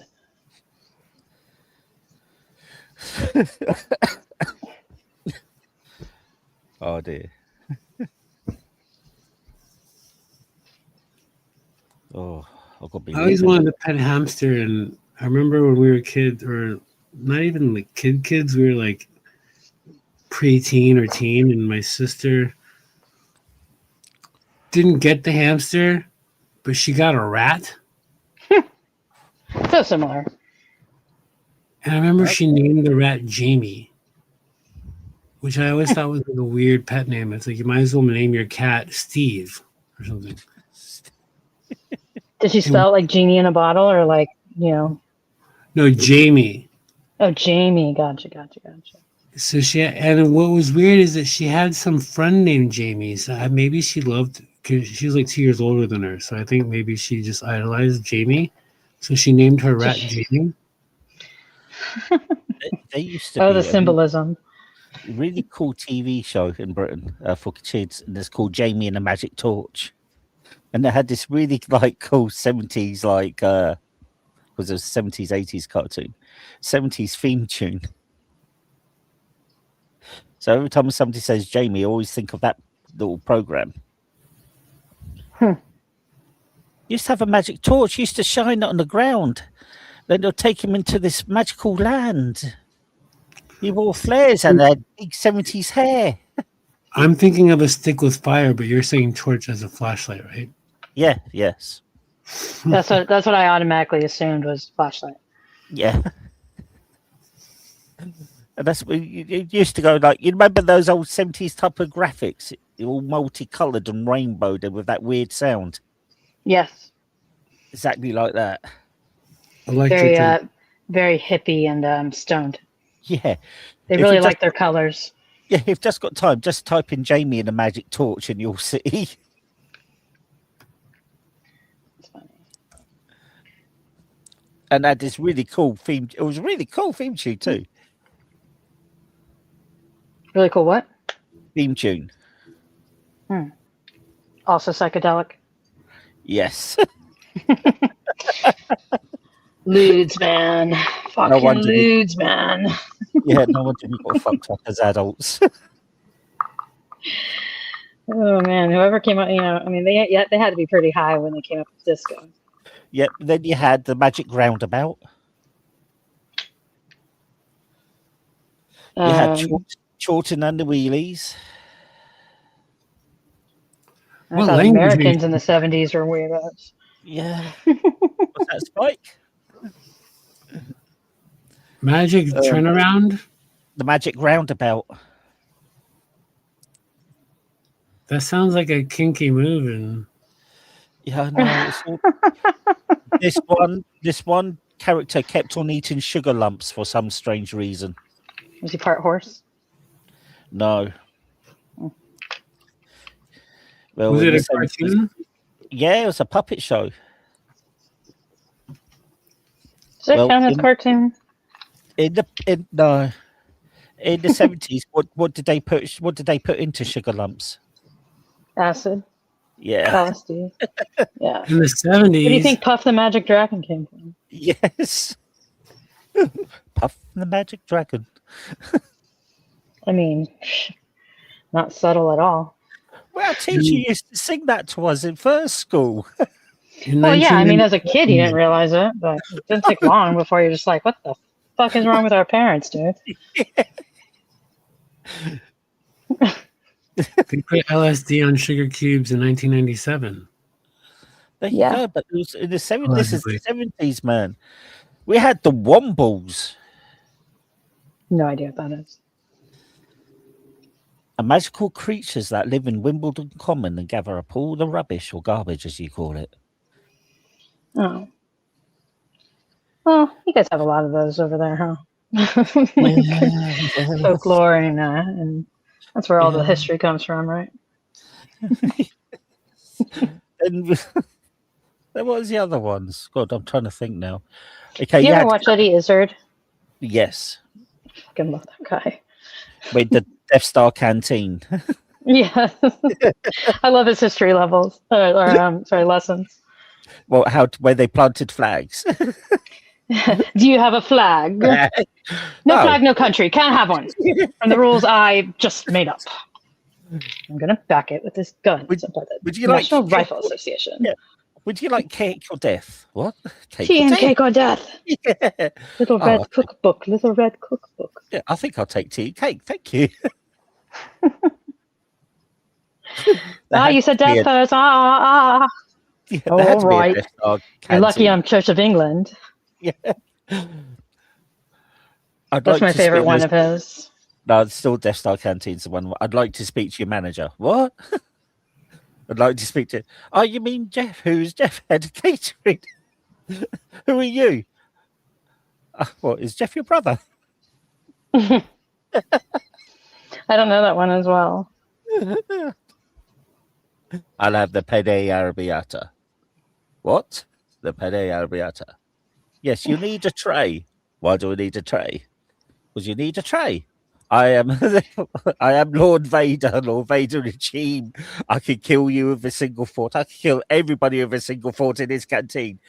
The food is hot. You'll need a tray. Oh, why didn't you say so? Well, he was only impressive because of that James Earl Jones voice. If he had a hello voice, it just wouldn't have worked. Actually, they did do that. And it didn't work. No. Darth Vader's original voice was an English Cornish accent. Yeah. No, let's get James in here. Yeah. Maybe I'll try to speak at her because I used to live in Dorset. Oh God, I can't imagine that. Where are the Death Star canteen? Where's the Death Star plans? What? It doesn't really work. No. Yeah, good stuff. I mean, if you guys have never seen Eddie Izzard stand up, definitely watch it. Because my favorite is Dressed to Kill, but there's others that are good. So the Darth Vader, the person who played Darth Vader's body, had a role in Britain, and he was called the Green Cross Crowd Man, and he taught children how to cross the road. Yeah. Was he pissed that he didn't really have a role other than being the body and having to walk very stiff? No. Move his hands. he actually quite liked that bit. He actually thought he actually revelled in it. He actually went to the conventions for passing away. Did anybody recognize him? Yeah, everybody in Britain knew him. Oh, okay. Well, you didn't come to our Comic Cons over here then, because people would be like, "Who are you? Oh, you're Luke's father? Really? Put the helmet on, okay? It just doesn't work." And that voice? No. You are not Luke's father, okay? I wonder if he's still canon now. Wonder if he's canon. Oh, that is a British thing. I remember what it is, but No, canon is whether he's still part of the Star Wars community now because of the Disney takeover. yeah. Because with Disney taking over Star Wars, they dropped a lot of Star Wars stuff, didn't they? It's 70 years, isn't it? Yeah, they made all their stuff canon, and they made others like the books all came out before the Disney takeover, non-canon. Okay, time to do the other color. Now I have to hurry. All right, what time is it? Holy that can't be right. I know I don't have my glasses on, but dang. Oh, AM. Phew, thank God. Doesn't matter. At this hour, I couldn't see the sun. It's dark outside at 5:30 a.m. and at 5:30 p.m. Sun? What sun? Well, I mean, you don't have sun year round, so. What is sun? What is this sun that you're talking What about? is this ball of light we see in the sky? We shall praise it for 2 weeks. Hold barbecues and go out of no t-shirts. Then suddenly it'll become grey and horrible again. Hey, I love grey and horrible. And that is the British weather for you. Mm-hmm. As our summer. Yeah, I mean, it gets hot here in the summer, and I was so mad. It wasn't supposed to. Now every summer is hotter than hell. It does get hotter where I am compared to the rest of Britain. Because we're closer to France than we are to some other parts of England. Gotcha. So you get that lovely southern weather. Yeah, we get the weather coming up through the Bay of Biscay and stuff like that. It's because weather travels like in a curve, doesn't it? There's no straight thing. So if there's a good curve, you get the good weather from there. Well, I'm on mute because I'm really making a lot of noise here.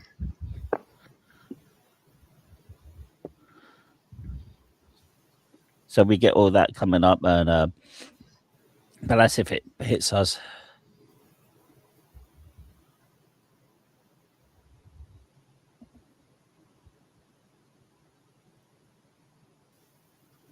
So yeah. But when you go to Scotland, you may be closer to the Faroe Islands and some parts of Scotland than you would be to London. That is good to know. Do I sound a little muffled? A little bit. Yeah, it's because my ears are covered. But with the bonnet. Okay. Oh, shit. Well, I'm going to go soon because I've got to go into town. I'm going to get my hair cut. Yeah, and go get that whiskey. Yeah, I'll see if I can. Nice little dot whiskey. Yeah. Very nice. Yeah. I think I'll try and do the same thing. Actually, I've been on a rum kick. Oh, shit. Did I get red? Yeah. I do like a good rum. What, dark or white? Dark. Dark. White. No way. The proper Navy style rum. Oh, yeah. I go with the spice. No Captain Morgan either, but I definitely go with the spiced rum. Sailor Jerry's my boy. But last time they had another one like Black Ship or something that was on sale. And it was the same the same strength as Sailor Jerry. And it was just as tasty. Have you ever tried Lamb's Navy rum? No. That's a cheap. It's sort of cheaper, but it's actually quite nice. Huh. Is it Was too it cash hard? and eggnog? No, you don't have dark rum and eggnog, do you? I mean, Do you? is it against the rules? I'm not too sure. Well, you gotta have rum with some. Don't you put rum in eggnog, or is that? I thought No, you I put drink. brandy in eggnog. Oh, I Yeah, could be wrong. I never use brand. I never do I eggnog. drink my rum as God's intended. oh, eggnog is probably something that Paul will not drink. I've actually tried eggnog. Advocaat is nice. I do like a glass of Advocaat. What are you saying? Apricot? Advocaat. It's a Dutch drink made with vodka, eggs and vodka. Huh. Or Advocaat, whatever. Eggs and vodka. Yeah.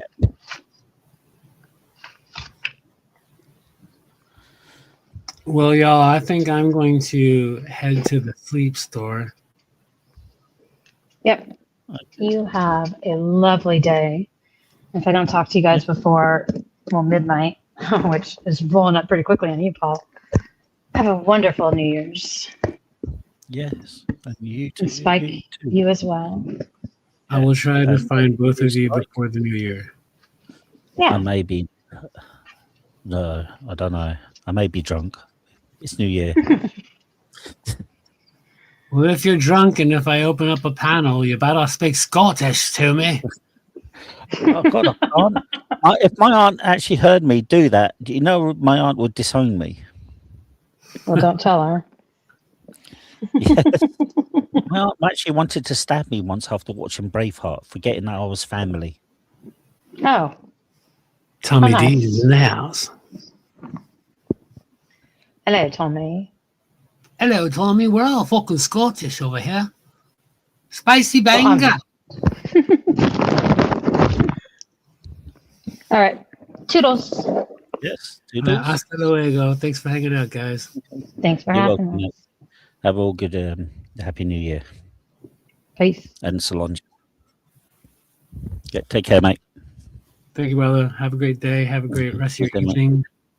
Yes, we'll do. Happy New Year, brother. Happy New Year to you too, mate. Look after yourself. Yes, Bye. sir.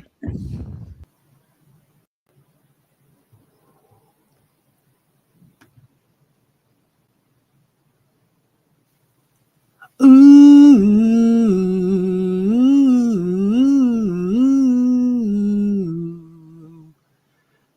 Thank you for hanging out. Thank you for being around for 2025. I appreciate y'all.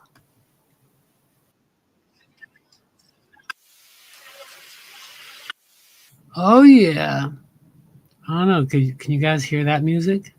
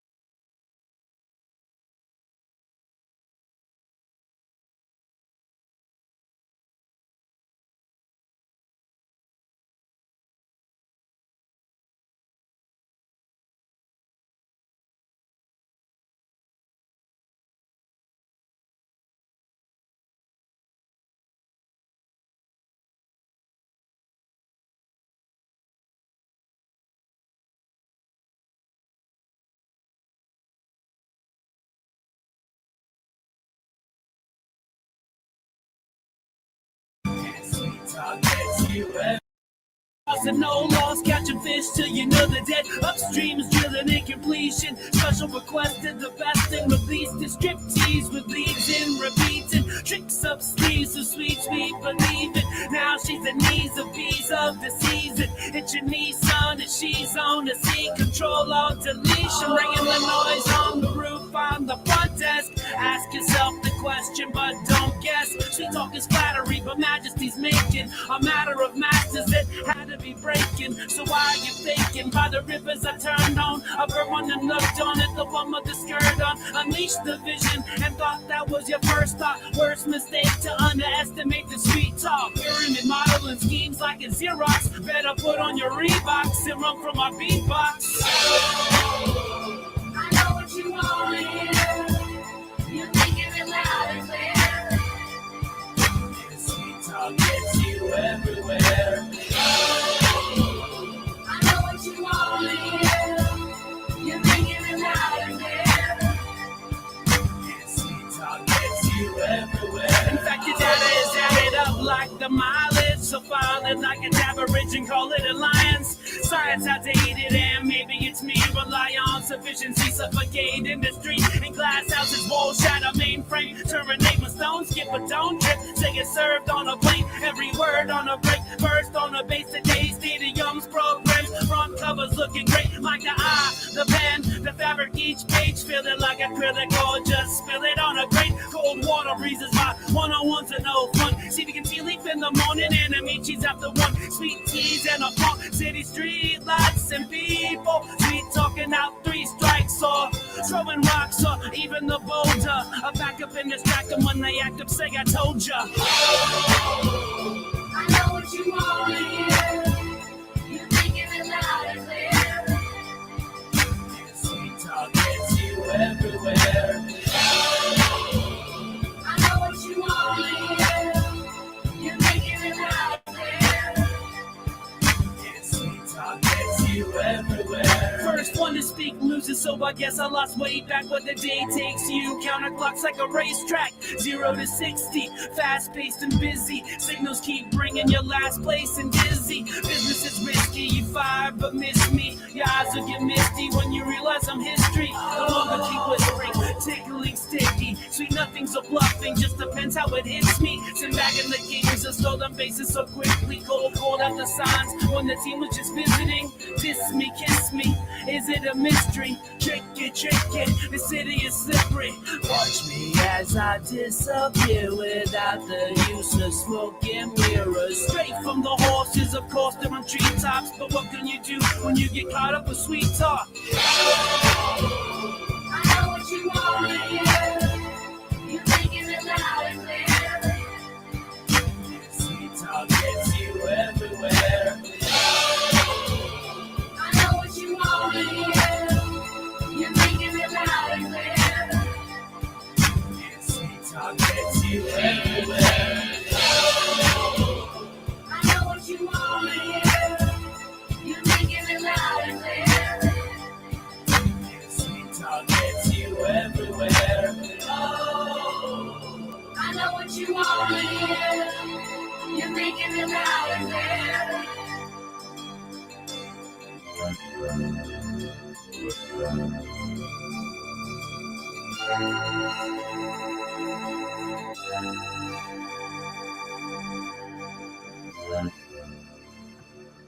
Spike Radio. Copy that. A kid like me could be a mystery. And my histories to see the things I've seen. Convincing me that you know overflows don't mean a thing till you seen other side shows. Unless you witness ciphers with this kid that flew by D's. Extremity, linguistics, remedy, heads needing. Hip-hop healing, let it free, let it drop. Never stop without feeling. This is the real MC, the crashing cross structure. MC's the mic checks, cash tear and they puncture. Under the thunderous skies dancing at the bridges of graffiti like confetti on my rhymes. Lost angels are roaming. I'm just another one of them. Boom up the heads, that means I fall for them. Been on the road all over the land, I'm in the lobby of the hood to the tangent. Doing something in a Mojave, and I'm taking it to the next. MCs wanna flex. A kid like me, he's been known for mic checks. Taking it to the next. MCs wanna flex. A kid like me, he's been known for mic checks. Kids like me. You a kids like me. You a kids like me. You a kids like me. You a kids like me. Kid like me, kids to me. Kid like me, kids to me. Kid like me, kids like me. A kid like me could be an honest man, have the strongest hand, holding the promised land by the finger that he's got it all wrapped around. Or a singing trapeze artist with a knack downtown. What I'm bringing to the park is more than just the ball. It's how I bounces that is down, so they sound the call of the wild child, fouled as a maniac. They just the kid with Prozac, yo, that way is whack. You hear with overflow until it's volume 10. Put it in your radio and be all you been. To honorable playpen when I felt tip flowing. So why you wanna go and do that when it's a no-win situation? A hip-hop restoration. Been through the station, left off the foundation. Looking for a place in the haystacks of people. Yo, a kid like me has been known to find the needle in the record. The needle in the record. The needle in the record. Kid like me, a kid like me. Kid like me, a kid like me. Kid like me, a kid like me. Kid like me, a kid like me. Kid like me is to me. Kid like me is to me. Like this to me, like this to me.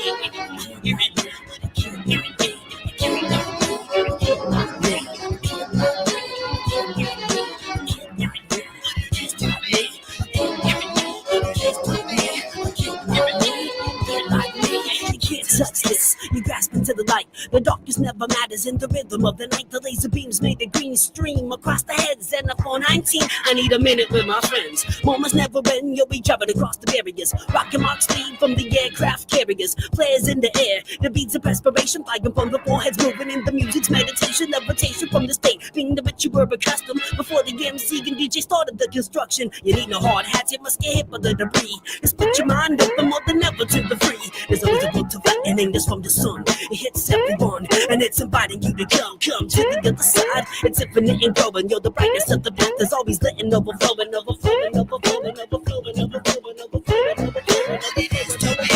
Kid like me, kid like me, just a kid like me. Kid like me, it's to me. Kid like me, it's to me. Kid like me, kid like me, it's to me. Kid like me, kid like me, kid like me, it's just a kid like me.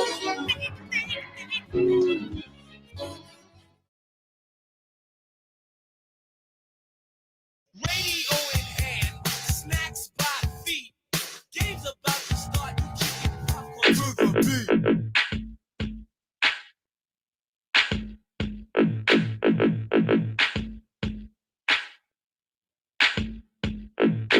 Pass me that Bessie Mac G. We believe free. Peachy teach me gazee Bob. Color fall off. Steadily to skull with a Motorola stove. Take a bigger breath, some colder. Do you feel the rock and roll and call out the end? Development like cutting edges. Walking legends like it's Texas Smith and Wesson's all directions. Did I mention I'm the Saint Overflow? In from the North Shore. 4 stars and scorecards. You gotta give me 5. Gotta give me 5. Gotta give me 5. Gotta give me 5. Radio in hand. Popping paper to the beat. Popping paper to the beat. Popping paper to the beat. Radio in hand. Paper to the beat. Paper to the beat.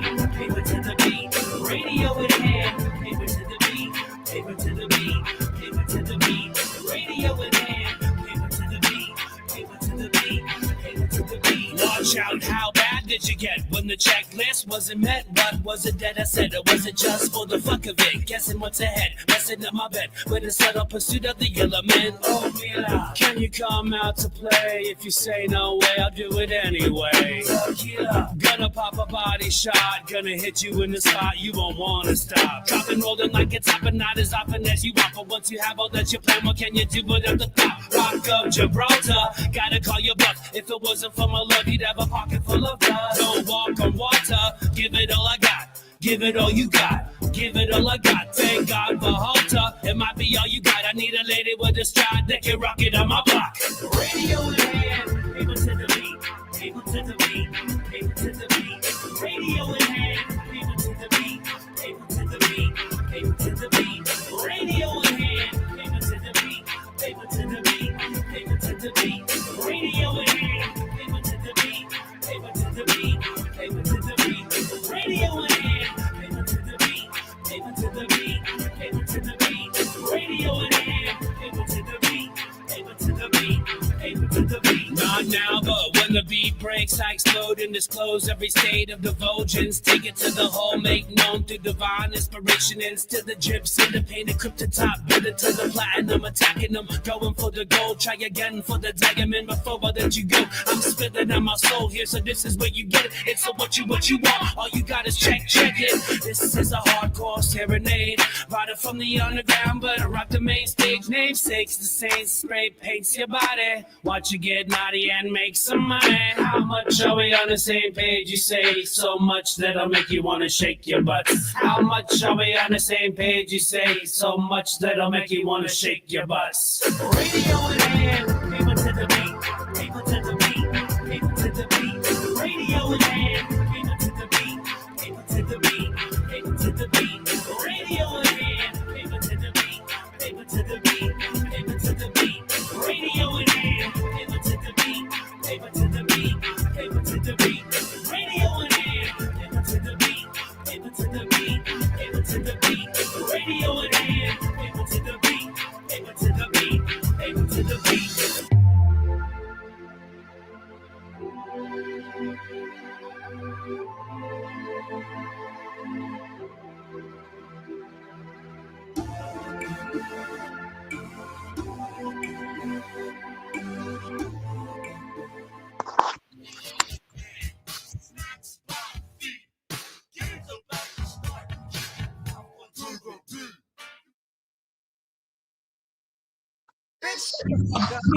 These road street lights, D flows. These weak MCs need my control. Weighing like a triple beam, leave them in the middle of the ring while I'm splitting, getting in the lip.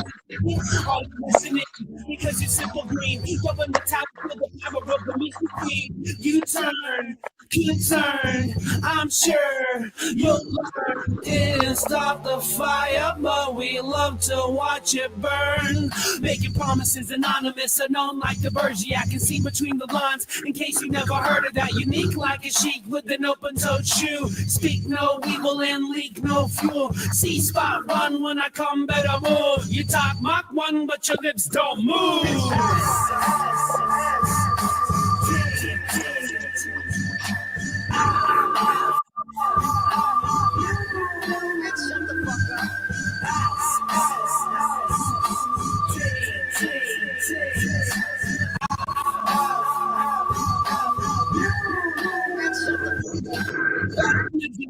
I think it was a thirst. It really doesn't matter. Rated on the curve, rated like long lasers. Stadium superb, rated right round, baby. Shake it, never stirred. Play tonight, fade takers. Make it like a bird, getting fed breadcrumbs. Benches off a third, look out, mountains. Park it in the dirt. See it's getting blurred. Believe in what you heard. Least absurd. Bleed up on the curb. What you got is what you got. Still you lean up on the word. The rest is a blessing. Notice the direction. The wildest of winds. Fill up with congestion, blah, blah, blah. The message is alert, the red tag special. Notice for the purchase. Game of chess, strive to call a check. You sank my battleship and that was pretty sneaky, sis.